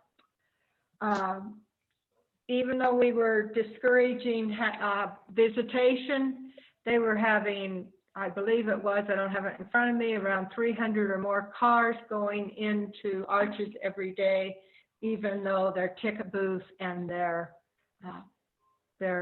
visitor centers were closed. So they asked if we would send this letter so that they could show that this was what was, that the counties and the cities approved slowing down the tourism, or, you know, not letting people come into the parks. So do I have a motion? So Do I have moved, a Mary. motion to ratify? Yes, so Okay, moved. motion by Greg Halliday. Do I have a second? Do I I'll have a second. second? Seconded by Evan Clapper. Okay. Roll call vote. Mary McGann, yes. Greg Halliday. Yes. Curtis Wells. Yes. Evan Clapper. Yes. Jalen Hawks. Yes. Rory Packman. Okay, passes unanimously. P, we move to P. Approving unbudgeted funds from the transient room tax fund balance in the amount of $8,333 as match money for the Southeastern Utah Association of Local Governments grant application for COVID-19 emergency funding for small businesses. Daylin and Zachariah. Yeah, this is, as you may have read in your packet, the AOG already has a revolving loan fund board who loans out money to small businesses. It's kind of like a gap loan. The interest rate, in my opinion, isn't that great, but the requirements aren't that great either. So they have the opportunity to apply for $500,000 in emergency COVID-19 loan money. It would be run by the same revolving loan fund board, and businesses would apply for it. The problem is they need a 20% match, which is $100,000. $50,000 has been committed by the AOG. 25,000 has been committed by Emery County. So their hope is that the other three counties, Grand, San Juan, and Carbon, will all contribute $8,333 to make up the match, which would give us, you know, $500,000 to loan out. My question, though, for Chris is, in light of all the discussions I'm hearing with AOG and UAC, not with AOG, but with UAC, can we really make a motion to take the money out of the TRT fund balance? Tell me about that. Promotional. I think under the auspices of the emergency declaration, we could. Okay. Which gives us the ability to use our resources as need be to, you know, meet the mitigating the emergency. And that's, I think, what the gist of this is, right? Yes. Mitigating. Yeah. Okay. Well, then in that case, I will make a motion. We can discuss it or not, depending on if it gets a second. I move to approve unbudgeted funding from the transient room tax fund balance. Is that the correct place, Chris, or is it just from their promotional? I think it would have to probably be pulled from their fund balance. Okay. I think, I mean, we're in a situation where the tribal council, I mean, this is typical that they'll spend quite a bit of money at the beginning of the year. Mhm. And it's possible that they've already spent more than they may bring in. And so anything that we probably expend out of the travel council's budget is going to have to be coming from their fund balance. Okay, thank you. Probably. So are you done? Okay, thank you. I move to approve unbudgeted funding from the transient room tax fund balance in the amount of $8,333 as match money for Southeastern Utah Association of Local Governments grant application for COVID-19 emergency funding for small businesses and authorize the chair to sign all associated documents. I'll second. Motion by Jay Lynn, seconded by Gabriel Wojtek. Discussion.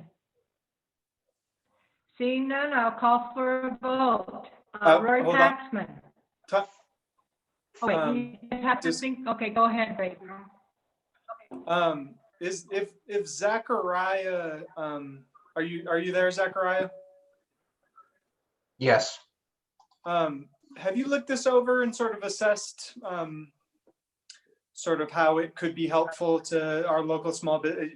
I guess I was would appreciate receiving your counsel as to the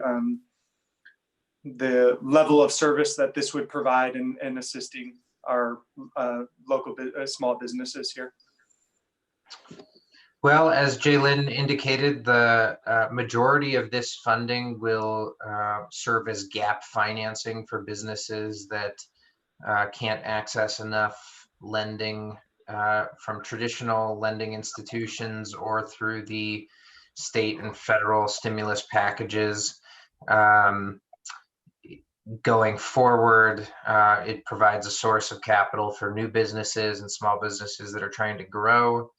But, I will be frank, the ability to deploy the loan fund monies in our community is entirely dependent upon having adequate staff resources to go out and beat the bush for small businesses to take advantage of it. I mean, that's really the primary challenge that we are going to face going forward with utilizing the local, state, and federal relief packages that are now in existence is really making sure that local businesses have that information and are capable of utilizing it. So, looking back on the types of loans that have been provided in Grand County through the existing revolving loan fund, 7 of them have been in like hospitality and lodging, and 4 of them in tourism services, I think, outfitters. So, that's primarily a function of the type of business growth we've seen in recent years. I don't have any sort of individual or granular information about each of those loans. I don't know why that's privileged information entirely, if it's public funding that's going towards the revolving loan fund, but nevertheless, I think there's some significant leverage power, and so I don't know. I mean, we put in 8,300. We're not going to get out of this pot more than what we put in, so it really only creates about $40,000 worth of gap financing that would be available for businesses, as far as I can tell. So, you have to make a judgment call in terms of whether 40,000 is worth 8,300. Thank you.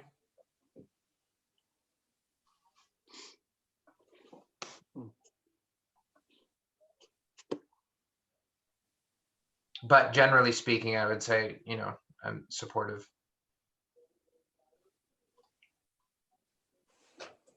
Did that answer your question, Gabriel? Yes, thank you. Thank you. Any other questions? Discussion?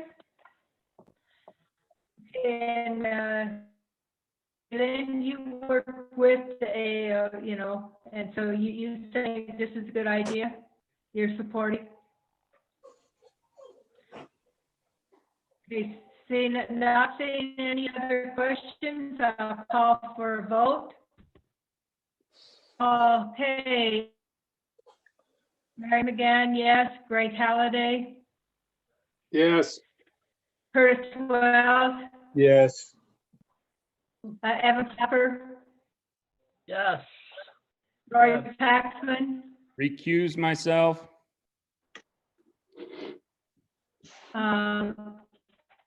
Gabriel Wojtek? Aye.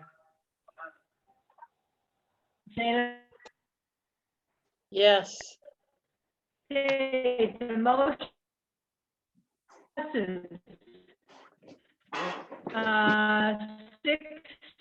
6-1, Rory recusing him. We are to the of support Moab to be designated as an international dark sky community. They're working on that, and this letter is to say that we support their efforts. There any questions? I'd like to make a motion. I move to approve the letter of support for the city of Moab. Anyone want to make a motion? I'll make a motion. Approving letter. I move to Do you have approve. anyone that wants to make a motion to approve a letter? Thank you. Okay. I move to approve the letter of support for the city of Moab to be designated as an international dark sky community and authorize the chair to sign all associated documents.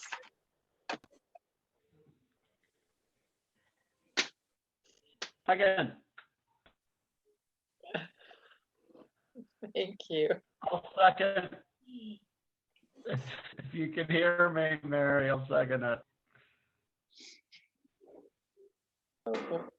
Motion by Jalen Hawks. Do I have a second? Evan is seconding. I don't know if it's better with my camera Yes. off, but Clapper. Thank you. Motion by Jalen Hawks, seconded by Evan Clapper. Do we have any further discussion? What? Yes, Evan seconded. Jalen made the motion. Do I have discussion? It's just difficult. I say yes. Mary McGann, yes. Greg Halliday? Yes. Greg Halliday? Yes. Curtis Wells? Yes. Can you not hear me? You need a new computer. Am I not being heard? Okay. Not Greg very well. Halliday, yes. Curtis Wells? Thank you. Curtis Wells? Yes. Roy Paxman? No. No. I got this is a new computer that, this is a new Chromebook from, anyway. Evan Clapper, Okay, Roy yes. Paxman says no. Any other? Jalen? Evan, Yes. Yes. Evan Clapper, yes. Greg Halliday said yes. Gabriel Wojtek. And what was Yes. Curtis Wells? Did Curtis Wells vote? He was the yes. Okay. He was a yes. Did Curtis Wells vote yes? Okay, so the motion passes okay. The motion passes 6-1, Rory Paxman voting opposed, in opposition. Okay, we are through the action items. It is Hey, 8 o'clock. Mary, We have some discussion Mary, items. Where, can I make a suggestion? everybody's cutting out on me. What? Yes. I would suggest if Jaylyn's capable to have Jaylyn chair the meeting. Because we can't, your internet connection's so bad, Mary, it's taking way longer for anybody to, there's like a 20-second lag on your end. And so if Jaylyn is ready, Okay. I think I would suggest that Jaylyn, that you pass the chair over to Jaylyn because her internet connection is much. Okay, because Okay. okay. Good. Okay, that sounds good to me. I'm not hearing from anybody else either. And this is a Chromebook from Matt, so it's not computer. Okay, that brings us to agenda item R. Discussion regarding overnight accommodations overlay districts, redevelopment of existing overnight accommodations and amending the status of legally operating licensed bed and breakfasts in residential zones. This should not have to be a very long discussion. It can be very quick. Abby Scott, the Planning Commission Chair, I'm assuming is still hanging out, waiting to lead the discussion. You there, Abby? I see you.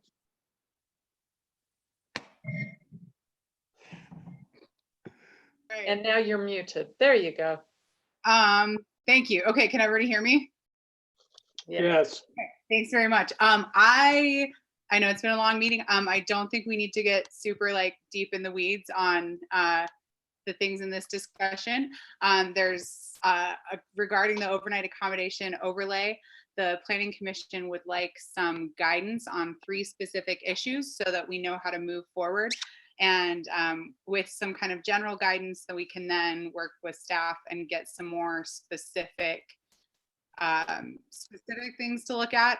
So the 3 things that I wanted to ask for your feedback on are overlay, generally kind of speaking, overlay zones for overnight accommodations applications, redevelopment of existing overnight accommodations, and then B&Bs.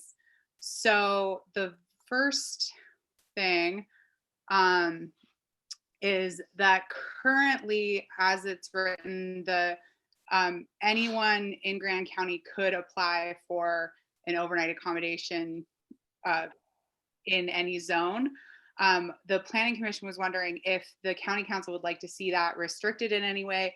For example, limited to only commercial zones, limited to zones closer to the city, limited to, close to the highway, or leave it open such that anyone anywhere in the county could potentially apply for an overnight accommodations overlay, but certainly wouldn't necessarily be approved for it. So essentially, do we want to leave the ordinance as it's written where the entire county is open for people to apply? Or would you like the Planning Commission and planning staff to look at potentially creating parts of the county where no one could even apply for an overnight accommodation? I would be interested in exploring options of overlay zones. I think that there's certain areas of the county that we wouldn't entertain overnight accommodations, so we might as well just get them off the table now. And what kind of places would you think might fall into that category? I'm not sure. I look forward to seeing your suggestions.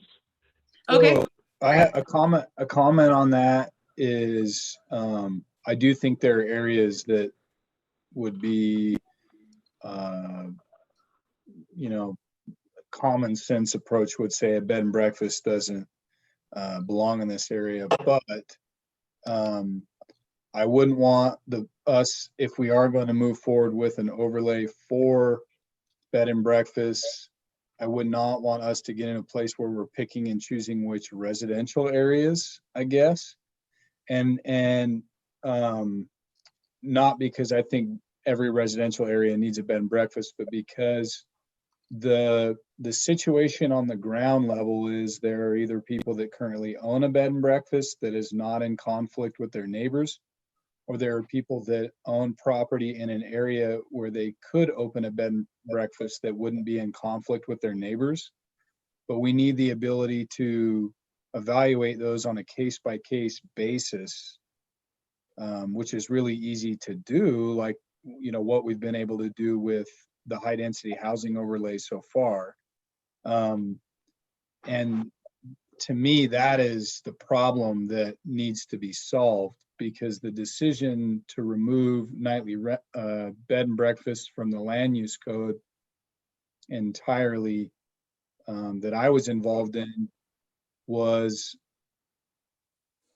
a lot of that stemmed from our inability to effectively enforce the code on a legal on bed and breakfasts that were operating as illegal nightly rentals. So people that had a license to run a bed and breakfast, but were renting it out by night without a manager on site. So they were using the bed and breakfast as a permitted use countywide to basically run what would have been considered as a nightly rental. We've got a lot of pushback for that. There was one specific property kind of up in the George White area that received the majority of the negative sentiment and pushback. And so, but just this case of there are bed and breakfasts all over the valley that are terrorizing the neighborhoods, that wasn't the reality, and that wasn't the truth. But absolutely, you know, managing nightly accommodations, which bed and breakfasts are in residential areas, you know, is a real thing. And I think that I do think that we need to have an overlay for them. The county council, up to 3 members of the county council during the moratorium, sent out a memo stating support for an overlay for bed and breakfast. This is not an effort to push bed and breakfast out into residential areas everywhere. It's to basically tie up what's in my opinion, a loose end policy wise, but also provide some, I guess, some justice and some opportunity for these people that have kind of been clipped by this thing. And there's really no one standing in their way except the county policy and ordinances. And so that's my perspective. Okay. So what I'm hearing is that potentially, I mean, the way that the ordinance was looked at from the, is that there's the overnight accommodation zone that is classified as residential uses for overnight accommodations. There's a hotel motel overnight accommodations, and there's an RV campground overnight accommodations. So potentially looking at an overlay for hotel motel and RV campground that would be focused more on commercial areas. And then for the residential uses for overnight accommodations, which would include B&Bs, be more wide reaching to include non-commercial areas so that B&Bs could be evaluated on a case-by-case basis. And is that kind of what I'm hearing specifically? Yeah, they would first, assuming the bed and breakfast overlay wasn't over every residential area. I know there's probably debate about where that should and shouldn't go, like kind of what Evan was talking about. But there's got to be a scenario for a guy that's in an area that there's no protest of bed and breakfast, and it would make sense for him to apply for the overlay if he's not in it, and for the planning commission and the county council and staff to see like, okay, this does make sense, or it doesn't make sense. And if it does make sense, then, you know, move on with the process of becoming a licensed bed and breakfast. Or people that have a bed and breakfast that's 2 rooms right now, and there's not an issue for them to expand to include 3 to 4 rooms. A lot of them are, I mean, these are locals, and a lot of them are young families or, you know, retirees that adding a room or 2 really makes a big difference to them. They've got to, if they're not going to be I mean, I don't know. Here's another question, I guess, Abby, is, so if you have a licensed bed and breakfast right now that's a legal non-conforming use, that would be silly to create an overlay for those uses and leave them out of it, would it not? Or, I mean, I agree. To me, and I think it seems more clear which areas should potentially be left out of a hotel, motel, or RV campground overnight accommodation overlay. I think that the overlay that pertains to residential uses, which would include B&Bs, would make sense to include a lot of non-commercial zones. I think, and I can't, I mean, I'm mostly here to get feedback from the county council to take it to the planning commission so that we can move forward. But I could see a case for allowing all residential areas in the county to potentially apply for B&Bs, because that would cover existing B&Bs and then allow a lot of leeway on approving any additional B&Bs. So I would see it not necessarily impossible, but more difficult to decide which neighborhood areas are not appropriate for even someone to apply for a B&B or apply to redevelop an existing B&B or add a room. But would the county council like to see the planning commission try to find, try to look at that on a more fine grained area and decide potentially like which parts of neighborhoods might not be appropriate? Or and this is if the county council has a general desire to see some restriction on overnight accommodation applications, we could look, bring some more specific ideas to the county council about exactly where those places would be. For me personally, I would like to see the priority on the hotels, motels, RV campgrounds. I don't know if I know it's a big question, and to me, they're still kind of 2 separate things. But I'm just one of 7 folks. Well, the way that the ordinance is already looking at essentially 3, like I mentioned earlier, essentially 3 different types of overnight accommodations. So it wouldn't be so look at an overlay zone that would apply to the more commercial uses that is smaller than, and a different overlay that would look at residential uses, which would potentially encompass a larger area of the county. Abby, I would say that I'm supportive of the idea of a more wide-ranging overlay for the B&Bs. And on top of that, what I would say that I'm interested in seeing is, as it applies to the hotel, motel type developments in our now limited sort of scarce highway commercial zones, sort of using the possibility of an eligibility district as a mechanism for promoting economic diversity. In other words, making sure that all of that prime highway real estate doesn't all become hotels, and thus leaving no room for other types of businesses. so on the issue of the bed and breakfast, Abby, I think just to sum up, I think my position is, I don't think it's good process and good management of time and resources to task the planning commission with identifying which residential areas in the county and which portions of those residential areas are appropriate for bed and breakfast. I mean, we're not trying to promote bed and breakfast throughout the residential areas. We're trying to provide a pathway for existing bed and breakfast to become, legal conforming use, and those instances under obviously an more intense and enhanced level of scrutiny than we used to have for the evaluation of new bed and breakfast, where the planning commission, the county sees it. And I do think those do exist. So I think just if we're, the focus on bed and breakfast, I definitely think that the path that we're on, sorry, I'm having a hard time with, there it is, sorry.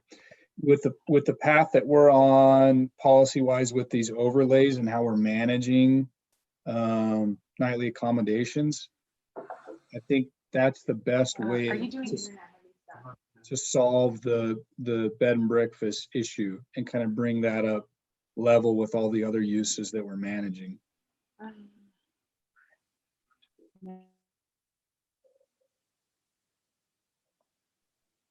Sounds like we may have lost her temporarily. She'll be back. What other questions? We've discussed the B&B. It sounds like there might be general agreement that overnight accommodations overlay zones, people might be willing to entertain expansion in specific areas. Is that, am I reading you all correctly or not? Well, right now, the only overlays are directly on top of existing businesses. And right. So I would be interested in creating other zones where people could apply, because I don't want our planning and zoning department that's saying that they're overwhelmed getting all kinds of applications from left field for things that really aren't something that we'd ever pass. So I'm in favor of saying, hey, here's a zone, and to Gabe's point that it's not going to be all the commercial zones because we want to preserve commercial opportunities for diversification. And so if we are going to allow these dream developments to happen that we can all be excited about, where do we want them to be? And then we can kind of create some of that instead of just having this blanket,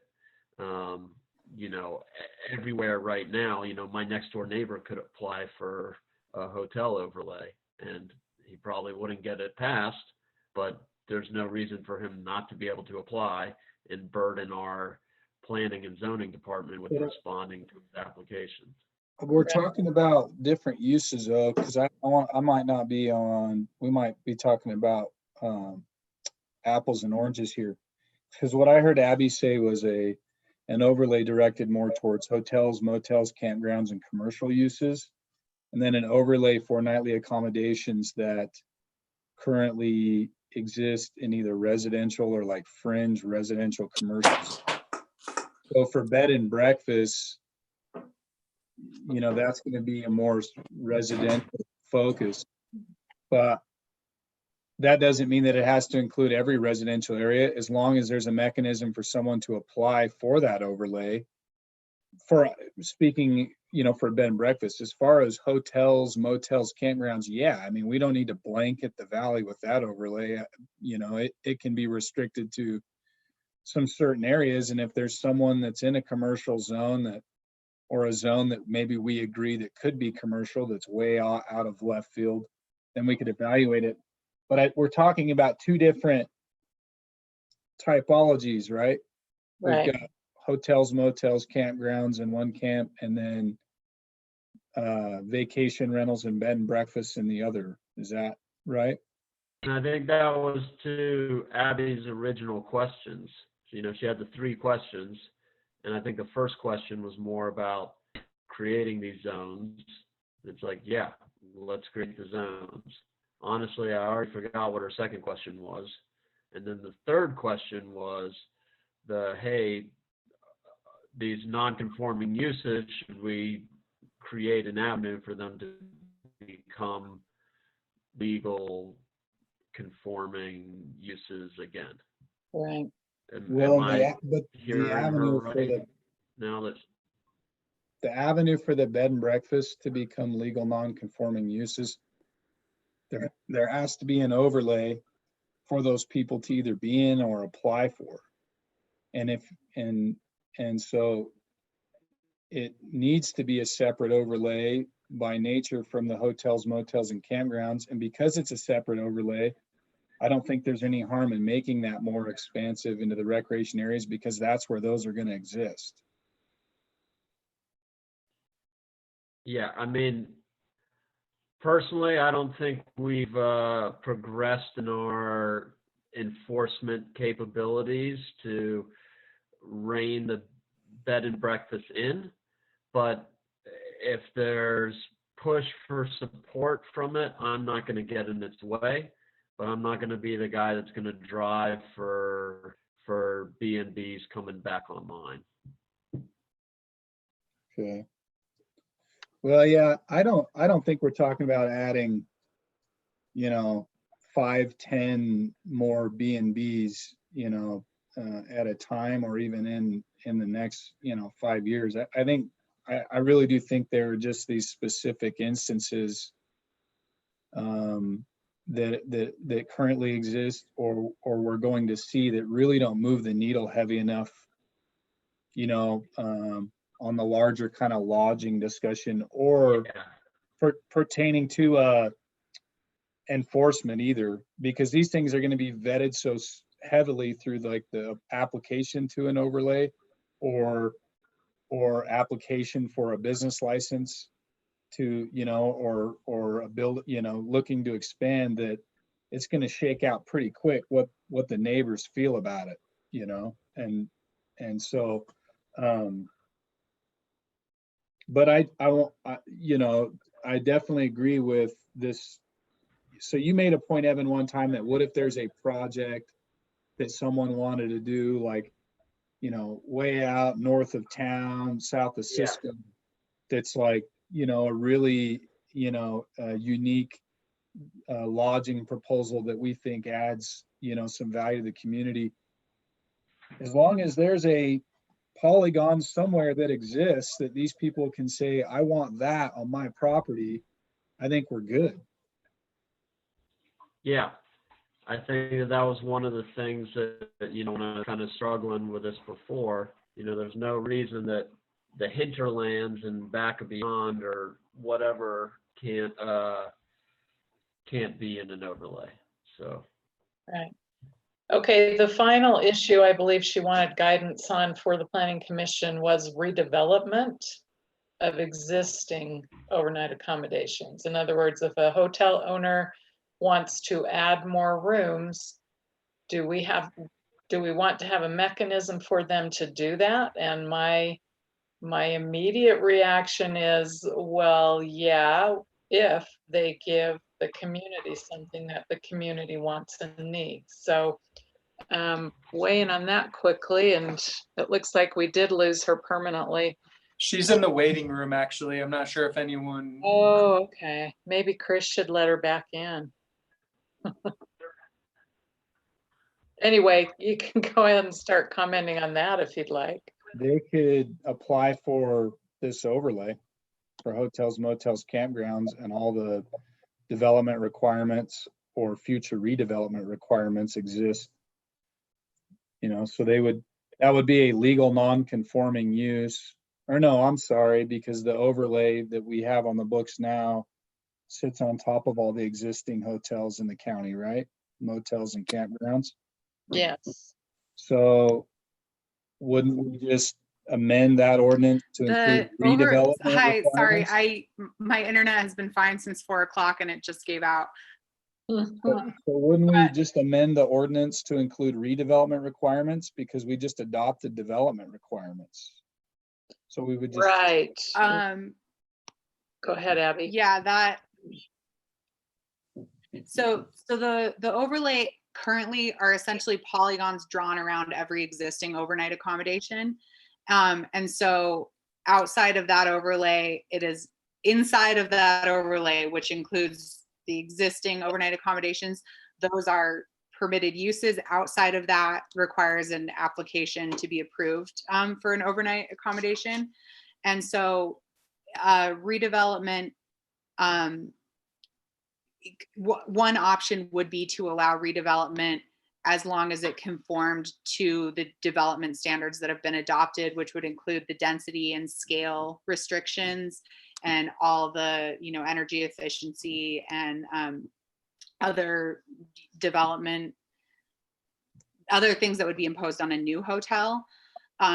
Would the county council like to see anything different than that for a redevelopment of an existing overnight accommodation? I think one of the things I would be concerned about is if there's a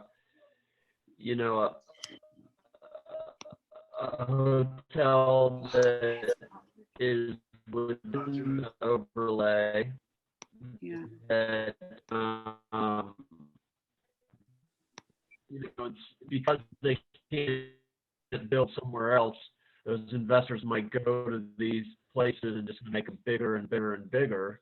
It kind of defeats the purpose of, trying to have these design standards, if that makes sense. It's almost like I'd rather have two little mom and pops than like one mega thing. And so I don't really know how to address that, but these buildings aren't going to last forever, and there's going to be remodels, and it's kind of a fine line between remodels and redevelopments, I think. So I would definitely want them to adhere to the standards that were created for new developments, and I don't know if we need more in place than just that or not. Yeah, I agree, and I think adherence to the existing development requirements for redevelopment is a good place to start. And I don't have any thoughts on additional requirements outside of the existing development requirements at this point. Jaylyn, I'm curious if you had any specific ideas with regards to maybe some sort of exchange proposal that could permit redevelopment. Like, are you talking about like a park or something like that, or? Yeah, am I muted? No, I'm not. Okay. Yeah, something that furthers the public good. Originally, my dream was if you're going to get extra hotel rooms, extra square footage, then perhaps you could provide somewhere for locals to hang out, like a bar or a restaurant, maybe a childcare thing within your space that another business could lease from you. So, things like that. I don't know if that's realistic, if it will pencil out, but if we're going to give more, it seems like we should get a little bit in return, within reason. And that would be in the type of instance where we wouldn't apply the new updated design standards to an existing. Is that kind of is that what you're? Oh, I see. We're talking about two different things. I guess I'm talking about hotels that are already building to the new design standards, and that's not even the case right now. In that case, I think holding them to the existing standards that we just created would be a good place to start. Yeah, that's where I'd stand.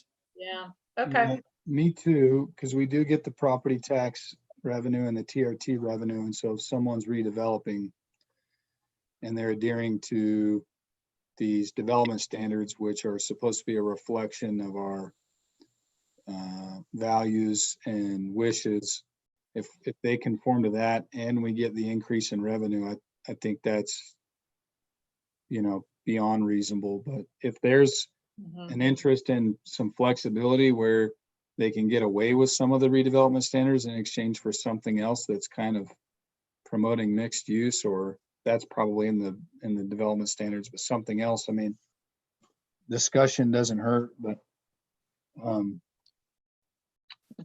Okay. Abby, do you have what you need from us? I think so. I'll watch the YouTube for the parts where I skipped out. I really apologize. I don't know what my internet seriously has been fine since like 4, and I have no idea why it's got weird just now. But I think that definitely helps give us some guidance for what to look at next at the Planning Commission, and present the County Council with some more concrete and kind of specifics to respond to as well. All right, thank you. And yeah, and I'm not on the agenda as leading the next item, which is discussing the general plan and updates to the general plan. I can stay in if that would help to provide some feedback. I would encourage the county council members to look at the updated notes from the Planning Commission meeting that lists our initial priorities.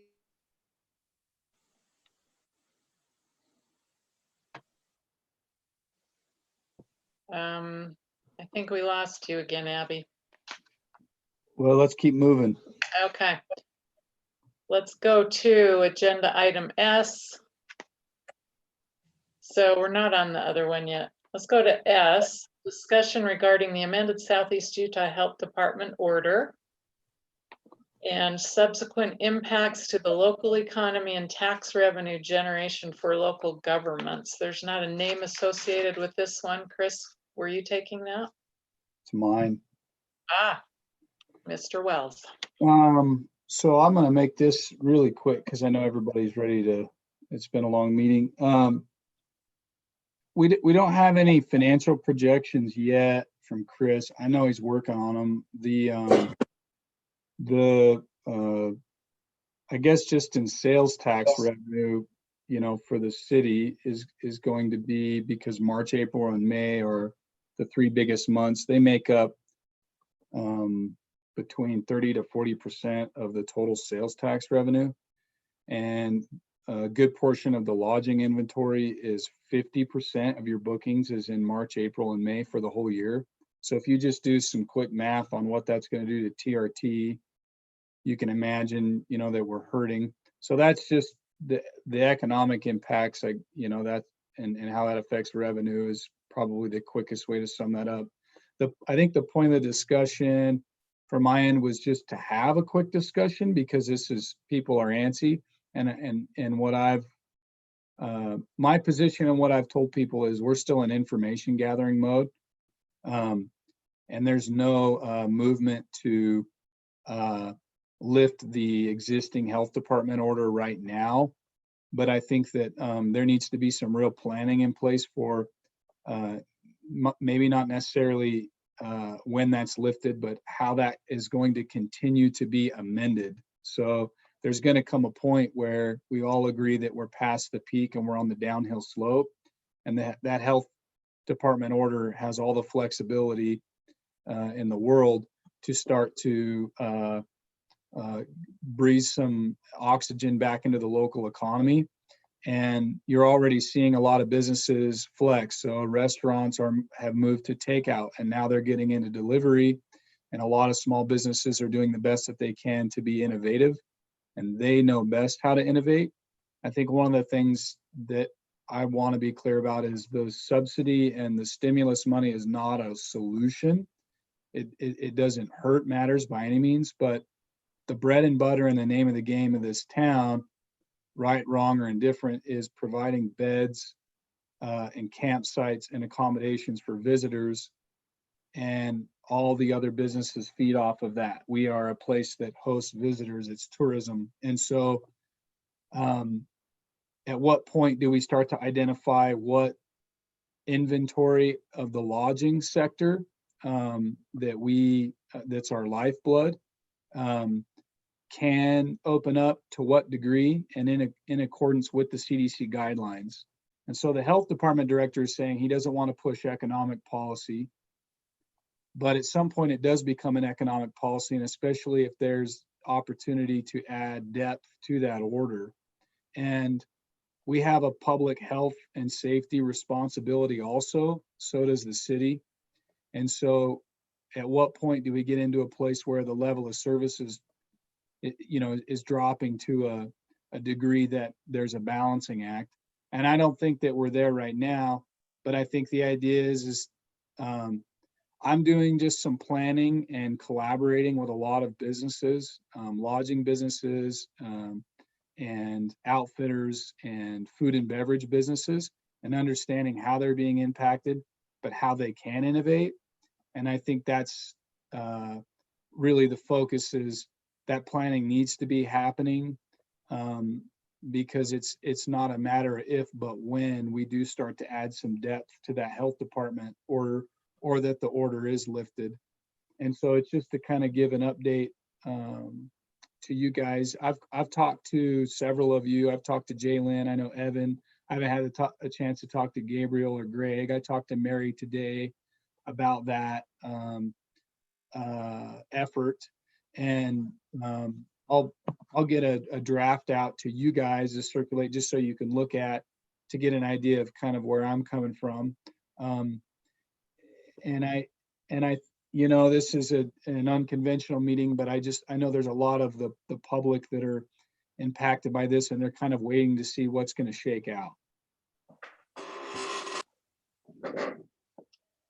Yeah, I think on that note, with the idea of information gathering, one of the things that I would like to know about in these discussions with the health department is I don't imagine that we're going to go from 0 to 60 overnight. I don't think we're going to go from 0 heads in the beds to 300 person events happening, the very day. And so I think there will be a certain of easing back into it. And for the sake of our businesses, what is that going to look like? What can hotels expect the lifting of this order to look like? What can retailers and rental shops and outfitters, is it going to be where, limited to 10 people at a time? Is it going to be, we can have 50-person events again? Are we going to just say as big as you want to go? I mean, these are some of the questions that I've run into in our conversations. And I think that it's important to get that info out there, because just like, we extended our emergency order tonight, the health department is going to kind of do a similar thing, where they're just going to throw a random date out there 30 days into the future or whatever, and we're going to kind of like sit back, and then when that comes, it's like, are they going to do it again? Is it just going to be like this never happened and we're full throttle? And so that's some of the information that in our discussions with these other agencies that I'd like to try to figure out what it's going to look like business level wise as we ease out of it, so that we can kind of prepare for that. So hotels can take reservations and things like that. We have to I know we drive don't have that. a date, but what it would look like would even be beneficial to start imagining. What it looks like, Evan, is what we have to drive.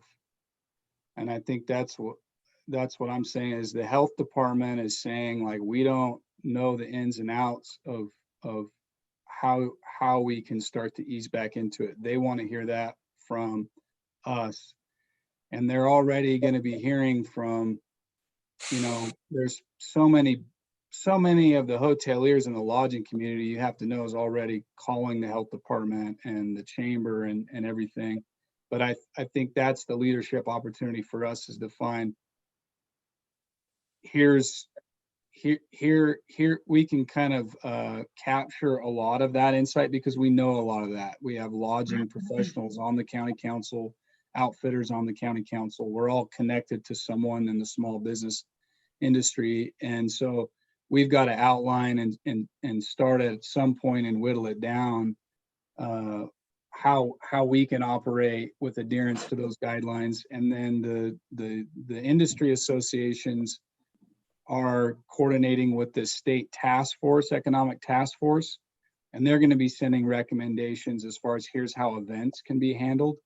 So the health department in Braden Bradford specifically is going to be hit from a lot of different directions on how to amend his order. But I think as far as the intricacies of the plan, outside of just dates and those things, a lot of that is gonna fall on us to provide that guidance. And the other thing is a lot of the lodging community, they're not really going to flip the light switch back on until we start advertising again, because it's going to cost them more money to ramp up in expenses and payroll if we're not going to be marketing. And so what I'm hearing from them is they want to know when, you know, we're going to give the green light to market, and how we're going to market, you know, is another thing. So I think it's just, I guess what I'm proposing is, you know, we have just under 2 more weeks left on the existing order. I'm anticipating them extending the order. I've not heard that they're going to do that. That's just what I'm anticipating them doing. So now is just time to kind of prep and plan and prepare what life looks like when we can start to allow some recirculation back into the local economy. I would like to jump in quickly and just say, I think there's been some misrepresentations of the health department's methodologies, and they are using a lot of modeling. And we have the advantage of Utah being behind the rest of the country, being behind Europe, and then Grand County being behind the rest of Utah. And so I do think that I absolutely agree there should be a partnership and coordination with the health department, but I do think they have some methodologies that make sense. It's not that they're just, you know, picking dates out of the air.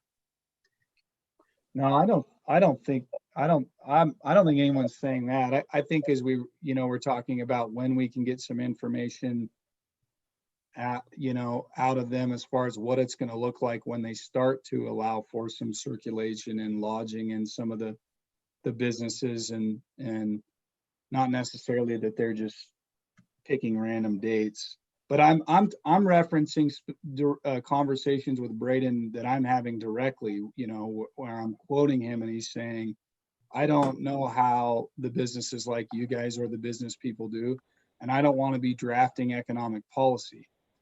And I don't want him to be doing that either. And I think that's our job. And so that's the conversation that I'm trying to direct here. Yeah. So, yeah, Do you understand me, or am I? Sure. Am I still cutting out? Yeah. Turn your camera off. Vice Chair. Turn my camera off. Yeah. And maybe see if that helps. Now can you hear me better? Can you hear me better? Yes. Yes. Okay, that's good to know. Okay, I apologize for not realizing that things weren't coming clear from my end. What I'm hearing you say, Curtis, is that we have an opportunity to help from this urgent stage into the other phases.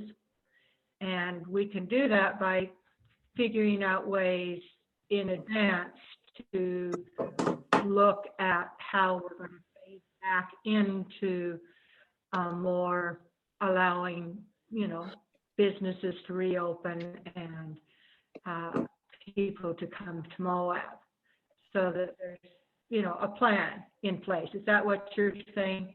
Yeah, so the Curtis? CDC guidelines and the recommendations from all the agencies, the health agencies from the feds down, if you go to the CDC website, I mean, it's pretty clear. And it took me a few hours reading and collaborating with other business people to understand, like, there's really a framework here of what they're telling the public that they want us to be doing and what they want us to not be doing. At the small business level, we know best as small business people how we can operate within that framework. And so the health department, their orders as it pertains to the business activities are going to be very general. And I think we all agreed that we wanted to flatten the curve and that we needed to really shut down everything and lock it down tight up front. It is inevitable that things open back up. If we want to avoid unnecessary economic harm to the economy and the revenue stream for the county, we, in my opinion, have a responsibility, yes, and an opportunity to understand and communicate back to the health department how to best add that depth to any subsequent orders or the lifting of the order, so that we can avoid that unnecessary economic harm. It's not about it's just about adding depth to the order so that we can get things moving again, and with coupled with the reality that the stimulus and that aid is not the solution, and tourism is not going away. As a matter of fact, there was a huge spike in demand to get to Moab that's been well documented. Once this became, actually after Tuesday night, after our meeting, when the WHO declared this a pandemic, everybody in there, a lot of people in Salt Lake, Denver, Phoenix, Texas markets needed to get to Moab, wanted to get to Moab because they felt like it was a safe place to go. That's going to continue to be the case after the order is lifted. So we need to set some groundwork for how we can do that within the CDC guidelines. Okay. No one's going to do that for us. Sorry, Rory had a comment, and then I think we probably better move on. Yeah, well, can everybody hear me?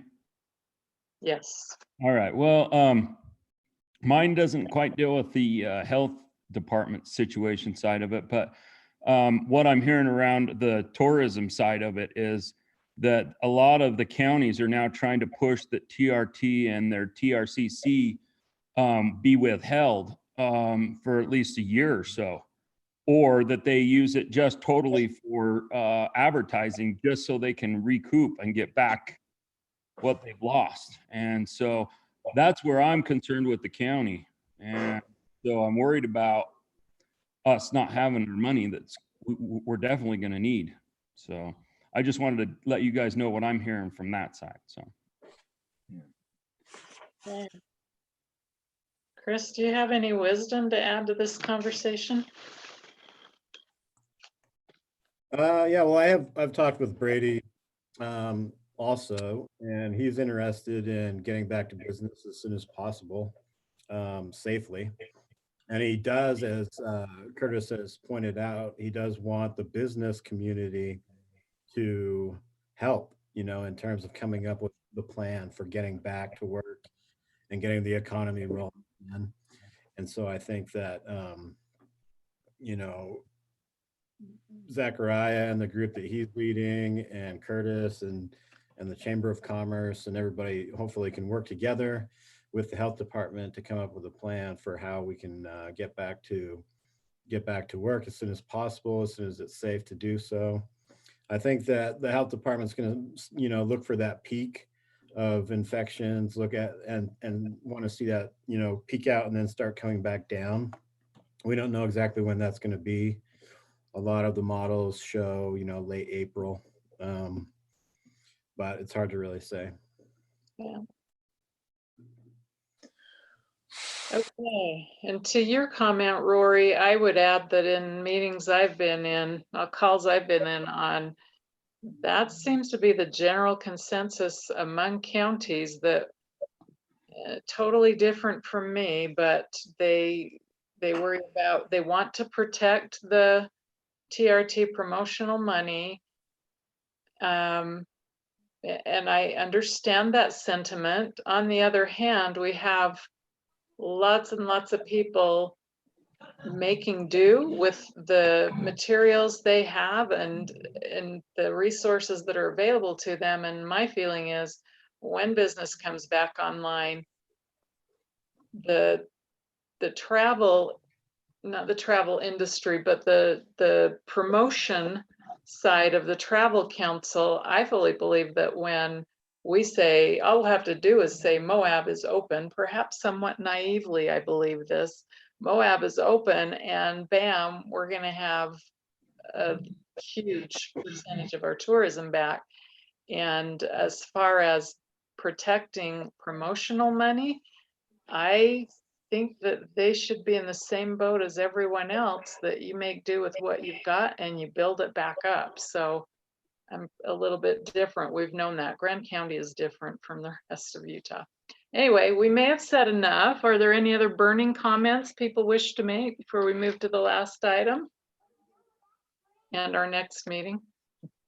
Yeah, I guess I would just like to say real quick, like it was hinted at by Curtis and Evan, but just it's really going to require, there's this piece that involves working in concert with health departments at the local, state, regional, and then federal level, because you know, people are going to get the appetite to visit Moab again when their local health department is kind of loosening things up, you know? So this is all, you know, part of this, I think from our leadership respect is sort of encouraging Brady to keep that finger on the pulse of what's going on with other health departments and how everyone can work together, which I'm sure everyone wants to get everything back in line and get Moab back in line and get all the other tourist towns back in line, online, you know? Yeah, and that was another thing that was mentioned, coordination among all entities within Utah, within the nation, because, you know, for instance, if the Wasatch Front all of a sudden decided to relax all their restrictions and they all come down to Moab and then we blow up here. So it needs to be a coordinated effort. Curtis, did I interrupt you? No, Gabriel made a good point, and you know, we could start marketing and doing lots of things, and if people are still in an environment where they're being told to stay home, and you know, then so timing is important, and there are multiple layers to this, but and then Chris made probably one of the most important points, which is simply when it's safe to do so. And we don't have the information to rationally analyze that now. We may not for some time, but we do have the information today to start to plan for what this may look like at the local level, business-wise, for them to operate safely within the guidelines. So that's what I'm working on, and I'm reach out to me and I'll once I get something I'm comfortable with to start circulating, I'll do that to all of you guys so that this can be a, you know, a discussion item again 2 weeks from now with something in writing. Okay, thank you. Last item on this agenda is S2, discussion regarding Grand County General Plan update. And again, that doesn't have to be a long discussion, just very quickly. I would like to reiterate the email that I sent out to all of you. It's a great time to look at the general plan. I've read about, a third of it, reread a third of it. And it's very interesting how much things have changed. And this is a good chance for us to think about how we want this area to be and where we want the Planning Commission and the general plan update to focus. And so I thought with that in mind, it would be good to have some kind of a date by which it would be nice to get input from all of you. And I'm willing to put it together and get it back to the Planning Commission after I run it past you. So my thought is, is it all possible to get the information back to me by a week from tomorrow, Wednesday, and then I could conceivably get the summary so that I know that I haven't misrepresented you, get the summary onto the next council agenda. Sounds good. Okay. There you go. I may send out another email. Thanks. Sounds good. Thumbs up. And just to, so that's what you're soliciting is just our general written feedback to how we might see the general plan adjusted. Is that right? Yes, yes. Okay. And there's good summary of what the Planning Commission has come up with in the packet. And Zachariah might want to add to this what he envisions this to be. Okay. I'm going to have to leave you all here in a second. Okay. Zachariah, do you have any thoughts? I would just reiterate the point that I've made to the Planning Commission several times, which is that rather than a large,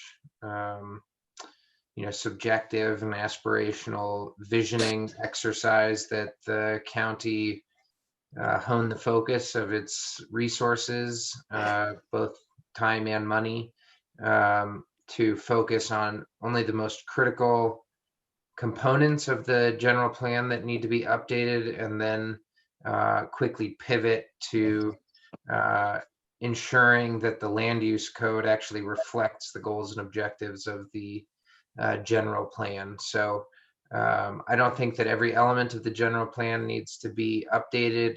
I would even submit that the county should move in the direction that other communities have with comprehensive plans, where your general plan or your comprehensive plan is really just a bow tied around the collection of individual strategic planning documents related to land use, housing, transportation or circulation, capital infrastructure, parks and open spaces, and then have a series of small area plans in the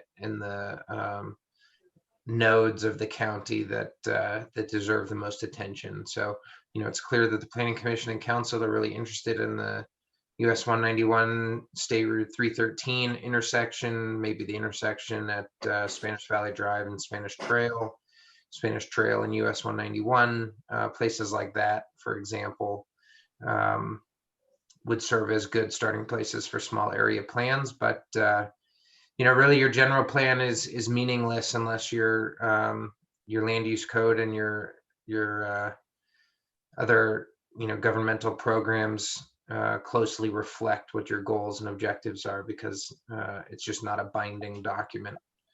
So in my mind, a good portion of the money is spent not on the general plan, but actually rewriting and updating the land use code. Okay, thank you. Any other quick comments? We do have another meeting, and it's been suggested we might have a closed session. Give me your thoughts on that before I close this meeting. We don't need to do the closed session. This meeting's way too long, so I'll do my thing and I'll report back later. All right, sounds good. With that, I would entertain a motion to adjourn this meeting of the Grand County Council. So moved. Motion by Gabriel, seconded by Evan, and with that, we're adjourned. But don't forget, we do have another meeting. This shouldn't take long. Let me get the right agenda up. Okay.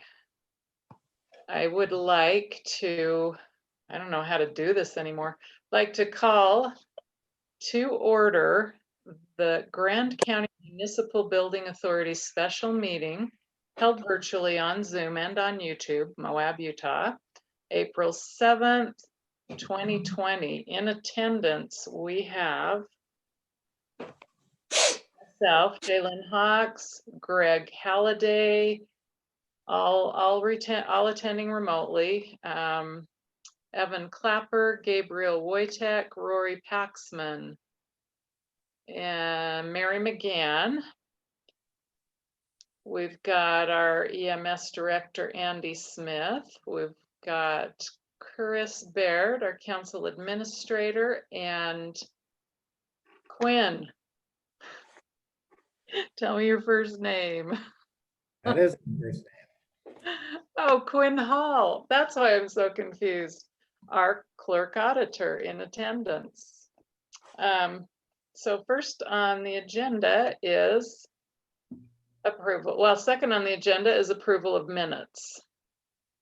Is there a motion to approve the minutes of January 1st, 2020 and March 4th, 2020 of the Municipal Building Authority? This is Mary McGann. I make the motion. Approve the Okay. minutes of January. Motion made by Mary McGann, and do I have a second? Second. Well, I saw Rory first, so Rory Paxman seconded the minutes. All in favor, we'll have a roll call vote. Greg Halliday. Oh, wait, is there any discussion? No. Okay. Greg Halliday. Aye. Yes. Cox votes yes. Evan Clapper Yes. votes yes. Rory Paxman. Yes. Gabriel Wojtek. Aye. Okay, motion passes. Have we lost two council members? Oh, there's Mary. She just doesn't have a picture. Mary McGann.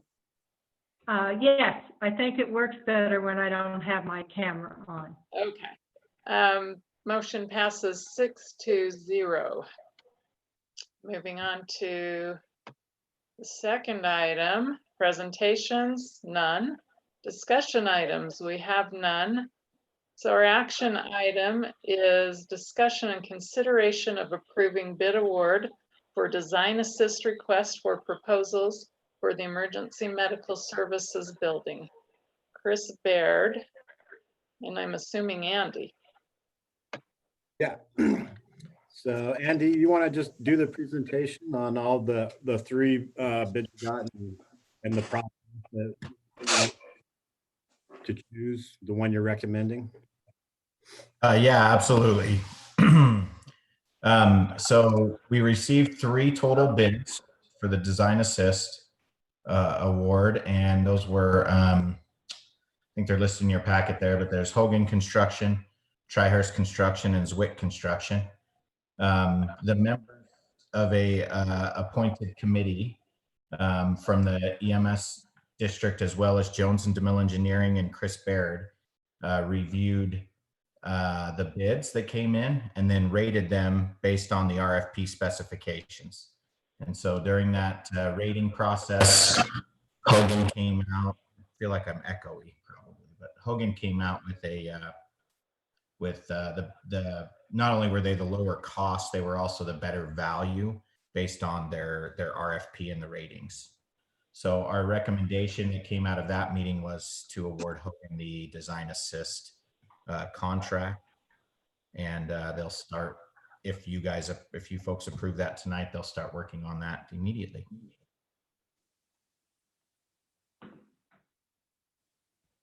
I'll make the motion. Can you hear me? Yes, thank you, Mary. Second. Oh, sorry. I move to approve the design assist contract to Hogan Construction and authorize the president to sign all associated documents. Very good. Motion made by Mary McGann. Do I have a second? Gabriel. Gabriel beat you to it. I sure did. Seconded by Gabriel Wojtek. Any discussion? Okay, I'll have to say I'm impressed with Hogan. Really liked it. We'll take a roll call vote. Greg Halliday. Aye. Yes. Jalen Hawks, yes. Evan Clapper. Yes. Gabriel Wojtek. Yes. Aye. Mary McGann. Yes. And Rory Paxman. Motion passes 6-0. Congratulations. Are we talking about tomorrow, Andy? Yeah, virtually tomorrow. Yep. Right, good. So this is just reiterate one more time, the design assist and is what we're starting right now. And then there's a construction contract that comes later. And so Yeah. maybe you could just explain that. Sure. Yeah. So the design assist portion, the plans are currently about 30% done. And so we're bringing on, the RFP was specific for a contractor to come in and help us finish the plans up and bring the cost down to what can actually be affordable for us before we finish the plan. So there shouldn't be any surprises at the end. So this is just the design assist process. It's projected to be about 30 to 45 more days until we'll have actual construction cost pricing from the contractor. Now, they have to give a guaranteed maximum price, and as long as that doesn't exceed the budget allocation for the project, then the RFP does allow this body, the MBA, to just go ahead and award the construction to Hogan, which would make sense as long as their pricing is good. So we'll be coming back to you in probably at least about a month for the parameters resolution, and then probably about 2 months for the construction.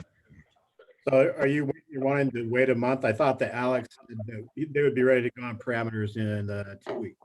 Yeah, I'm sorry. You're correct, Chris. I was wrong. 2 weeks. So yeah, it'll be similar. If any of the council members remember the process we went through for the bond for the airport, it's similar to that. We establish a parameters resolution, and then there's a 30-day protest period, and there's some public hearing that has to happen. And if everything goes how it's supposed to, then the master resolution will be automatically approved as long as all the closing parameters fall within what was previously adopted in the parameters resolution. Hopefully be able to approve it in 2 weeks. And so then all that has to come into to being done and fruition before we can actually close on the loan is once we get that RFP fully approved and awarded. And then the project, I think we'll start. I guess we'll have to talk a little bit with the CIB about how we'll continue to pay for the design assist. I'm not really sure, but we'll check in. Yeah, well, I'll send you an email. We've budgeted to hopefully be able to take it to closing. But again, we're in the same boat as the rest of you, worried about the income. So, but we're doing okay right now. Okay. Okay, so that means we won't be seeing any demolition right away. Is that true? Okay. All right. Any other comments? Okay, then let's move on. No public hearings. Any future considerations? No closed sessions have been planned. So with that, I'll take a motion to adjourn this meeting of the Grand County Municipal Building Authority. So moved. Thank you, Ed. Who's seconded? Second. All right, Greg Halliday seconds, and all in favor, just say it all at once. Aye. Aye. All right. Yes. It amazes me that Greg's internet works better than Evan's and Mary's in town. I had the same thought. I had the same exact thought. Hey, it cost me extra money. I just changed to Emory. I just changed to Emory to get better connection, so I'm very confused. Okay, thank you. Miss you all. Bye. Bye.